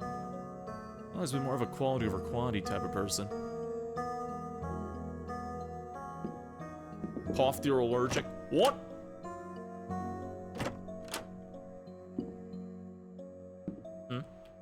Mother's bed. You remember that when you had nightmares as a child, you'd run your sleep with Mother, hoping she'd protect you somehow. But now that you're an adult, you've come to realize you must be the one to protect her. After all, you wouldn't know what to do if yourself a robber came in the middle of the night and stained this very bed red with her blood. You know you continue detective work, heck, you'd stop at nothing to find who murdered her. That's kind of sad. If you were to find her murderer, there'd be nothing left to look forward to her than your career. Still, though, you've always tried to ignore how depressing that would be. Because it's a reality that you'd never want to consider. Mother's jewelry. A good chunk of it was gifted to your mother from your father. Of course, after his death, she sold a shit ton of the jewelry, leaving this mere fraction. You'd be missing an earring for one of the pairs. Hopefully this other one turns up soon. The only landline in this room. I don't know any phone numbers. It's the way to Mother's closet. You have absolutely no good reason to go in there. He's definitely got those wandering thoughts. Huh? Huh? Can move that? Huh?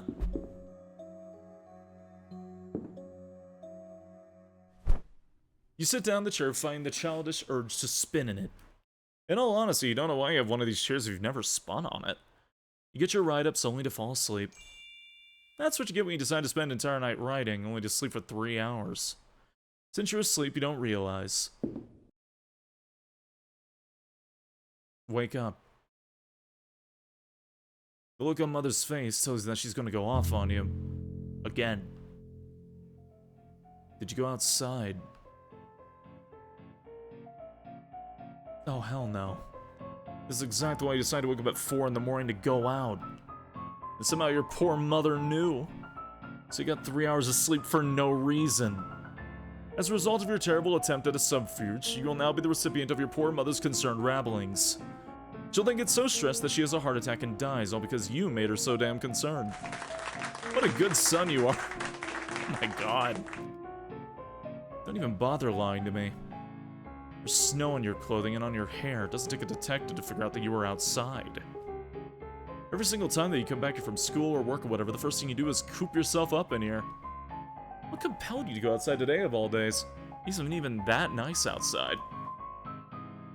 Mother, first off, I like cold weather. I find that it calms my mind down. There's something I've really been needing. Do you think I'm nagging you?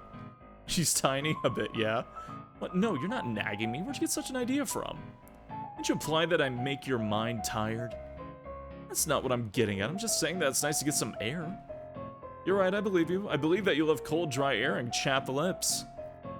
Why were you really outside? Were you out on a date with someone? Fine, I was at the graveyard. You know, didn't we speak about this? You can't keep holding on to a dead man. A dead man was my father. It was my husband, yet you don't see me moping around over his grave. I'm not moping, I'm just coming to terms with everything. Really? After 10 years? Focus on spending time at his grave lamenting the fact that he's gone instead of appreciating he's still here with you, your mother? How about this? I just baked cookies, maybe those will get you out of this mood. Hey, my mom's short as hell and she dyes her hair. Don't tell my mom that I said that she dyes her hair. I'll come down once I finish doing. You're gonna stop spending your days working on these cases. I was actually... And stop working on schoolwork. Snitch. Nah, she dyes her hair different colors all the time. She had like kind of like greenish blue not too long ago. She grabs you by the arm, begin dragging you downstairs away from your precious case files. Arranged in front of you are 2 large trays of massive diabetes-inducing cookies. If the baker wasn't your mother, you'd assume they're trying to kill you from all this sugar. She dyes her hair red, she dyes her hair blonde, she's dyed her hair black, she's dyed her hair brown, she's dyed her hair so many colors. You know, most parents yell at their children for not doing their work. Seems that the subject of your conversation with her hasn't changed at all. You're not surprised that the issue has dragged on for this long, but you are starting to want this to stop. I guess she's that concerned for me, huh? Instead of yelling at you for ignoring your work, here I am yelling at you for doing work. It's like I can't win. You can't exactly say anything to her about this. What, do you not like spending time with me anymore? Oh my god. So much like your father, both in the good and the bad ways. Her gaze falls on you in anticipation for a response. Of course, when have you ever known how to comfort her? In the end, you decide that if you can't comfort her with words, you'd at least comfort her by eating her cookies as much as you dislike them. You also decide to change the topic of the conversation to something much more lighthearted, like... So, Mother, how was last night for you? I know that you were excited about finally going out. Oh, last night was the best night I've had since you were born. I met the two nicest gentlemen. They did a lot for me. Although I do think I lost one of my earrings while I was out. Oh, I can help with that. Just tell me where you went, I'll survey the area to find the earring. Really, it's fine. I don't need you finding the earring. I have plenty more pairs. Are you sure? It really wouldn't be much of a problem for me, and you'd get... It's fine. Now, stop dragging on this issue for so long. You force yourself not to sigh in resignation. You know that it would only make this conversation worse. I think it's kind of funny. I mean, your son is literally a detective, and he's out... He's offering to find something you missed. I feel like that's like kind of in his forte, right? That's leaving the two of you to eat these sugar bomb cookies in silence. You quickly finish up your tray and return to the kitchen. Maybe you finished it a bit too quickly. In all honesty, you finished up the cookies so quickly because you have classes soon. Though you also knew if you didn't finish the cookies, Mother would accuse you of hating her baking, but that's besides the point. However, you know that she'll never take that explanation, even if it's the truth. This is just like anxiety. Detective is so depressed like Kokichi. Oh, Kokichi's not a detective. Have I been a bad mother? Is that why you're looking for excuses to get away from me? You know, there's no winning this argument. All you can do is get the heck out of here. Me being away from you has nothing to do with you. I just have a lot of work. Yes, work. Long, time-consuming work that forces you out of the house for at least 18 hours a day. It'll make you a bit happy. I'm not supposed to have any case to work on for the next few days. So I'll be spending more time with you. And besides, winter break's almost here, so just a few more weeks until you have me all to yourself. You promise me that you'll spend all your time with me? I promise. Good. You best be on your way. And don't forget, I love you more than anyone else ever could. I love you too. I'll be home early. It's supposed to snow tonight.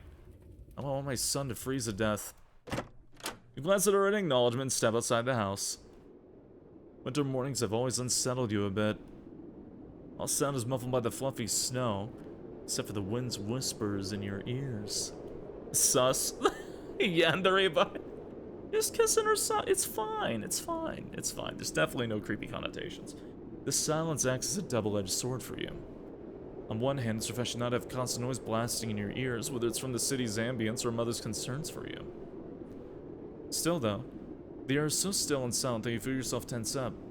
Why is there getting to look like this at that subtext using at the corners? As I'm playing horror games, it's probably why.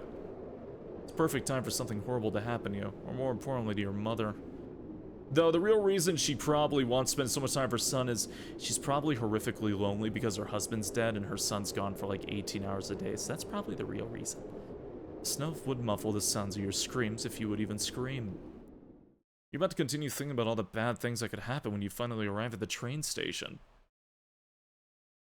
And then board the next train to Cobalt Street, hoping there aren't any delays.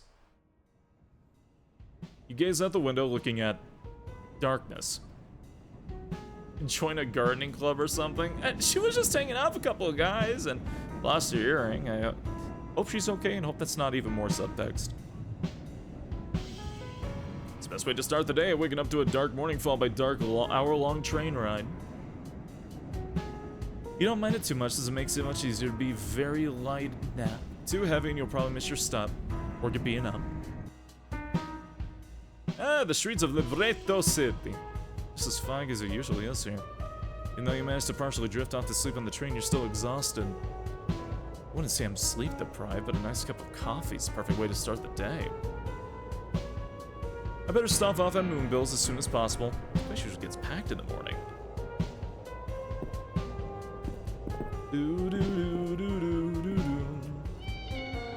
She's a lonely mother and probably doesn't know how to talk to her son. She's not evil. She's not a yandere. Y'all making those early assumptions. Come on. Have some... Wait, why is my volume lower? There we go. What the fuck happened?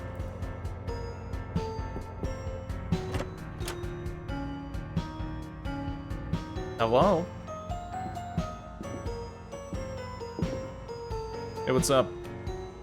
Packs of various type of sweeteners. Usually don't take any, but you've noted ways in which others sweeten their drinks. She's done the unthinkable. Mix artificial sweeteners with regular sweeteners. Okay. Seems as though someone had the unfortunate experience of spilling their coffee right after purchasing it. Well, I did say it was packed. Just as always, the line is incredibly long at Moonbill's. Starbucks? Starbucks. You're a simp for Starbucks. I get it. God damn it. Starbucks. Moonbills. Extra large Americano with a cup of 0.1% milk, 157 degrees hot with 1.1 shots of espresso, 69 grams sugar, a pinch of caramel, and cold foam. But it seems as though all these other people had the same idea. No, well, at least at the very least, I don't think anyone here has the energy to even order a deranged drink, right? I need a small iced latte. You perk up upon hearing the order. For whatever reason, it seems as though lattes tend to be the most chaotic drinks. With whipped cream. Or nothing too out of the ordinary. But make it mostly whipped cream. I'm on a diet, and I'm not having you fuck it up. And I want the whipped cream... Oh my god, that face. And I want the whipped cream to be hot. I put some diet soda in there. Now. Man, we don't have diet soda. We can put some Splendid sweetener in. No, don't you dare tell me what to do. Splendid will ruin my diet. So shove some diet soda in there or else. Hey, jeez. It's much for a sane drink or a customer that isn't a bit off the rails. And so much for not taking too long to get a drink. Took around 5 minutes to make that lady's latte whipped cream thing. Pretty impressive considering the barista had to get out some diet soda with their own hard-earned money. And to buy some? Around 30 minutes passed before you're able to finally place your order. At the very least, you know you won't be late for class. As you go to the front of the line to order, you're greeted with a... Hey, Oliver, wasn't expecting to see you here. Emma, didn't expect to see you here at this time. Usually I work the evening shift. No wonder I haven't seen you here. I never come here in the evening. Yeah, unfortunately, my boss is making me work a double shift. With the holidays coming in and stuff, they want all employees on all times. Does your boss at least increase your pay? Don't you have that much faith in my boss? It's a mistake to assume the boss would abide by the law. Hey, good night, Wolfie dude. Good night, have a good snooze. The usual, I was going to get a latte, but a simple Americano would also be nice. If she does know my usual. Let's test this out. I'll have the usual, please. Got the yandere. I'm starting to be a little concerned every woman in this VN, y'all, or VN horror thing everyone's looking at, everyone immediately calls yandere. Come on. Come on. She has the protagonist, Ahoge. Oh shit, yeah, you're right. It's like a little heart now that I look at it. Hey, good night, Wolfie Doo. Have a good snooze. Oh, are you saying enough not to get a nice drink in the middle of winter? I've been questioning my sanity lately, but I'm not that far gone yet. Your drink will be done in a few seconds. Emma rapidly prepares your drink, and just as she said, it only takes a few seconds. And here's your triple shot Americano that I didn't know how you stomach. So you do know my usual drinks an Americano. It just sucks. Is Americano what I'm thinking of? Is that the one with water? Is it the one cut with water? I hate Americano, if that's the one I'm thinking of. Yes? It's all in the intuition of a barista. Hopefully. It's just espresso cut. Yeah, it's espresso cut with water. That's an Americano. So he takes 3 shots of espresso cut with water. It's just so bland and boring. Like, Oliver is shit taste. I'm sorry. Oliver is shit taste. I will, and please keep the change. You gave her a $10 bill, and in return, she gives you the most glorious Americano you've laid your eyes upon. You should probably find somewhere to sit while you drink this. Honestly, the fact that his coffee choice is really fucking lame, that's really funny. And yeah, and he paid $10 for an Americano. He paid $10 fucking for this. I kind of love that, actually. That's kind of really funny. That's some subtle, stupid humor. I like that. Nice, cheers. Oh, okay. You sit down in the hard seat, ready to enjoy your daily dose of caffeine. This drink is perfection. My triple shot Americano. You make sure to savor the drink, letting the scalding liquid warm your cold throat. If you're feeling so cozy, you could probably fall asleep here. Feeling so cozy, you almost forgot about the troublesome conversation you had with Mother Savor what?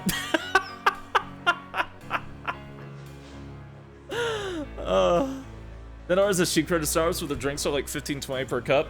That's not true. As somebody who unfortunately drank an avid amount of Starbucks, but they can get expensive. They can.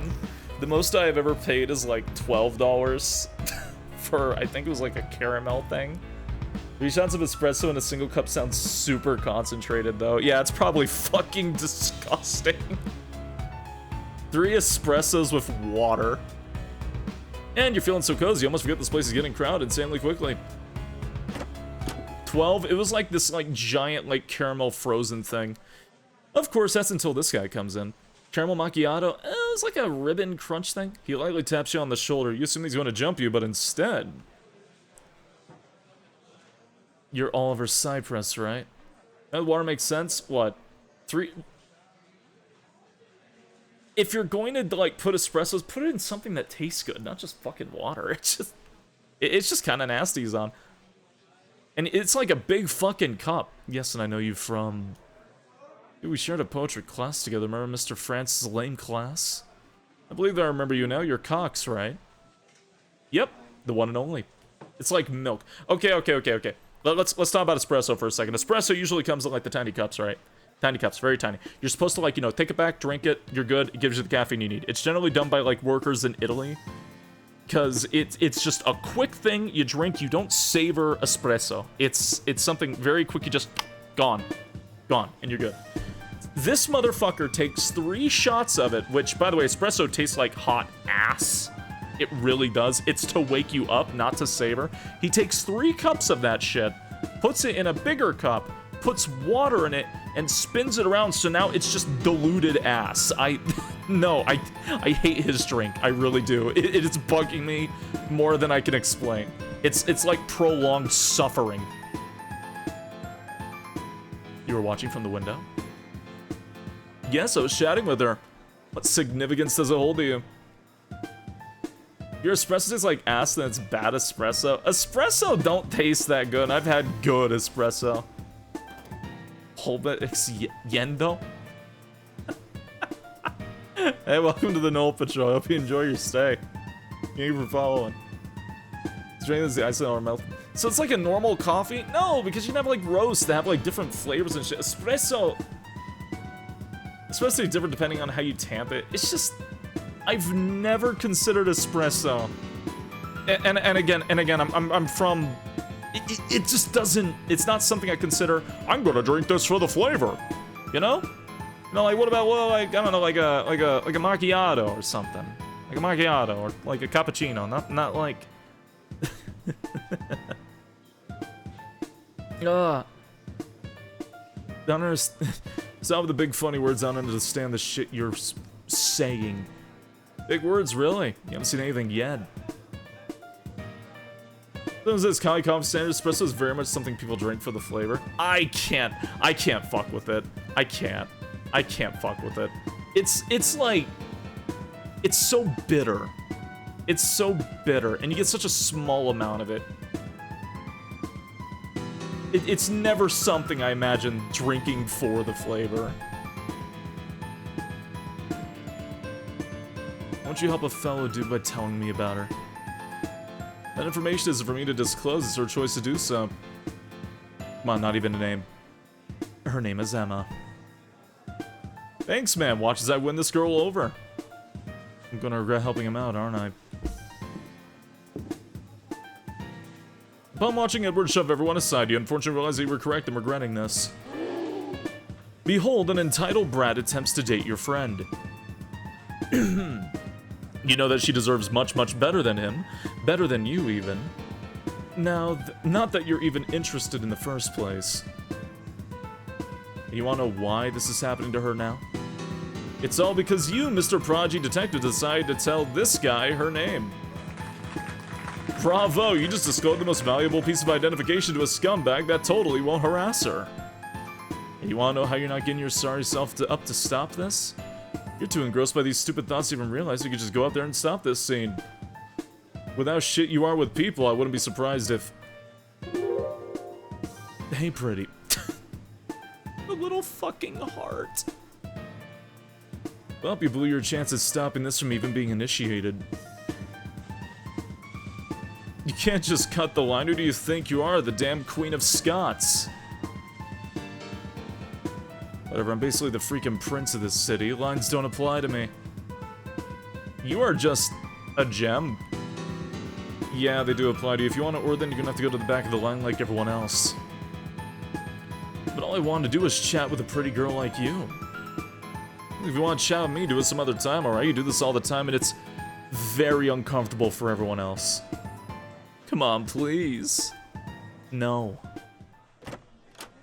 Mortified by the fact that he just got scolded by a peasant like Emma, Edward leaves Moonbills with his tail between his legs.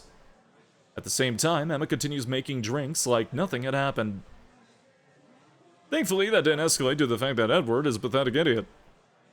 However, being the paranoid detective that you are, you wondered if it could have happened you ponder what could have happened had Edward had even been just a bit more unhinged. And you also realize that Emma's usual smile is slightly downturned. Very much my fault she got humiliated. I should have stopped him. I know the classes start soon, but I think I should check up on Emma right now. Back in the line. You get in line and wait yet again to order a... You don't know what to order. But that doesn't really matter right now. Oh, Oliver, you're back. You like the drink, right? Yeah, I liked it very much. It was much better than I originally wanted. I'm just here to order a croissant. Alrighty, one croissant coming right up. You glance around to make sure no one is here. You speak softly, much softer than usual. Emma, can I speak to you? So I went for the last guy who tried to speak with me. I just wanted to check up on you. What's there to check up on me about? Croissant? You know, the guy treating you like that. And I just want to make sure that you're okay before leaving. Of course I am. There's customers like that all the time here. It's nothing I can't handle. We shouldn't have to put up with that. I not have much of a right to speak on the matter, but I would think that it feels... demeaning. Her happy mask slid off just like that. You start feeling an all too familiar feeling of guilt, even if you haven't broken the law. Obviously, it's pretty shitty that Emma's dealing with harassment, but it's even shittier you just made today worse for her. You mentioned that he's been doing this every day, right? Maybe I could have a little chat with him. I could perhaps knock some sense into him? Oh, thanks, really, it's fine, but thanks for the thought. Besides, know your definition of friendly chat would involve that little thing of pepper spray you got there. What pepper spray? You know exactly what I'm talking about. Alright, you got me. Don't worry about me, I can handle myself just fine. Was he really just gonna walk up and just start pepper spraying the guy? Okay, if you say so, but if you need anything, I'll be there for you. Honestly valid, honestly deserved, but really funny. You and Emma exchange glances as she hands you the croissant you forgot you ordered. You give her a $10 bill for a croissant. You request that she keep the change. Oh, okay, alright, okay. And just like that, you walk out of Moonbills. As you walk out, you're pretty sure that through the corner of your eye, see Emma blushing a bit. You just chalk that up to the lighting, though. I better head to class now. I don't want to be too late. 10 for a croissant. You continue walking through the streets and finally arrive at Libretto University. Most of your day consists of sitting around, listening to lectures, and writing so much that your hand burns with pain. I like that the characters are given a fair amount of detail each. It is nice. We're not just, like, quickly bypassing people, you know? You view it as a bit of a waste of time.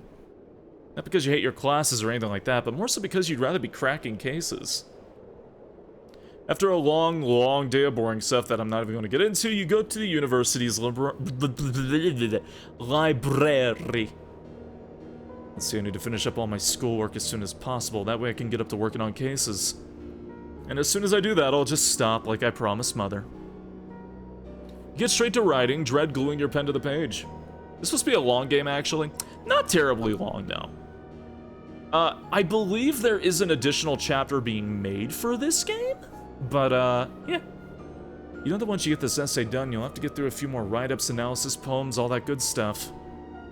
What is this game? The Cardinal Park case. Also, you know, if you don't finish it fast enough, it's gonna grow more and more anxious of you. Though I gotta be honest, Yeah, you know what bugs me? The last game that I played was paid. This is free. This should not be free. Your eyes become much sharper as you rapidly scribble down words on the page. But as you're getting into the flow of it... Hey. No shit. What the hell was that shit you pulled at Moonbills? I don't exactly follow. Why didn't you tell me that Emma's one of those girls? What do you even mean by that? And why'd she make me go to the back of the line, huh? You don't really feel like putting up with Edward Cox's bullshit. That's right, he met him through the university. I forgot that he'd be here. I don't know, maybe it was because you were cutting. You know, I'm starting to think Oliver is just actually taller than everybody else. Look, I'm not going to sit here and tolerate your complaints about Emma, okay? Your usually soft voice morphs into an icy hiss. You don't like hearing yourself like this, but it's what must be done. I mean, not even you take your normal voice all that seriously, preferring to mask it with ice when speaking to hardened criminals. And idiotic classmates, it seems. If I knew that you were going to humiliate yourself and Emma like that, I wouldn't have even told you her name. I was making a fool of myself. She should have been flattered that I was willing to do something embarrassing for her sake. You didn't cut the line for her sake. She doesn't even know you. Doesn't even know that she's gonna... She doesn't know that she's gonna love me. You decide to turn to your last resort to shut this guy up. You know, the more you speak like this, the less inclined I am to believe your argument. Reminds me of this one assault case. The perpetrator spoke of the victim in this exact manner. Oh, hell no, you're not going to go off on a crime tangent with me. If it'll get you to stop pestering women, then I'll gladly do with it. If you gladly do it. Besides, I like talking about these cases. They teach you a thing or two about people. So don't think I'm just doing this for your sake. Edward stares at you apathetically, clearly not moved by your words. He begins to drag himself away from you, shoulders slumped from boredom. Whatever. I'm just going to go to class now. There's no difference between hearing you lecture and hearing the professor lecture.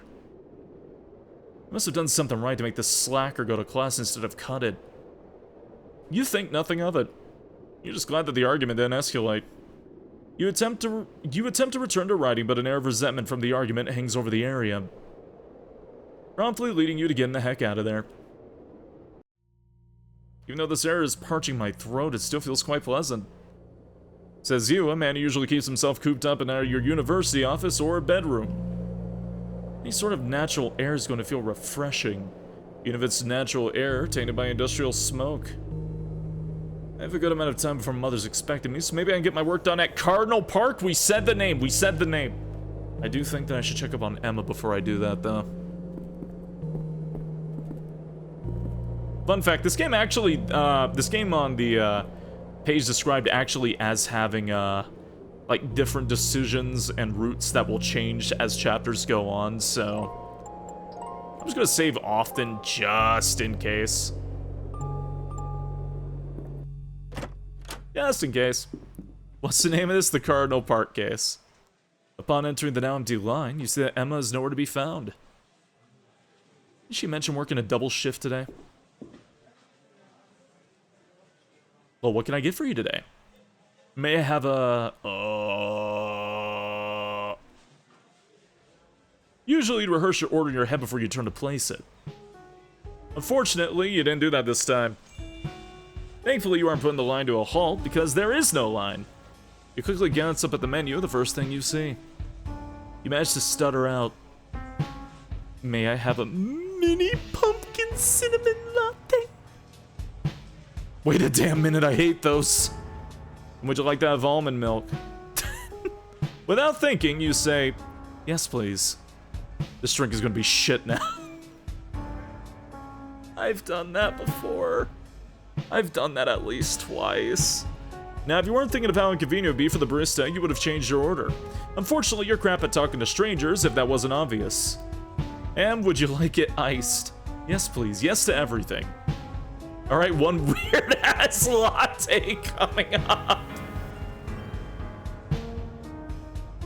Zinfandel Radio, thank you for the raid. I hope you're doing well. What the fuck, Oliver? Just say you want to change the damn thing. You know what? That doesn't matter. I'm already in too deep. Besides, I'm not really here for the drink. Hey, good evening. I hope your stream went well. Welcome, welcome. Excuse me, I have a question about one of your employees, Emma Greenwood. What, she in trouble or something? Oh, no, I'm a friend of hers. Do you happen to know where she is?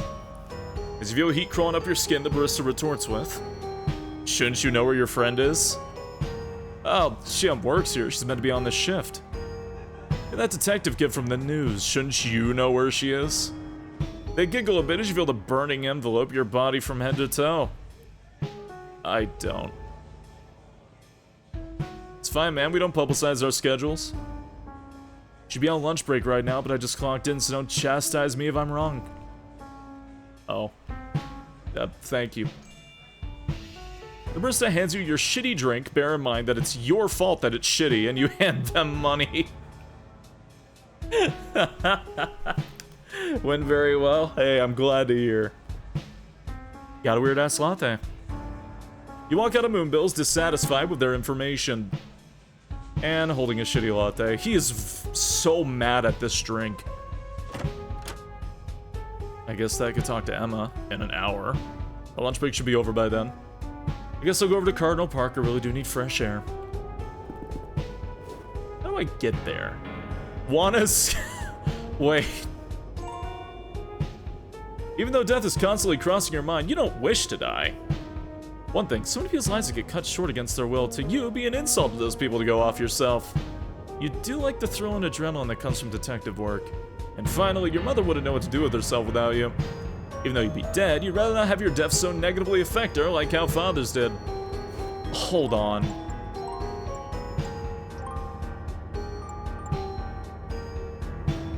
Damn it!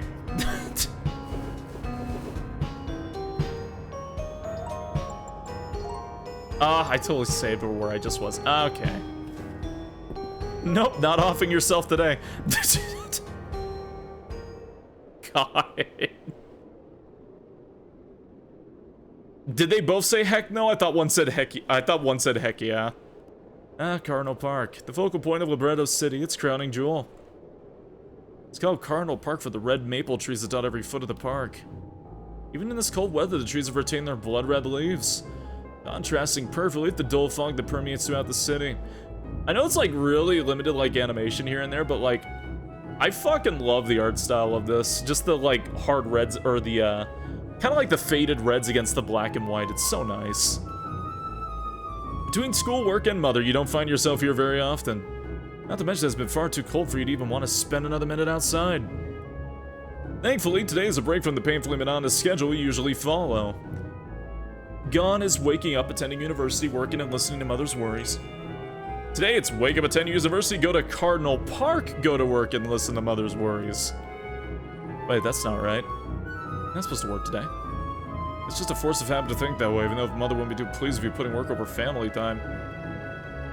As your gaze makes contact with the frozen river, you see people on the ice doing all sorts of stuff in spite of the warning sign. Included but not limited to jumping up and down, shoving a knife into the ice, playing basketball, and doing all sorts of stupid basketball.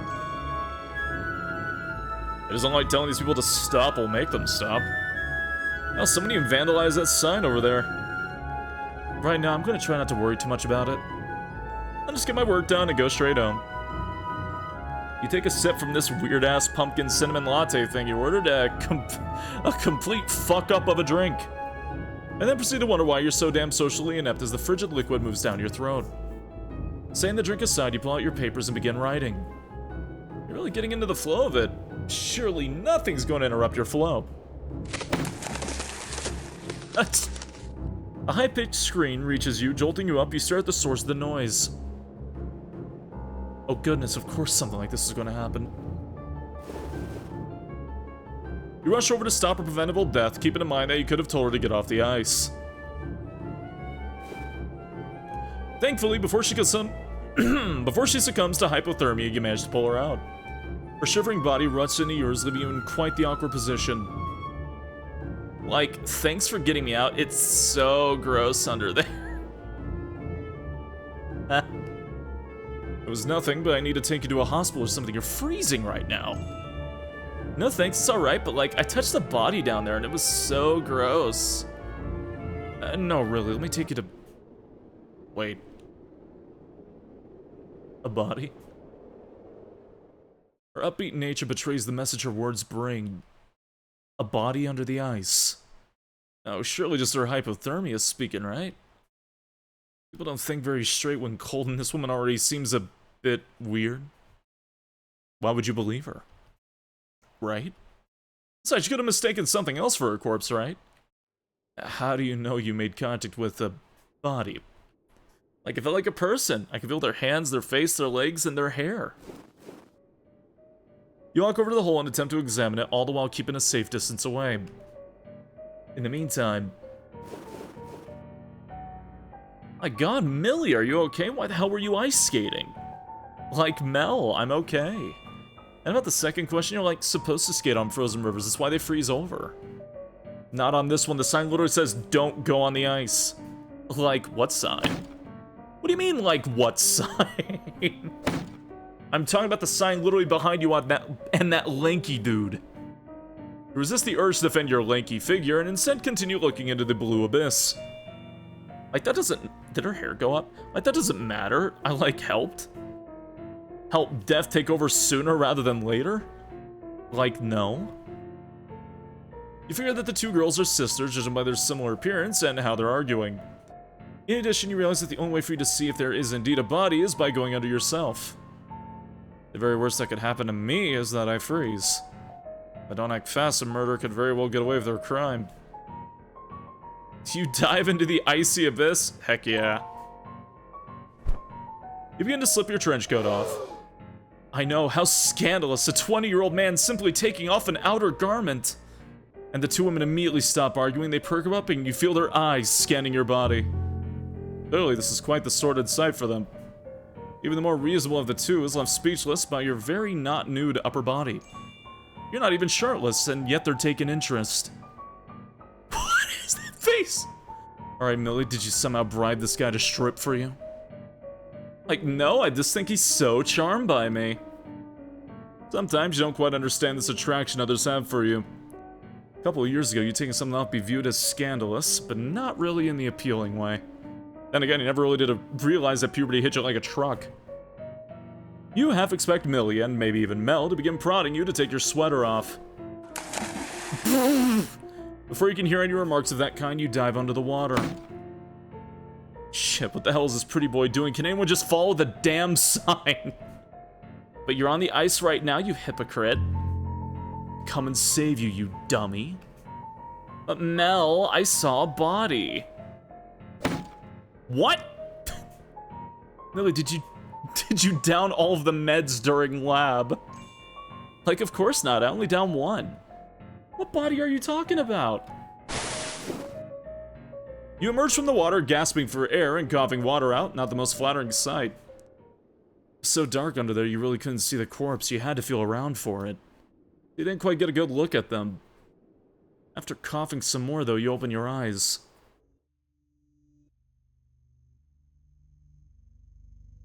You've seen a lot of gore while on the job. Eyes gouged out of their sockets, partially ripped out like water balloons, beating hearts ripped out of chests. Exposed intestines, bones contorted in ways they shouldn't be. Disgustingly pink brains staining rotting carpet. But somehow this... Her breast has been ripped off, exposing all the tissue to the air. You hate that you're comparing the tissue's appearance to a fucked up flower. Half of her face has been burnt off, the skin melting near where her remaining eye is. You can only imagine the pain of having such an intense fire burning so close to your eye. Her remaining eye reveals a glassy blank stare void of vivid color. That doesn't look like Emma, no. It tells you everything. You were too late. Is that Emma? You were too late to save her. She didn't have long hair, did she? This is the end of the chapter. Would you like to save here? Yeah. Huh.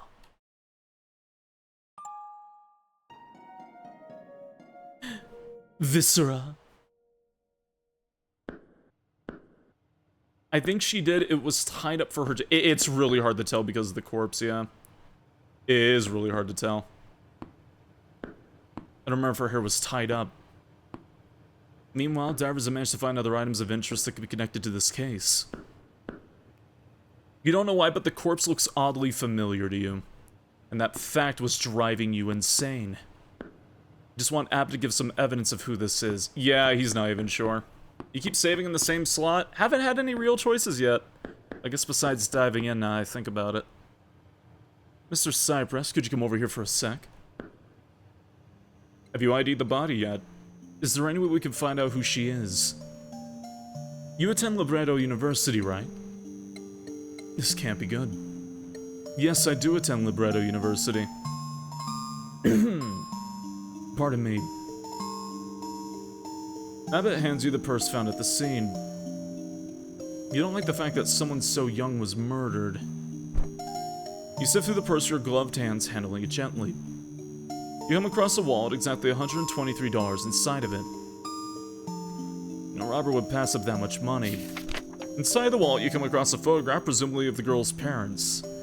Both of her parents have faces you can only describe as sweet. They don't look the kind of people who'd be targets for murder.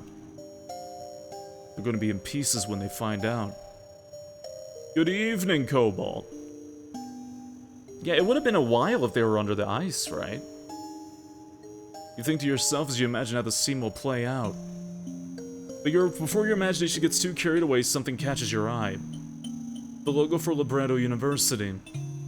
Her Libretto University ID. You pull the card out and... Huh. Your throat is beginning to close in.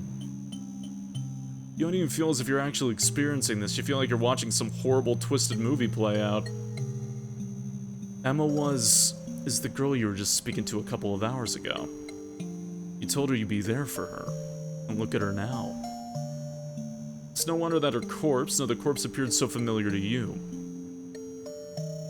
But how the fuck? You don't even realize that you're shaking as you hold her ID. Hey, you okay? You nod your head in silence. The good thing about this is the fact that you'll have an easier time solving this one. What makes you assume this will be easier? The fact that we attend the same university. Yeah, you'll have an easier time getting information about her. You restrain yourself from sobbing on the spot. Can't let her see that. Is the Emma we saw an imposter? It's making me wonder. Fine, you do have a point. I should be able to gather more information about the victim. Anyways, back to the report. She exclaims jovially, acting as if she has just performed a bunch of tests on a murdered college student. Honestly, I've got no clue what exactly killed her. That's concerning. You see, there's a lot of things that could have killed her. It's almost comical just how thorough the killer was. The girl was beaten, stabbed 43 times, burnt in several places, fed bleach, and obviously thrown in the Cardinal River. In addition, the perpetrator tried to saw her body apart. I feel like I'm gonna vomit just thinking about the order in which this torture played out. I can't tell if the killer decided to beat a dead horse or not. Yeah, it'd be bonus weird if that even was her as the barista, because her lunch was about within an hour span.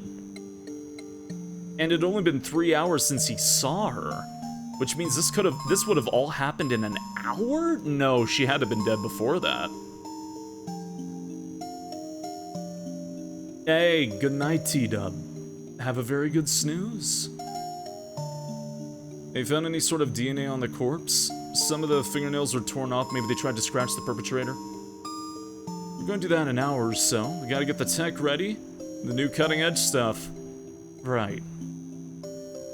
Look, kid, you look a lot paler than usual. You gotta get some rest in the office. You want to retort something snarky, especially since she called you kid. Still, you can't deny that she means well.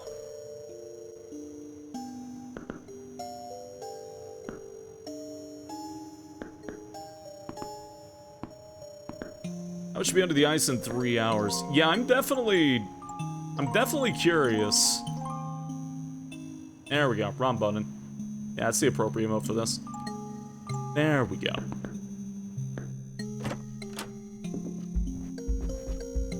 Babe. What's wrong with you? What exactly do you mean? You look like you've seen a ghost. I mean, I did just see the corpse of someone I knew. How'd they die? Don't give me that stabbing bullshit, that's just so normal for murders. You don't exactly see how there could be anything normal about a literal murder. You've always found this man to be a bit peculiar, to say the least.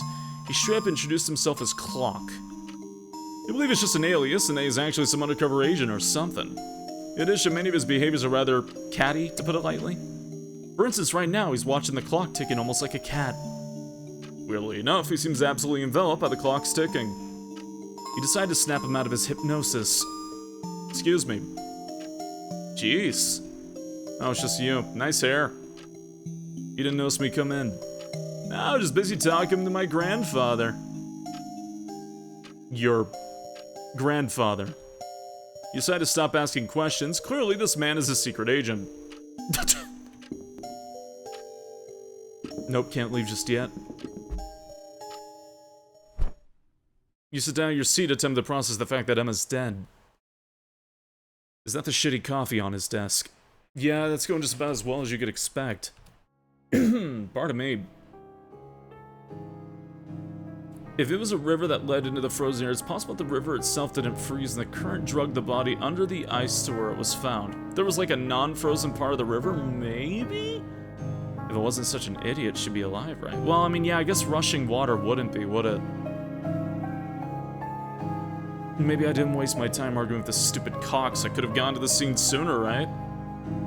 Continue bargaining in your mind over and over, wondering if Emma would be alive if you had done anything differently. The case is different from many of the ones you've covered in the past. In those cases, you could only intervene if it was impossible to actually save anyone. You'd still assign yourself the blame for not saving the poor victims, but at least you also knew it made no sense to blame yourself. So eventually, you'd be able to push that guilt to the back of your mind. This case, on the other hand, hits a little bit too close home for comfort. You bury your face in your arms. You know that everyone else will realize that you're crying like the little wuss you are. But at least you have the dignity to try and hide your ugly, sobbing face. Sorry, I'm just so choked up today. Don't know what my problem is. No one else should have to be affected by your stupid emotions. Hey, what's the matter? Without a thought, you respond in a blubbering tone. The girl is dead because of me. Maybe if I wasn't such a fucking jackass, I would have realized that leaving her alone was a recipe for disaster. So, a girl died before you could kiss her? What? You quickly wipe your tears to sleeve your swear and get up to be greeted with... Are you fucking kidding me? What the hell are you doing here? This is exactly what you needed. You need the sleazy to come to the office and listen that you have a breakdown over the death of the girl that he harassed. Great, just absolutely positively supercalifragilisticexpialidocious. Now, you're not usually one for throwing punches and kicks right now. You really want to make an exception to your anti-violence moral code. But no, you have to play nice. Aw, you miss me. You then hiss under your breath. What do I look like to you, your dog? Jeez, relax, man. Don't tell me relax, man, alright? Aren't you supposed to... Aren't you used to corpses or something? Not the corpses of people I know. Of corpses of girls you love. You're projecting your romantic feelings for her onto me. You know damn well you're losing your cool and he's having a blast watching your descent. Everyone here is so fucking desensitized. I mean, detectives, but Fine, just trying to help. You're doing everything but helping just by being here. I am helping! I just got called to help ID the girl. I already ID'd her. Haven't you heard of having multiple people corroborate a story? Yeah, I thought so, Mr. Famous Detective. For some very not obvious reason, you hate the idea of the sleazy, annoying Edward Cox being in the same room as Emma's, the victim's corpse. Well, Abbott's in the room with them. He wouldn't try anything with her in there, right? I know that he's immature, but at least take a murder seriously, right?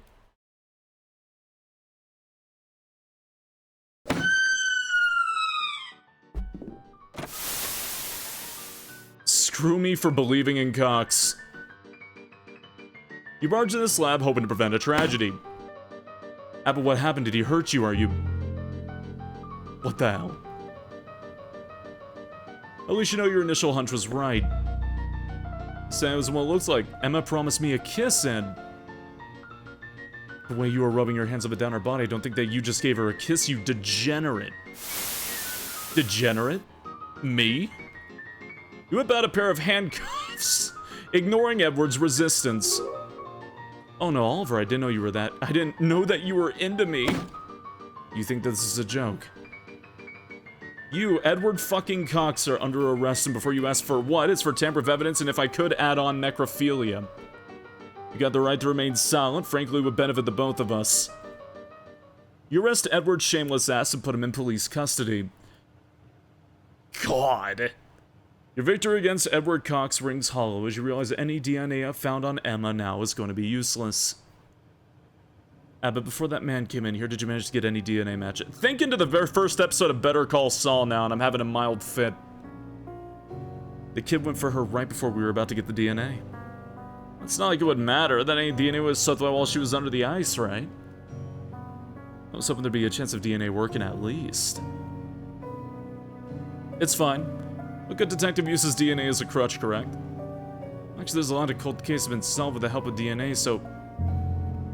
Not helping, Abbott. Not at all. You know what? I'll stop now.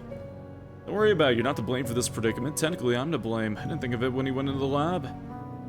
Be fair to yourself, though. We did call him in to ID the victim. The victim and him both go to Libretto University. Yeah. I have reason to believe that Cox might be a suspect in this case. Well, just like all the other cases, narrow down the suspect list, alright? Try to find every possible suspect. And if you can't find any reasonable suspects, just find the maniac who did it. Well, first off, do we have any clue where the victim was dumped from? It's a good starting point. Although we don't have any detectives here to survey the area. And the other detectives are already clocked out for the holidays, and I don't think that they'd care much about this case. This is like a law school detective thing, so he's not like a random student, but... Yeah, he's going to jail. So I guess we're going to be the main people working on this. He might be... If he's not just incredibly stupid and degenerate, he might be working with the criminal. In the case, I better get going right now. I don't want to stay out in Cardinal Park for too long.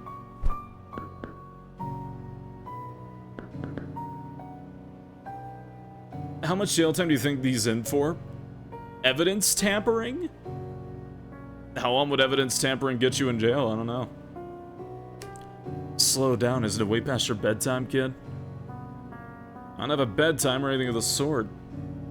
I'm an adult, for crying out loud. Are you sure it's a good idea to go out now of all times? No, the most likely time for serial killers to be out and about. If I do come across a serial killer, then I'll kill 2 birds with 1 stone. 2 birds with 1 stone. Get out of my head, get out of my head, get out of my head, get out of my head, get out of my head, get out of my head. I'll be able to arrest the serial killer and I'll find where Emma's body was dumped from.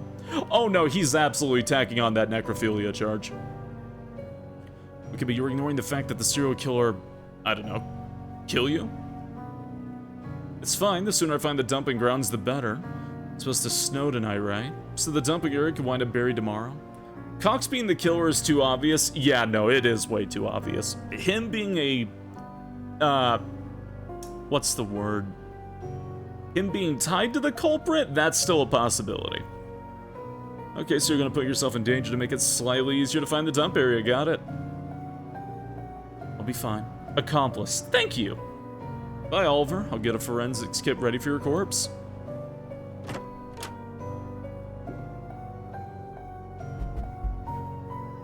This is the desk you usually find yourself sitting and working on cases. You find yourself spending so much time here that you decide to make it a teensy bit cozier by putting up a photo of your father. Many of your coworkers like to point out how similar you look to him. Mother also does the same thing. The only difference in you and father are your eyes. And potentially how messy your hair is compared to his. A bunch of law books.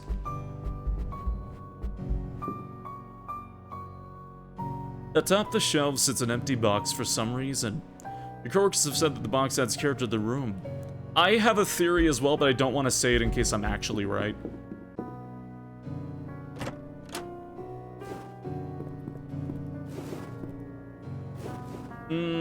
Okay. Oh. Do it? No. I'm just gonna say out loud a theory of what I think might be the culprit, because then if it's right, it'll yeah, I guess not indirectly spoil it, you know what I mean.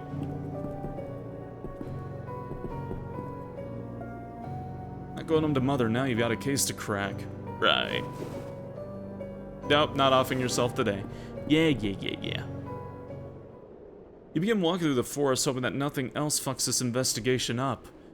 You really should be scared shitless right now, but you aren't. There's something eerily calm about being outside late at night with no one present.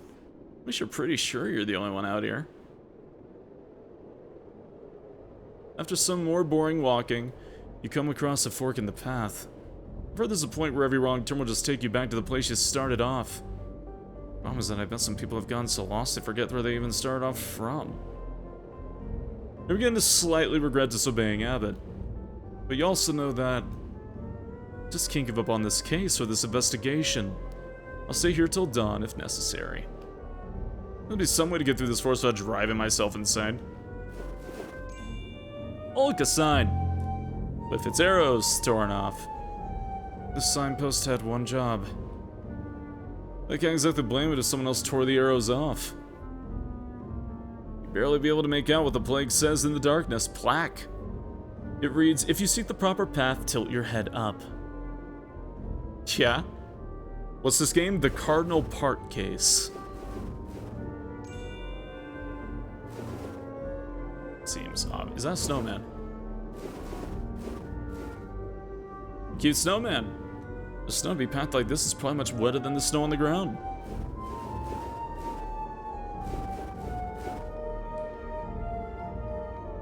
You two train through the forest. Yeah, okay, that makes sense. I had a feeling.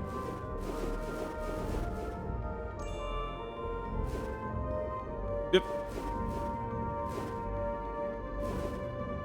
Dum, ba-dum. Hey, good night, goodies. This one? A large log? You can't climb over this. Why can't you climb over this? Oh, axe. You've got no clue who could be chopping trees here, but it's pretty convenient since now you'll be able to chop those logs up. Use what little strength you have to pull the axe out. Yeah? You finally managed to get an axe out, though your arms burn with pain as you carry the axe.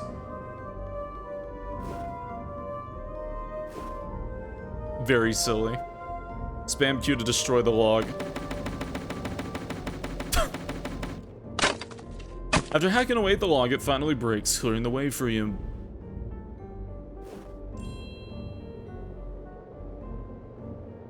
Shit, how'd that wood catch fire?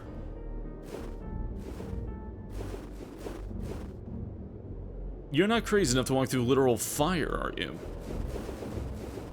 Wet snowman? The cute snowman. I think I've got an idea.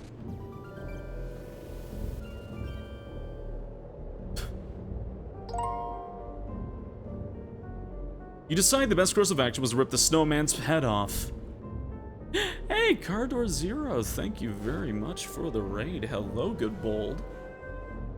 How you be doing? Wiser 2 now. Your streams basically, hey, no worries. I hope your work goes well. Good grades. I hope you sleep well when you do. Ugh, take care. Take care, take care. Getting to take the snowman's head off.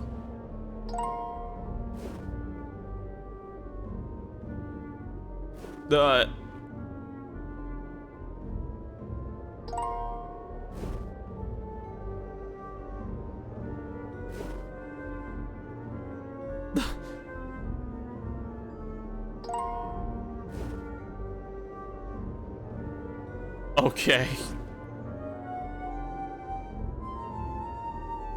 5, 6, 6. Oh, good bold who has graced me on this day. I hope everything's going well for you. At least a good XP farming spot, yeah?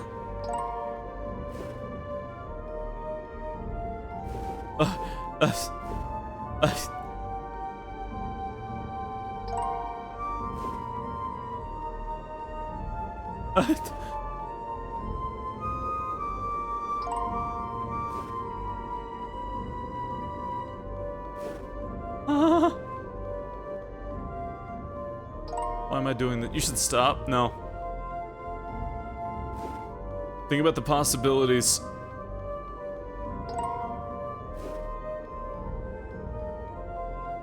I had to try eating a deer, but then it ate me.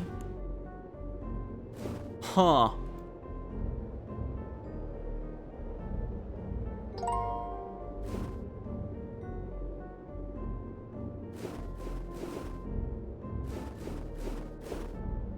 Why? I'm gonna get jump scared? What?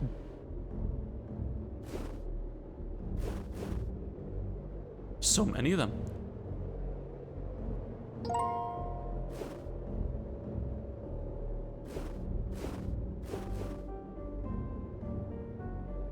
Hey, good morning, noisy one. You could probably stop at any time.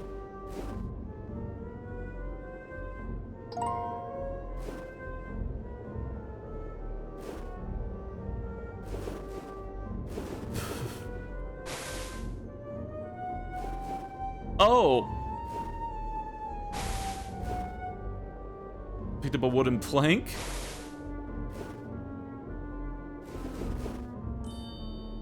I know there's one more. You continue walking through the forest, making sure to keep a fast pace. Oh. Oh, that's not ideal. This seems to be a place you're looking for. The blood in the hole in the ice should make that pretty damn obvious. A chill climbs up your spine as you recognize the clothing on the ground. This is a Moonbill's uniform. Upon looking inside the uniform, you find that tag confirms your suspicion that this is Emma's uniform. So this is it then. The area Emma was dumped from. You begin snapping photos of the scene and taking notes about it, making sure to be as thorough as possible. Just you're getting into it, however, you notice a reflection in the camera lens that isn't yours. On pure instinct, you turn around and put your right hand in your coat pocket, pepper spray in hand. You're ready your shaking body to come face to face with a serial killer. However... Mother? Her short, innocuous stature contradicts the aura around her. Clearly, she's not happy with you. What on earth are you doing here? I should be asking you that question. What are you doing with that barista uniform? You didn't come out here to date behind my back, did you? Of course not. I'm working on a case right now. Gosh, not the dating stuff again. You get why she gets against you dating, after all. It will distract you from what really matters. You don't get why whenever you so much as breathe behind her back, that's the first thing her mind jumps to. Ollie, do promises mean nothing to you? You said you'd come home, and then I'd have you all to myself. What happened to that promise? Why are you still out here? This case just landed on me today, and since there's almost no one at the office, I have to solve it. And what's the rush in solving this case? Someone important die, or did you take personal interest? Her words scathe your mind. You can't shake the feeling that she knows the latter option is true.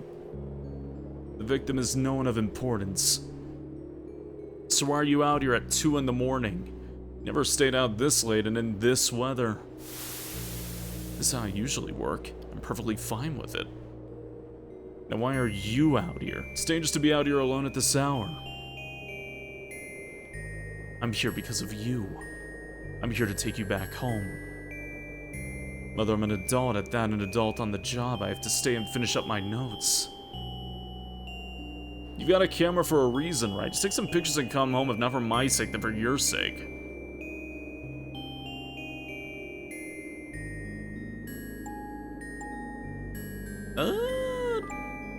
Oh, shit. What'd I pick? No, wait! I hit the wrong fucking button? Oh, shit. You look around trying to make sure there isn't anything else important. You then snap as many photos as you can, all under Mother's watchful gaze. Then the two of you return home. I tried to hit, like, escape to pull up a menu, but that, like, grabbed the other option. Well, going with Mom, I guess. After the long night of investigating, you should probably get some rest. Load that save you so consciously made. No, we roll with it. We roll with the punches. Hey. Sweetie, you really should be going to bed right now.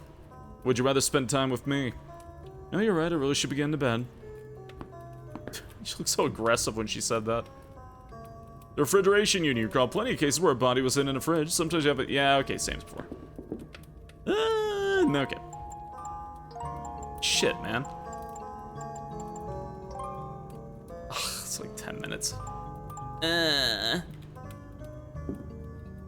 Whenever you look at the stairs of the basement, you remind of that case. Yeah, okay, yeah. Corpse in the basement. Yeah, I'm gonna.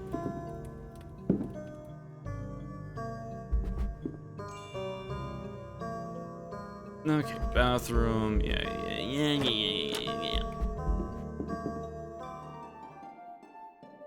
You fall asleep very quickly within less than an hour at that. Usually you have much more trouble falling and staying asleep. After such an exhausting day, you really need the rest. Where is he? Hi, Mom. What are you doing? Waiting. We bake cookies together. I think it's really fun. Does he have contact lenses now? Those big fucking nerdy glasses? Could Dad join us? It's more fun when it's all of us. Ollie, you know the answer to that question. I was waiting for your father to come home. So he's working on detective stuff. Oh, is this when he died? Yeah, that's why he's not here with you and me. You know the stuff he's working on? It's fun hearing about that. I only like hearing the glamorous stuff about saving people. He never tells you about the stuff that really matters. Fine then, you want me to tell you about the case he's working on? Oh, so she's had neglect issues since... yeah, since her husband. Yes, please. She just moved a resentment of his father being away from her onto her son. Yeah. Do you remember Miss Barrett? Yeah, that kind lady comes over to read with me. She hasn't been here in a while. Mother's voice takes on a slightly agitated tone. Do you know why she hasn't been here? She's dead. She just had to go and get herself killed. Do you want to know what she's doing right now? Dead people can still do things to those alive. Horrible, awful things. That bitch is taking father away from me. She tried to do it when she was alive, and she's doing it again. Which is why father isn't here at home with us. Because she went and got herself beaten, stabbed, burnt, fed bleach, and thrown in the Cardinal River. I bet she got herself killed like that on purpose. The more of a spectacle she makes out of it, the more Asher will stay away from us. Why would someone kill like Miss Barrett? She was so nice to us. The world's a shitty place, but the one saving grace is karma. Wow, that's all the exact same things that just happened again. Yeah. You might have thought that Miss Barrett was undeserving of murder, but I think that karma just came up to her. Ugh. Good morning, Oliver Cypress. The day that awaits you is another day of detective stuff. You get out of bed and comb your fluffy hair with your fingers. It's been a while since I've had that dream. Dreams are important right now. I need to figure out how I'm going to carry out this investigation. Maybe I should start by finding out where Emma lives. Her parents should be the first people to know about her. It doesn't sound like his mom is doing so hot, to put it lightly. And maybe she hasn't for a bit of a long time.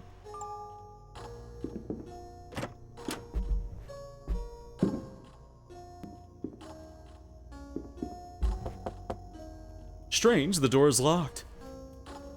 Goodness. Goodness, his mother locked the door again. On weekends, Mother has this nasty habit of locking the front door with the padlock. Okay, alright.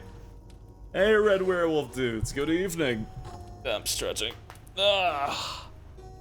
With the padlock.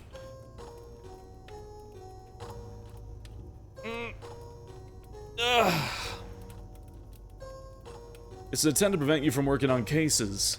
Given the origin of this case, you should probably try to find the front door key.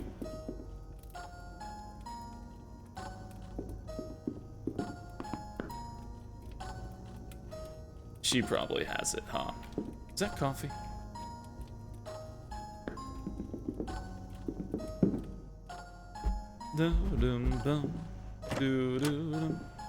Hey, Mom.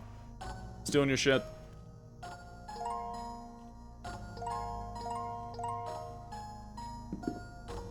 Mother's jewelry. Missing an earring.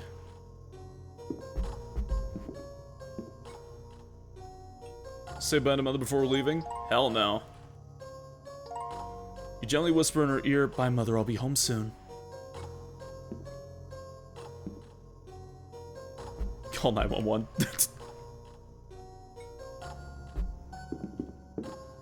Yep, she said she was missing an earring. She was hanging out with two dudes.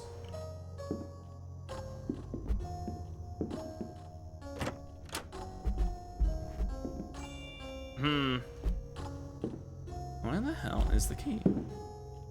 Two formerly alive dudes, you think? Said it was the best night of our life since he was born. You have way too many for two people due to how windy it can be in the city. Umbrellas. Simple stove and oven mitt. When you look at this, you're reminded of two things. The fun times you used to have with Mother helping her bake cookies. And the less glamorous of the options, the times when you found a severed head in an oven while on the job. A baked severed head, at that. At the very least, the cannibals bothered cooking the head before eating it. But it was still disturbing as hell. At least they cook their food. Very simple sink. Sink that has been used to clean the blood off a knife. Get some water from here, but you need something to hold it with. Emergency coffee cup, you could probably put water in here or something. Alright. You turn the sink on and fill the empty coffee cup with water.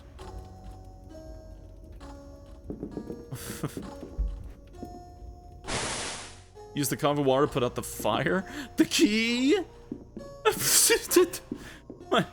What Silent Hill labyrinthian ass home do you live in? I love it. Where do you wish to go? That's a good fucking question.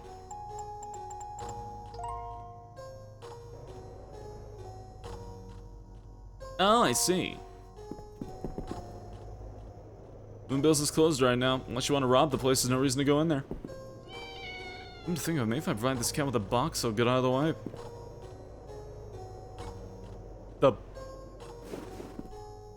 I have a dumb theory.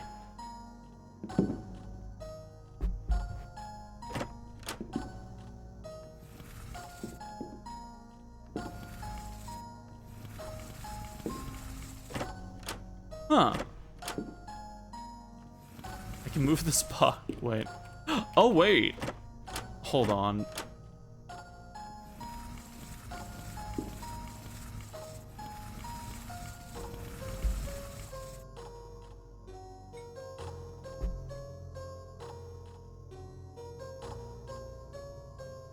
Huh. Well, my theory was I could use this box to step up and then grab the box that's on there.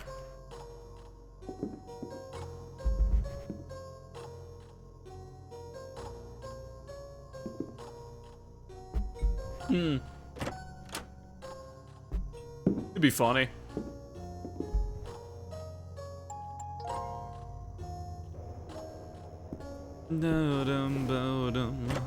Actually, I wonder, what was the, Oh, right, yeah, okay. Understood. A simple space here. You find yourself in the office, how often you decide to make it a bit cozier here. He looks to be sleeping, I better not disturb him. Just like... See, okay, is that another box? Gonna get that one. A crowbar. At some point, this is evidence for a case. However, nowadays your coworkers like to chase each other around with this. Pouring the ammo dry blood at each other. What's wrong with you? Exactly what do you mean? Look like you've seen a ghost. Oh, it's same dialogue. Take this. No, no, no.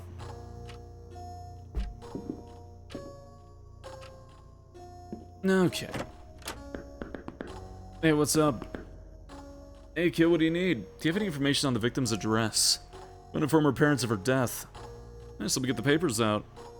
Here you go. Abbott hands you a sheet of paper with Emma's address printed on it. Thank you, Abbott. Should probably head back home now. Need to change into something more suitable for breaking the news. You take that box, I feel? You think? I tried.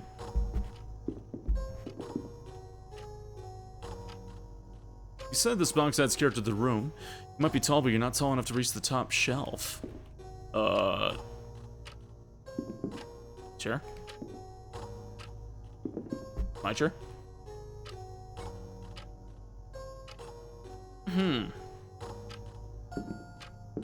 Okay. This is silly.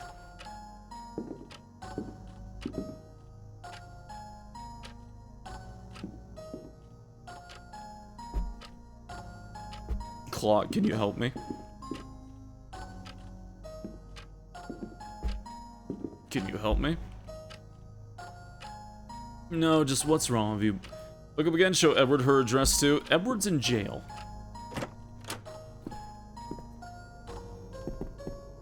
Okay.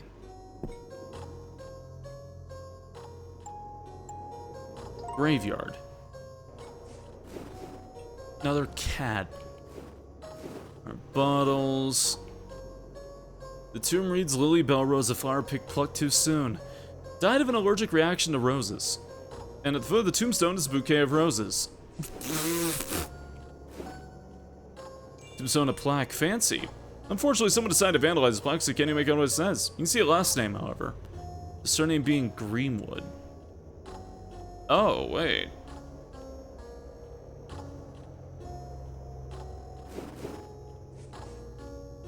That the name of the place I'm going to right now. Shit. You need to change into something more suitable for telling the parents that Emma's dead. Not to mention you also need flowers. Yeah? Can I go steal those roses? Ugh. You changed to something a little bit more suitable for breaking the news of a death. Alright, this outfit should be fine. What did he change? Did he just change from like green to black? Was that it? Does he have the same fucking jacket? He just put on a black one? Can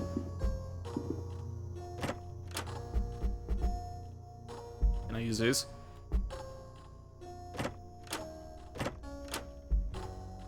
The pot of flowers sits on the table.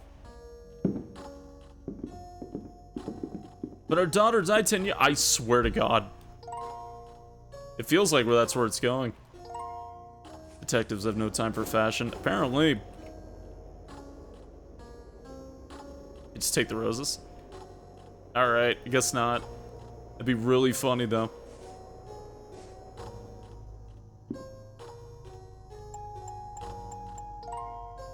Nope, you need to get flowers. I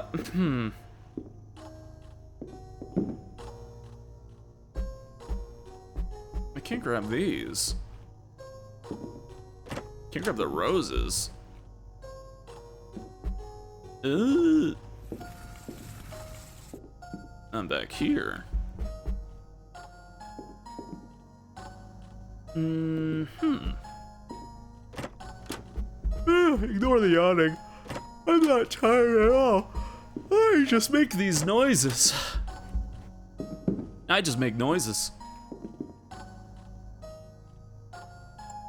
Click on the roses, not on it. Oh, yeah. Benson's getting late. Oh, good night, Tyson.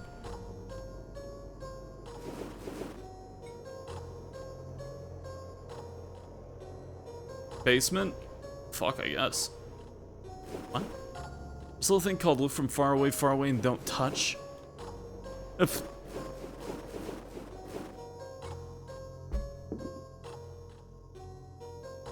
nope. Still thinking about dead kids. Anything in the refrigeration unit? On table? Coffee and don't. Oh, that sounds so nice though.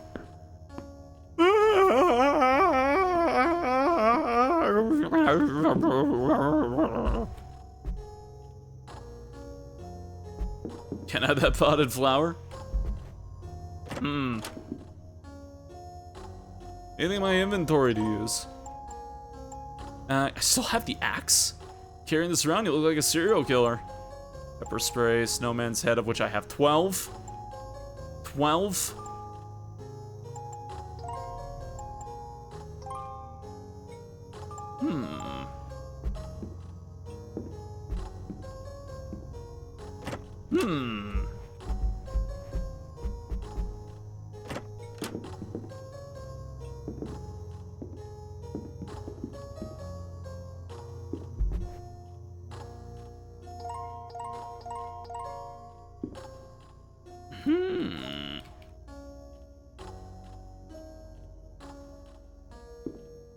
My jacket's suddenly gone. I need flowers. I can't grab the bouquet of roses. I can't grab the two up there. I can't grab the pot flower over there.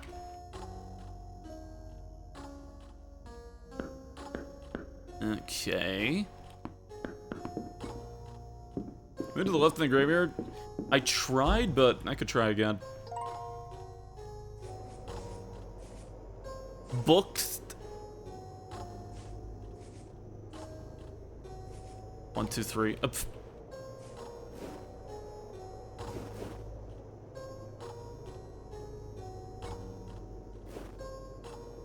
Huh. Oh, hey, figure this out. Got right as you said it, actually, little log. Okay, got him. You walk over the address that Abbott gave you. For better or for worse, the Greenwoods don't live too far from your home. Still, though, you have to walk quite a good distance through the cold, empty streets. You take your sweet time walking there, foreboding feeling forcing your head down. This is almost always the worst part of carrying on an investigation. Now you already felt uneasy about Emma's death, you figured that'd be the best to get this out of the way. That is the amount of money she had. Finally, you reach the Greenwood home. Is anyone home? It seems as though there's no one home. That comes out of your mouth much more blissfully than you wanted. Usually you'd be slightly on edge if the victim's family wasn't present. I guess that just like everything else about this case, it's different from what you're used to. Oh great, looks as though you aren't getting away from informing the parents. Oh, are you Miss Greenwood? Yes, and you are. Oliver Cypress. I'm here because I have to tell you something about your daughter. The woman before you stands speechless. Oh my gosh! Yeah, that sweet boy my baby has been telling me about. What? Oh hell no. Poor woman has her hopes up so high and you're gonna absolutely destroy them like the scumbag you are. You found my daughter, right? She told me what a great detective you are. Technically you did find her daughter. However, you don't know if she'd be too happy about hearing that you found her dead instead of alive. Well, please do come in, I'll get you some coffee. Thank you for the offer, but coffee's really not necessary. Miss Greenwood escorts you inside the little home. Please do make yourself at home. Thank you. Don't just stand there, tell her that her kid is dead, and then expect her to tell you everything about Emma.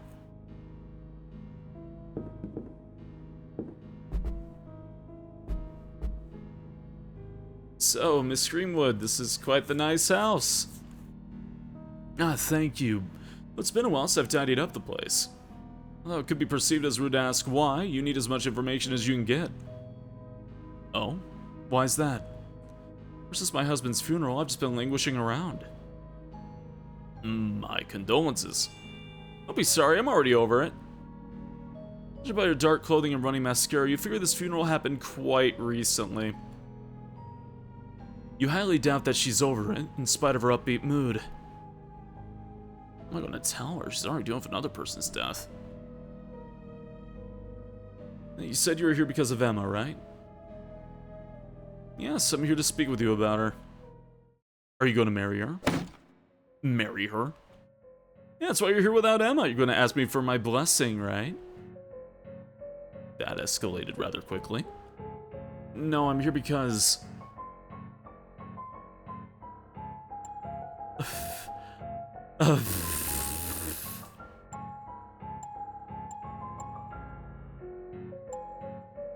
There's something important I need to tell you.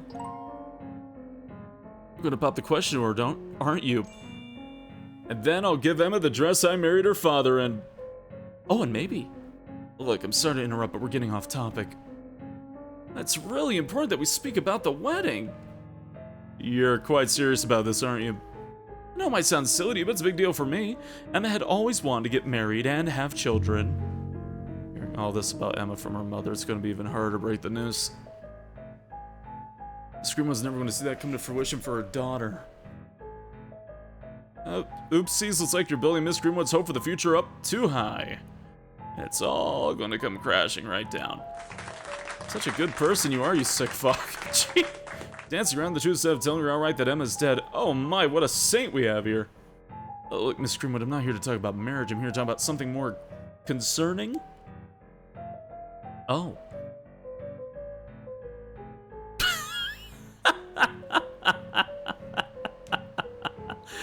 Well, surely it can't be that bad. Worst you could tell me is that she's dead.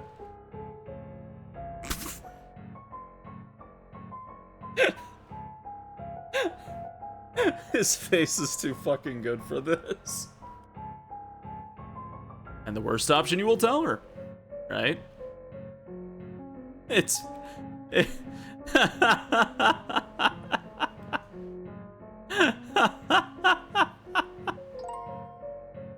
Frozen with a sense of blood-curdling guilt, your mouth stays shut.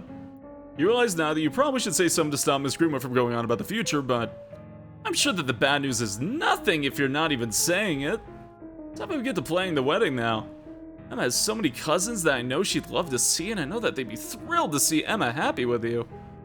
You wonder how and why Miss Greenwood is going on about Emma potentially marrying you, especially after her own husband's death. Aw, you look so uncomfortable. Am I coming across a bit too strong? I know to you it's silly for me to be going on about a wedding. Personally, though, I find it to be a lovely thing to focus my energy on, that's all. Well, now there's officially no way to talk about feeling like a massive piece of shit. Emma's dead, Miss Greenwood.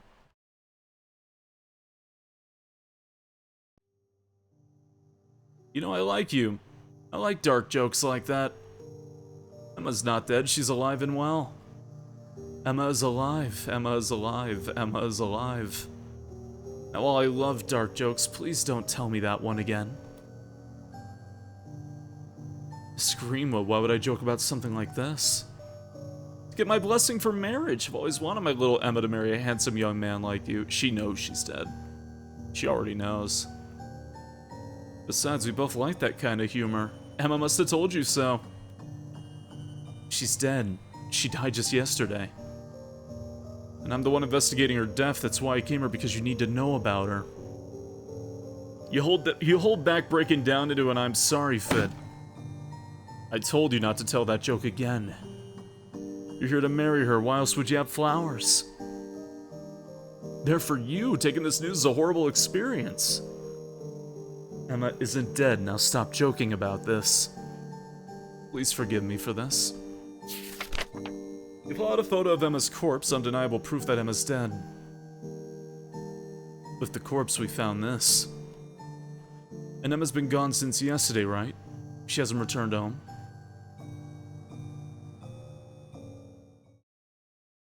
No. This is all an elaborate lie, right? It's all one of those lies detectives tell, right? God, the way the colors fade in this game. You lie all the time, right? You're lying, right? You're lying, right? You're lying, right? Right? Your quivering lips tell her everything. The screamer throws herself at you, hitting you with a shaky arm. First my husband, now my baby. I didn't get to say goodbye to her. She left early yesterday and I was sleeping. I didn't get to see her face before she... The Screamwood's cries attack your mind. She tries to hit you with her limp arms. You know that you can't join her in crying. If you begin to break down too, it wouldn't be very reassuring to her. She's dead because of you. You didn't protect her. And now you're here offering condolences that I'm supposed to take and be fine with. Why can't you people prevent this kind of stuff? Why do you bend over backwards for somebody who jack shit for those like my husband, like my baby? Don't you get it? I have nothing now. They were everything and now they're gone. Why did it have to be my baby girl? As much as you hate comparing yourself to the victims in these cases, in this crying woman you see a young child. The young child does everything to appease both a dead father and a mother who's dealing with it. You don't like admitting it, but you're not fully over it even after a decade.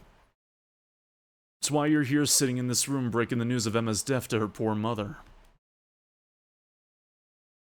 After the better chunk of an hour, Miss Greenwood composes herself, somehow. Over the course of that hour, all that you could do was stoically watch as she buried her face in your arms. Miss Greenwood stutters with despair in her voice. Oliver, why would someone kill her? That's what I'm trying to piece together. You knew her so much better than I did, so I figured that might be able to tell me. I get why you might be reluctant to speak on the matter. And I understand why you wouldn't be interested in helping me. When people die, our minds tend to erase all the negativity surrounding them. No matter how significant their misdeeds, it's what humans do. Especially those close to the dead. You can only imagine the emotions that would run through Miss Greenwood if you attempt to get her to speak ill of Emma. Oliver, there's no one who'd want to kill her, let alone hurt her that horribly. The body was mangled so terribly I didn't even have to see her as Emma. So I believe that this was a personal attack. How much money did Emma usually carry around? The last time Emma told me how much she had, she said that she had $128. Why do you ask? Her body was found with $123, with $5 being spent at her barista job. So the perpetrator was concerned with robbing Emma. In every robbery case I've seen, the victim was left penniless. This murder was personal, I'll bet, judging by how much was done to her. So, you're saying that the murderer is someone we know? Definitely could be. But there's always the chance that this is the work of a serial killer. Right, she spent her hard-earned money on the diet soda. Right, it was $5. Holy shit. I'm sorry, but I can't think of anyone close enough of us to do this. Which means that confirms Emma was dead on that day, regardless. Even though it seems a little bit obvious now, I feel like that's 100% confirmation Emma did die that day. If she had $128 and spent $5 of it on the job for that one customer, and was found with $123, then she had to have been killed sometime between the 3 hours of her leaving her job. Or the 3 hours of him seeing her. Which means she was probably killed when she went on break within that hour time frame. All of her family lives across the ocean, so we only see them every now and then. Didn't Oliver tell her to keep the change from the $10 bill, though?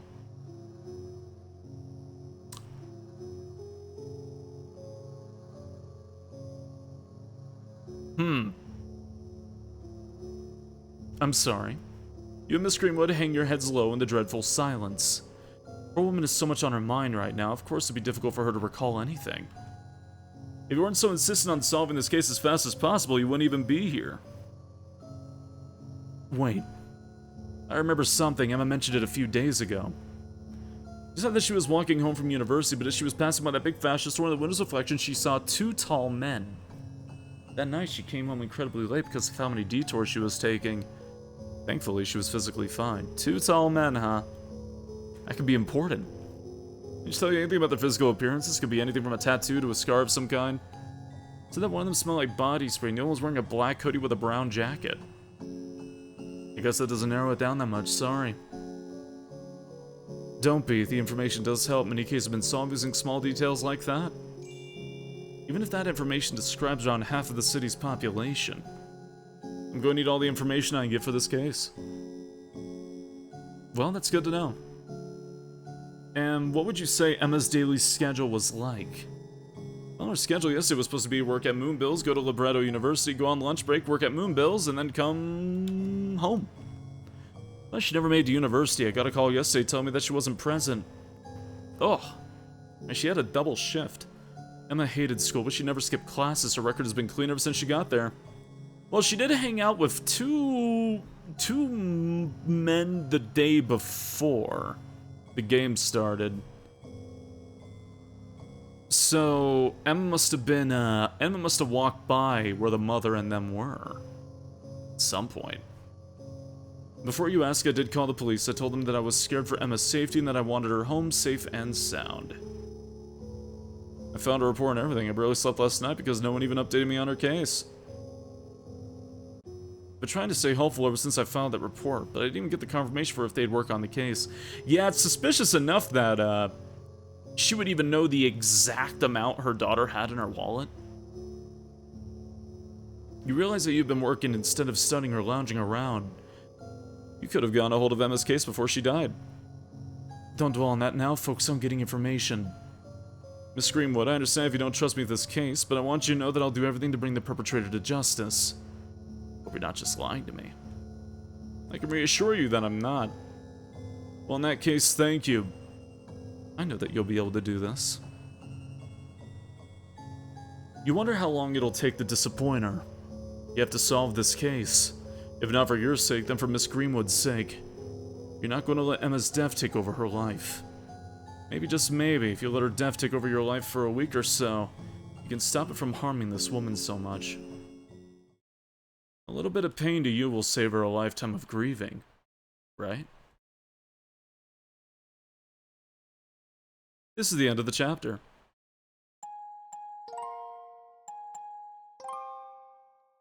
I wonder. Huh. So it is finished. I was looking on the page and I wasn't sure if Chapter 3 was actually finished for this game, but, well, shit, here we go. Abadar provide you with a bunch of documents and photos to supplement your own information. You spend the entire day trying to figure stuff out, from what exact chainsaw was used to attempt to saw Emma's arm, to the type of body bag she must have been put in. In fact, you spend so much time on this stuff that you don't even realize that it's the next day. You're so preoccupied with convoluted case stuff, you don't even notice your poor mother enter the room. Ollie, stop working on that. Mother, this is... No, I want you to explain to me why the hell the padlock isn't on the door. Mother, I have to work on this case. This is my line of work. I don't care about your line of work if it means that you stop caring about me. How's working on this case going to stop me from loving you? It already is. Are you unable to see that I do love you? Show me that you love me. Haven't you already shown her that love so many times? This is going to be enough for her. Drop this case and leave it for someone else to handle. I'm the only detective president willing to work on this case, Mother. If I don't do it, who will? Excuses, excuses. Why are you so damn obsessed with this case? What about this case makes you prefer spending time over keeping your promise with me? Yeah, like, she's definitely toxic, but at the same time, it's like... I get it. You don't understand, Mother. The victim was someone I knew. You know, one of your father's cases was exactly like this one. Miss Barrett's? Yes, it was. Remember how the perpetrator was never found? How your father spent so much time away from us for no reason? How much it hurt us? You're doing that to me right now, Oliver. You're obsessing over the dead so much that I might as well be a pebble to you, right? Would you love me more if I died? This isn't the first time you've thought. Mother isn't going to do anything to herself, is she? One of these days, Oliver. One of us is going to get hurt. And I think that at the rate you're going at it right now, you're going to hurt yourself more than either of us could ever imagine. Her words loop over and over and over in the back of your head, in the back of your mind. Something about them is off to you. Mother's never been this insistent on keeping you away from a case. For now, at least, you disregard these thoughts, brushing them off as irrelevant. Instead, you focus your mind on getting to the bottom of this case. Probably because that's how your dad died, huh? Based on what I know so far, Emma was murdered before reaching Libretto University. And based on what Miss Greenwood said, Emma was probably on her way to class when she... So maybe I should start by searching the alleyway? It's the most discreet place for a murder to occur. Alright. Save again. Oh, hey, there's more save files. I didn't even notice. Oh, that's helpful. Okay. Feline? I love this kept whining for a while. Yeah, I'm actually really interested in this. Right, I need to get the box for the cat. Or not? How can I find you a box?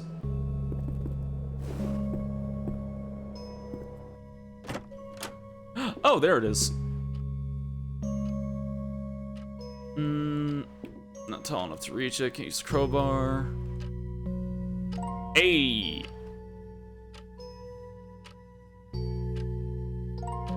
Use the crowbar to push the box off the top shelf.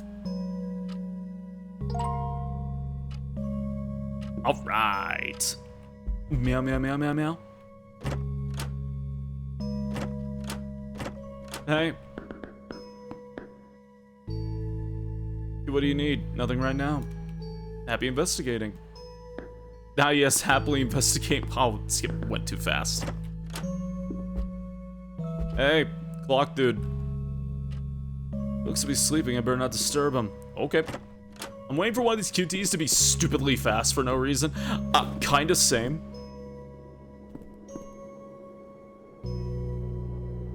Okay. There's a couple of detectives doing a questionable job at surveying the area.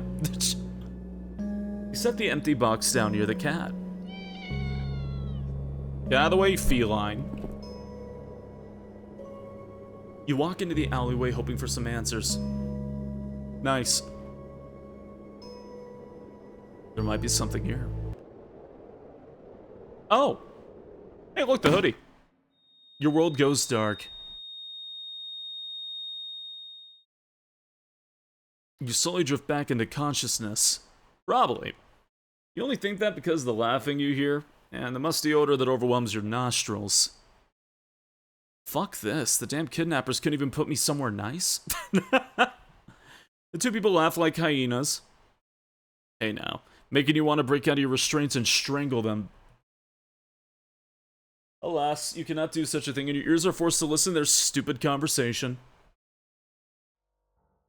You know, you should have tied this guy up a bit more. Wouldn't allow him to weasel his way out. And not wasting rope on a wimp. He's probably not even going to be able to get out of that little bit of rope. Hyena slander? It's heartbreaking. Soul-crushing. How do you know he's a wimp? He's not a detective kid. I don't think he'd ever have much time for hitting the gym. I brought him here for your kind information, and my god, he weighs as much as my damn cat. When I saw him, that was the right... I didn't think it was the right person at first. The client said tall, dark, and handsome, right? Sure, the kid's tall and dark, but I'd say he's more pretty than handsome. I'm not fucking pretty. Why the hell does everyone think that I'm a pretty boy or whatever? So what do we do with him? We beat him, stab him, burn him, feed him bleach, and throw him in the Cardinal River like with that last bitch? No, fuck, that shit was done to Emma.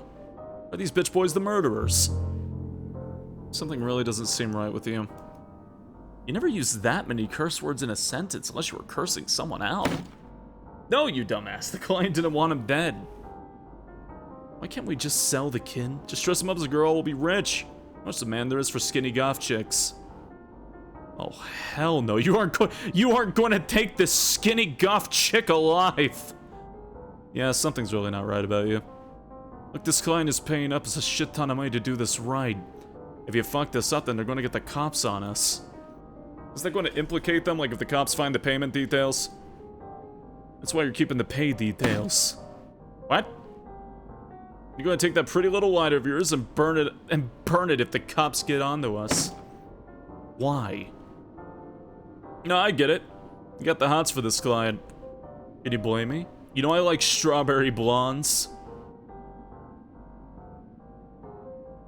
Now, if only I knew a strawberry blonde in this game, in a game where almost everybody... Personally, I think that you'd like it. I personally think you'd also like it if we got her to join us. Yeah, right, you want me to get rid of this so that your high school crush isn't implicated? That makes it look better for us. If they find the pay details, they're gonna realize that we're mercenaries, then they'll investigate even further. Oh. Little do they realize that you, a detective, aka law enforcement, are listening to their entire damn conversation. You know, sometimes I don't even know why I work with you. You're as dumb as stone. Ah, you know you love it. Come on, man, let's go to bed. This kid's gonna go anywhere.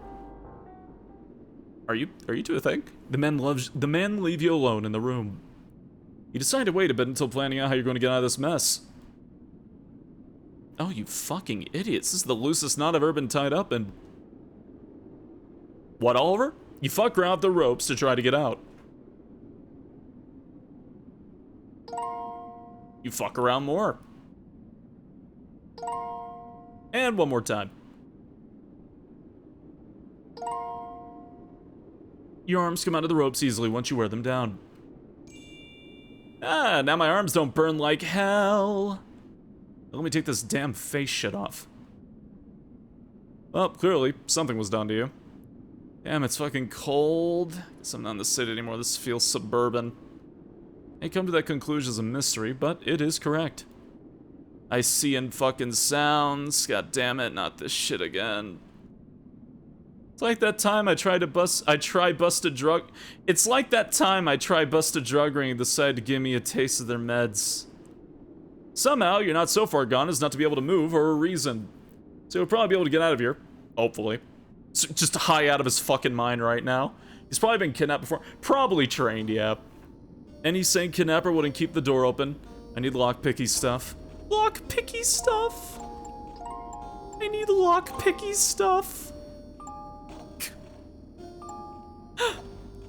He's a detective in training. He's a university student he's a detective university student.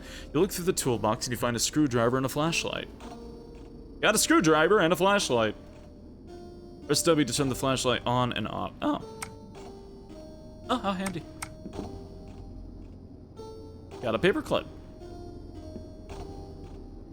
Yeah, no, I kind of love Oliver's dialogue. In training isn't very accurate since he's apparently solved a lot of murder cases. He was apparently on TV, so he's like I think he's like considered like a child prodigy or a young prodigy. He probably worked with superiors or works with superiors normally. But considering this is like a close to him town thing, he's probably more free. Why the fuck is there an empty coffee cup in here? Got a paperclip. Got a paperclip. Got a paperclip. Got a paperclip. He's Conan. He's Conan after growing up. Yeah, like that's ever gonna happen. How long has he been a kid? Technically only a year or something like that. Like the two Detective Prince from Persona. You know, honestly, my brain's going to Conan. Got a paperclip. He's like reverted back to like high school age a few times. I think, what was it? Like a drug? Or I know when he gets shit-faced. I know if he absolutely gets shit-faced, he'll turn back into a high school student. He'll like turn back 17 again. And I know if there's like a hill or something? I forgot what it was. There were moments where he temporarily turned back into 17. You don't need to steal every bit of kidnapper stationery, but what if I need it? It was a drug combined with a certain kind of booze. God, I haven't seen that show it's so good, though. It's so good. Like, that show's fantastic. It's just... You gotta suspend your disbelief a little bit in the fact that that is probably the most crime-ridden fucking city known to man. Known to the history of existence. If you think about how the fact the entire series takes place in, like, 10 months or some shit. You begin to pick the lock. If you fail to do so, the paperclip will break and you have to try again with another one. How crazy. That was like the easiest QT on the planet. When is one just going to fly across the screen and just lead me to die? I'm saving after I got all those paper clips.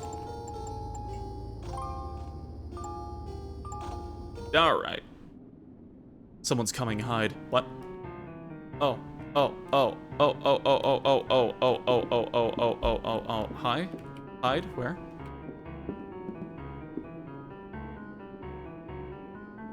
I think fatally glimmers in the sink strain. Ah, get it!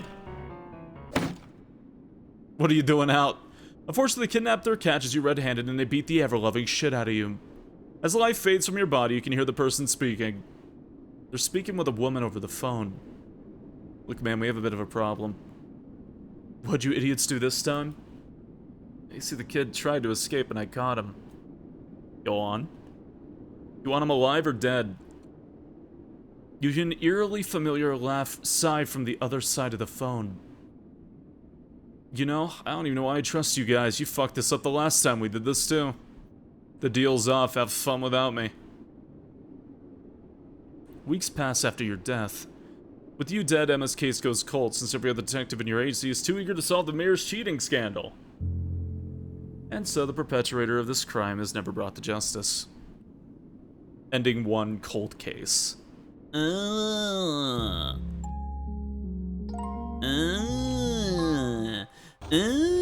Okay.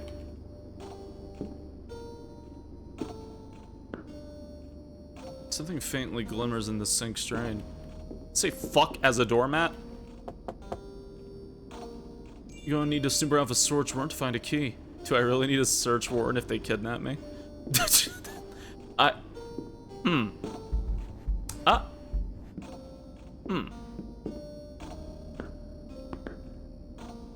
Pretty sure there's a head inside here. At least as the least of your concerns now. No, on the fridge says, put the fucking plates away, god damn it. You pour, oh, got a coffee cup of water. You use the water from the empty cup to put the fire out. Look inside the oven, and in it is a key! What is up with people baking keys? An axe stuck in a tree stump. Use what little strength you have to pull the axe out. Oh, take care, noisy one. Have a good night. You finally manage to get the axe out, though your arms burn with pain as you carry the axe. God, he really is like a stick, isn't he? They said he was lanky and tall, so... A garbage bag stuff of rotting food and dirt, exactly where you belong. But there's something in the sink? I don't want to leave that behind. The door unlocks before your very eyes. A sewing kit. Aha, this could come in handy, somewhere.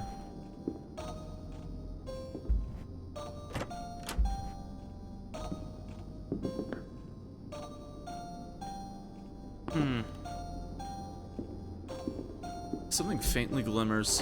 What is this? The Cardinal part case. The drawer is locked for some reason. You need an itty-bitty key to open this. Itty-bitty key, huh? Small closet per for your small, lanky body to fit in. There is the whole I was knocked out and drugged thing, too. It's just part of it. Oh, okay. I obtained the plate. Oh, hell no, don't look in the freaking toilet. No one's crazy enough to hide stuff in there. Yeah? TV is playing a movie called How to Hook Up with Your High School Sweetheart. The table, you could hide here. Has Oliver arrested his mom yet? No. Okay. And down here. More paper clips.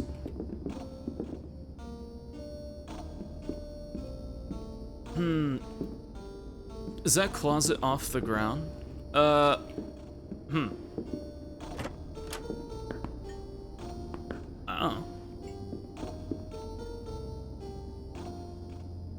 Empty oven with no heads inside of it. Good! These idiots aren't cannibals. Pour some water into the empty coffin cup. Why did I take all these?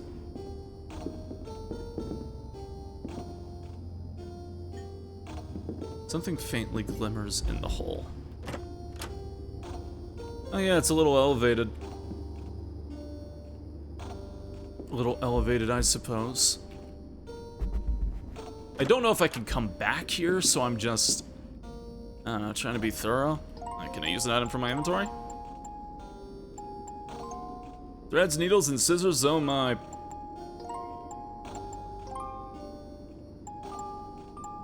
Okay. A locked door. We're gonna need to soup around without a search warrant to find the key. So the key I have doesn't work? Really?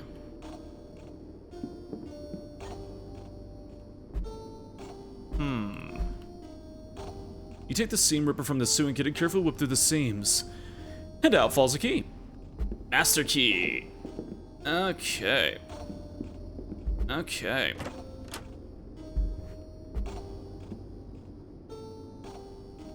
This game gives off any Leilios from the angle of actually incest bad. You mean the incest in the game that's tied to like cannibalism, horrific amounts of murder, and a bad ending? There's that brown jacket. It looks like somebody who's a reporter would wear it. Somebody who's a reporter and likes talking a lot of shit. What'd you get the trigger of the boys earlier? I don't know, and I don't know if they'll trigger a second time. I don't know.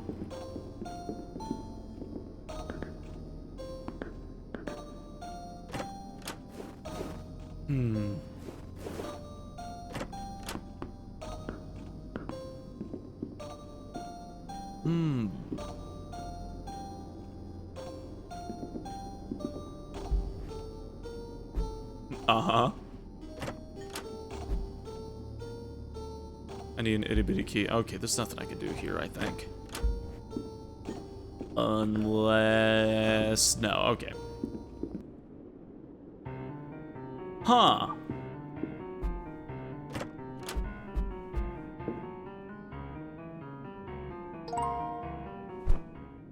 You're hidden now. You're able to see the kidnapper walk right by you. Thankfully, they don't see you. Interesting. They're just gone now. You can escape now. Escaping's overrated. Stupid around that a search warrant is better. You need to figure out what's going on here and how these biting his lip at that and how these men are involved in Emma's death. You'll see figure out who this elusive Klein is. Oh my god, Stark. I wonder if I need to turn off the light. No. You check the toilet? He refuses.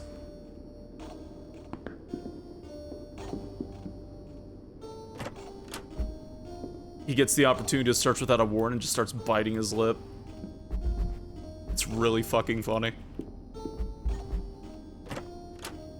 And he's high as fuck right now, that too. And he's high as fuck. That too. Think that vase on the table? You know, I thought I examined it. Kind of horror protagonist doesn't check the toilet. Heather Mason. Someone's coming, hide. So now I'm just under active threat? Okay.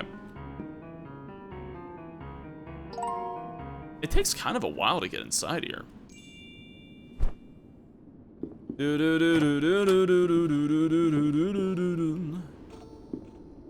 Wait, is it because, are they down there or something? Am I crazy? No, what the fuck are they? Got a paperclip. From the box? Got a paperclip. Alright, well.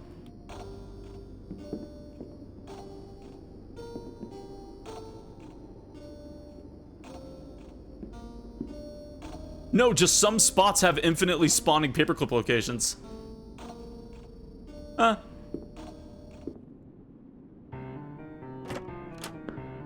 His lack of self-preservation is impressive. Yeah, really though.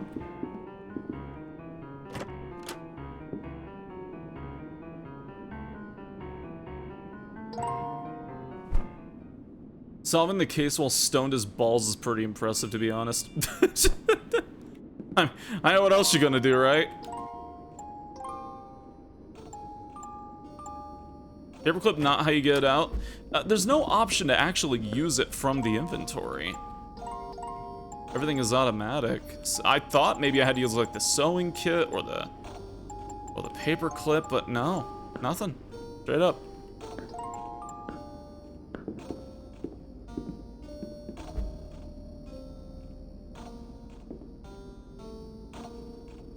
God, the face is so funny.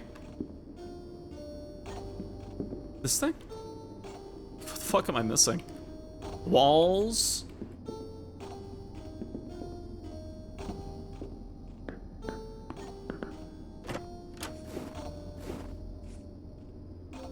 Ah, you finally use your brain instead of doing some dumb convoluted shit. Spam Q to destroy the fence.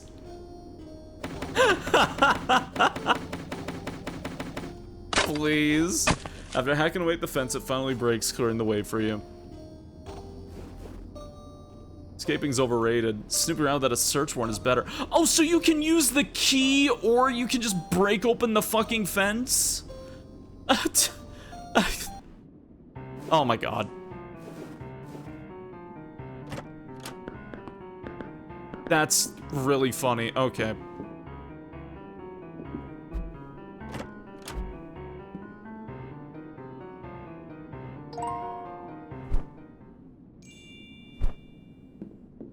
Oh my god.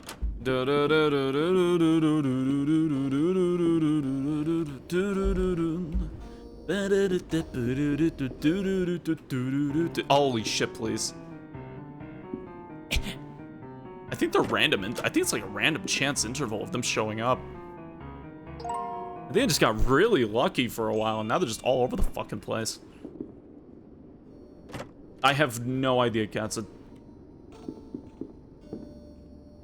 Escape is overrated. Searching without a warrant is so much better. I tried using them in here, but... Oh. Well, now it works. Oh, would you look at that? Somehow putting all the plates in the sink opened up the lower cabinet. Look inside the cabinet, and I got a drain cleaner and a wrench. Damn, it almost feels like these kidnappers thought, well, if this dude tries to get it out, let's make him do our housework. Escape is overrated. You pour the drain cleaner to the sink, then you open the cabinets and use the wrench to get the shiny thing. You got an itty-bitty key. Does your model change? Inputs. A lot of inputs.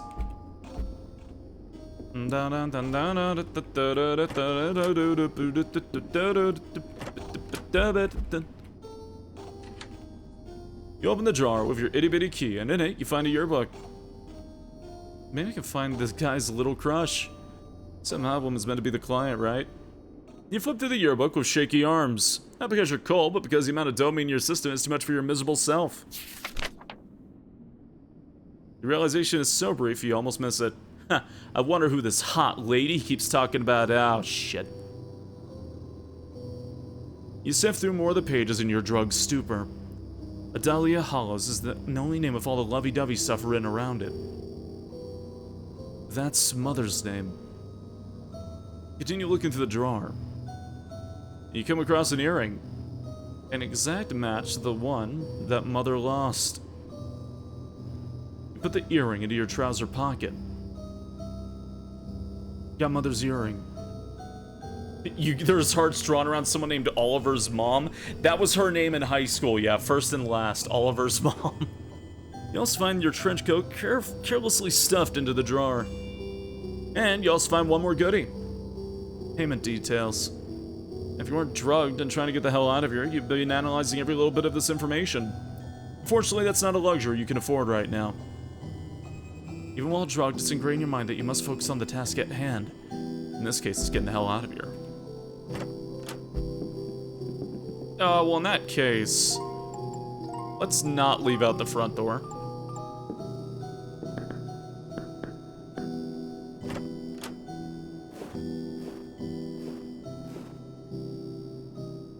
You walk outside, finally free from that musty house, pulling your trench coat over your shoulders while doing so. And into the Frigidaire. Even though the drugs are wearing off, you're in a good state to be walking home in this cold. Not to mention that while you were correct about being in the suburbs, you had no clue what neighborhood you were in. But everyone calls her Mom. Is that a Billy and Mandy reference? Definitely not yours. As you walk, your vision goes dark. Just like that, it's the second faint of the day. The next time you wake up, thankfully, you're not tied up in any way, shape, or form. Wrapped up in a thick blanket, almost like people wrap kittens up. Really upper and genetic cartoonish? Oh, okay. A police car. Excuse me. Even with the blanket wrapped around you, your body's still coated in an icy numbness. Yeah, you're up. Thought you were dead, to be honest. Where are you taking me? Back to your home. You wonder how the officer found you. Seems though the officer has read your mind since he responds with, "We got a tip from someone that you, Mr. Cypress, hadn't returned home." She sounded worried sick for you, like when she called, she went straight to screaming about how you weren't home. Oh! She told us you were probably doing drugs at a friend's house, scaring her because you weren't home. Drugs? No, it's wrong, I didn't. Figured you'd deny that. You're shit at concealing the fact that your eyes are completely whack. You feel the pace of your breathing increase. I mean, look at you, if I'm being honest, I thought you OP'd or something, then we would have had to tell your poor mother. OD'd. I didn't. You One Piece too hard. You're so exhausted you can't fight against what the officer is saying. It sounds almost like your inner voice, which you're already not so keen on fighting. Your two friends are fine, by the way. We questioned them about everything, and they just said that you had no clue about you ODing. To be quite frank, one of them seemed pretty scared upon hearing that you might have been dead. You don't feel like you're in your body right now. It's like when you realize that Emma was dead, you feel like you're watching some awful, comically twisted movie. You wonder if you even experienced any of that. You wonder if you even saw the yearbook. The rest of the drive is dead silent. You're left alone to ponder everything. Mother. She knows where the kidnappers live. And all the stuff I found. Wait, I should have the earrings and the pay details in my pocket. When I return home, I need to look at all that. And I also need to know, what does Mother have to do with this case? It's the end of the chapter. Would you like to save here? Yeah! Oh no. No! No! You can come back here once Chapter 4 Reputation is published. Until next time, dear reader. No! Damn. Damn. Ugh. Pain. I was getting invested? Yeah, same actually. Man. Ugh. Ugh. Some good mystery horror. Yeah, actually I was really liking it. It started grabbing me more and more and more. The balls are incredibly blue right now. Oh man. I like that. I like that. I enjoyed that. The writing is so good. I enjoyed it a lot more than I expected. I saw this, it looked really like standout, like it really caught my eye. And I had to take a peek. I did not know it wasn't done yet though, so son of a bitch. Now I gotta wait for the creator to put out the next chapter.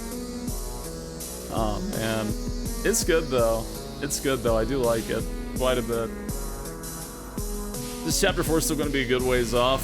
Yeah, I know. Yeah, I know, I'm looking at it right now. You'll never take this skinny goth chick alive. It's such a good line. Oh man. Fix the character animations. I think it's cute. I like the simplistic of it. I think it's cute. Crack my arms.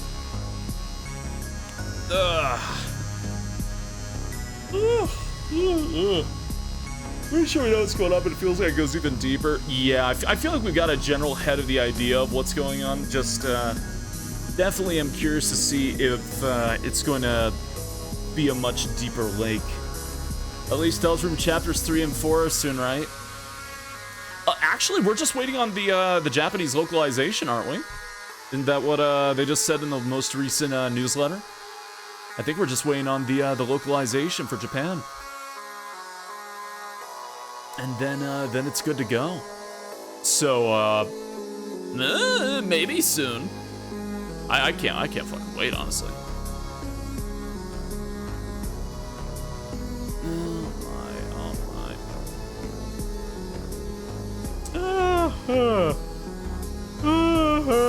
What? I need to see it?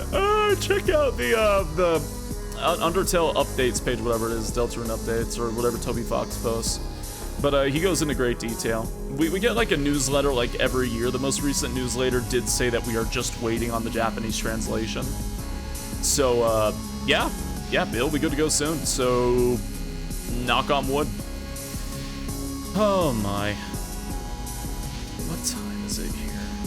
Oh, you know what? Damn, it's right about 7, huh? Yeah, this is probably a good time to stop then. It's a good time to stop. Some pretty good games tonight. Well, 2 really good games tonight. 1, not so much, but I think the other 2 were absolutely winners. I think the other 2 were fantastic. 2 chapters at once. I don't know if my heart can take it. Oh my god, I can't wait. I am so over the moon. Fuck you mean it's 6. It's late.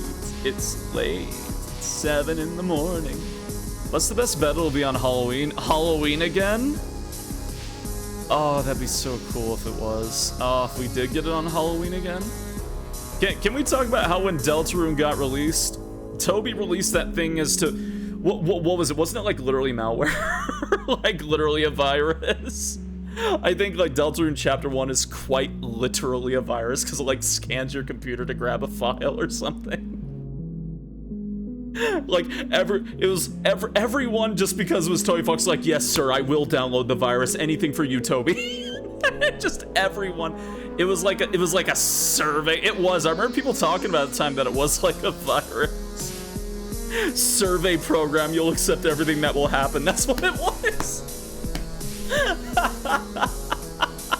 Toby Fox literally just put out a virus and everybody will download it instantly and it'll be the best shit all year. Oh my god. It was given so many permissions they just had you to agree to anything on startup. It's so funny, I didn't even think twice. I didn't either. I heard about that from a friend and like they sent me the link. I immediately rushed to throw that shit on my computer. Oh man. Oh, I can't. I kind of want to do a replay. He's probably not going to announce a release date. It's probably just going to like spawn out of the fucking ether. So I don't know if I even can prepare myself ahead of time. You still have that fucking original version? So do I, yeah. The survey program. Oh man. But yeah, it's probably a good time to call it. Cause it is getting late. I gotta go get my collective stuff together. I'm not sure what we'll stream tonight. I'll let you know, obviously, when we get a bit close to that, but, yeah, have a good night. Hey, thanks for hanging out. We might continue Course Party tomorrow. I haven't decided yet. We might, because we need to really, get cracking on that, because Darndest Distortion is supposedly coming out this October, so we need to hurry up on that. Have a nice night. Hey, have a nice night as well. I'm hiccuping, that means I'm too tired. Okay. Don't ask me why I start hiccuping when I'm tired. I do not know what is wrong with my body. So, hey, if you're new here, I've got a fancy Twitter and a blue sky if you want to know the next time I go live, which is every night unless I say otherwise. I didn't yesterday because I was kind of sick. But, yeah, let's see. Oh, we could raid Pergario's doing stuff. Oh my god, I'm hopeless. I'm yawning. I can't stop yawning. Does anybody have an idea for a raid message, by the way? By any means. You know what I need? I need food, actually. I haven't eaten, like, anything because I was sick. I am, like, actually starving, genuinely. Please hold. Yeah, okay, that's cute. Yeah, sure, we'll do that. Here, copy this if you don't mind. Most prefer to use anybody else's. VZ, ignore the VZ. Ignore the VZ, it doesn't exist, it's not in your mind, it's not real. Oh my. Oh my, oh my. They are good games tonight, good games, good games. Second one, kind of a letdown. These two, fantastic. Cardinal Park Case and the Home Safety Hotline. I actually had another game I had planned for today called Blood Lily Loop, but I didn't get around to playing it, so maybe we'll do that very soon. Because I found an indie creator who makes these this like connected universe of RPG Maker horror games that are relatively short. I think it's called like the Exorcism Saga or the Exorcism series or something, and I really want to show them because Blood Lily Loop looks really. Let's say that 5 times fast. Blood Lily Loop, Blood Lily Loop, Blood Lily Loop, Blood Lily Loop, Blood Lily Loop. It looks fun. Love HSH in particular. Oh yeah, same. But hey, I hope y'all have a good day. I hope y'all have a good night. I'm gonna go lay on my face. Get some consumables in my body and probably play some more Xenoverse because oh god, Dragon Ball's coming out. Anyways, good night, y'all. Take care. Be safe. Bye.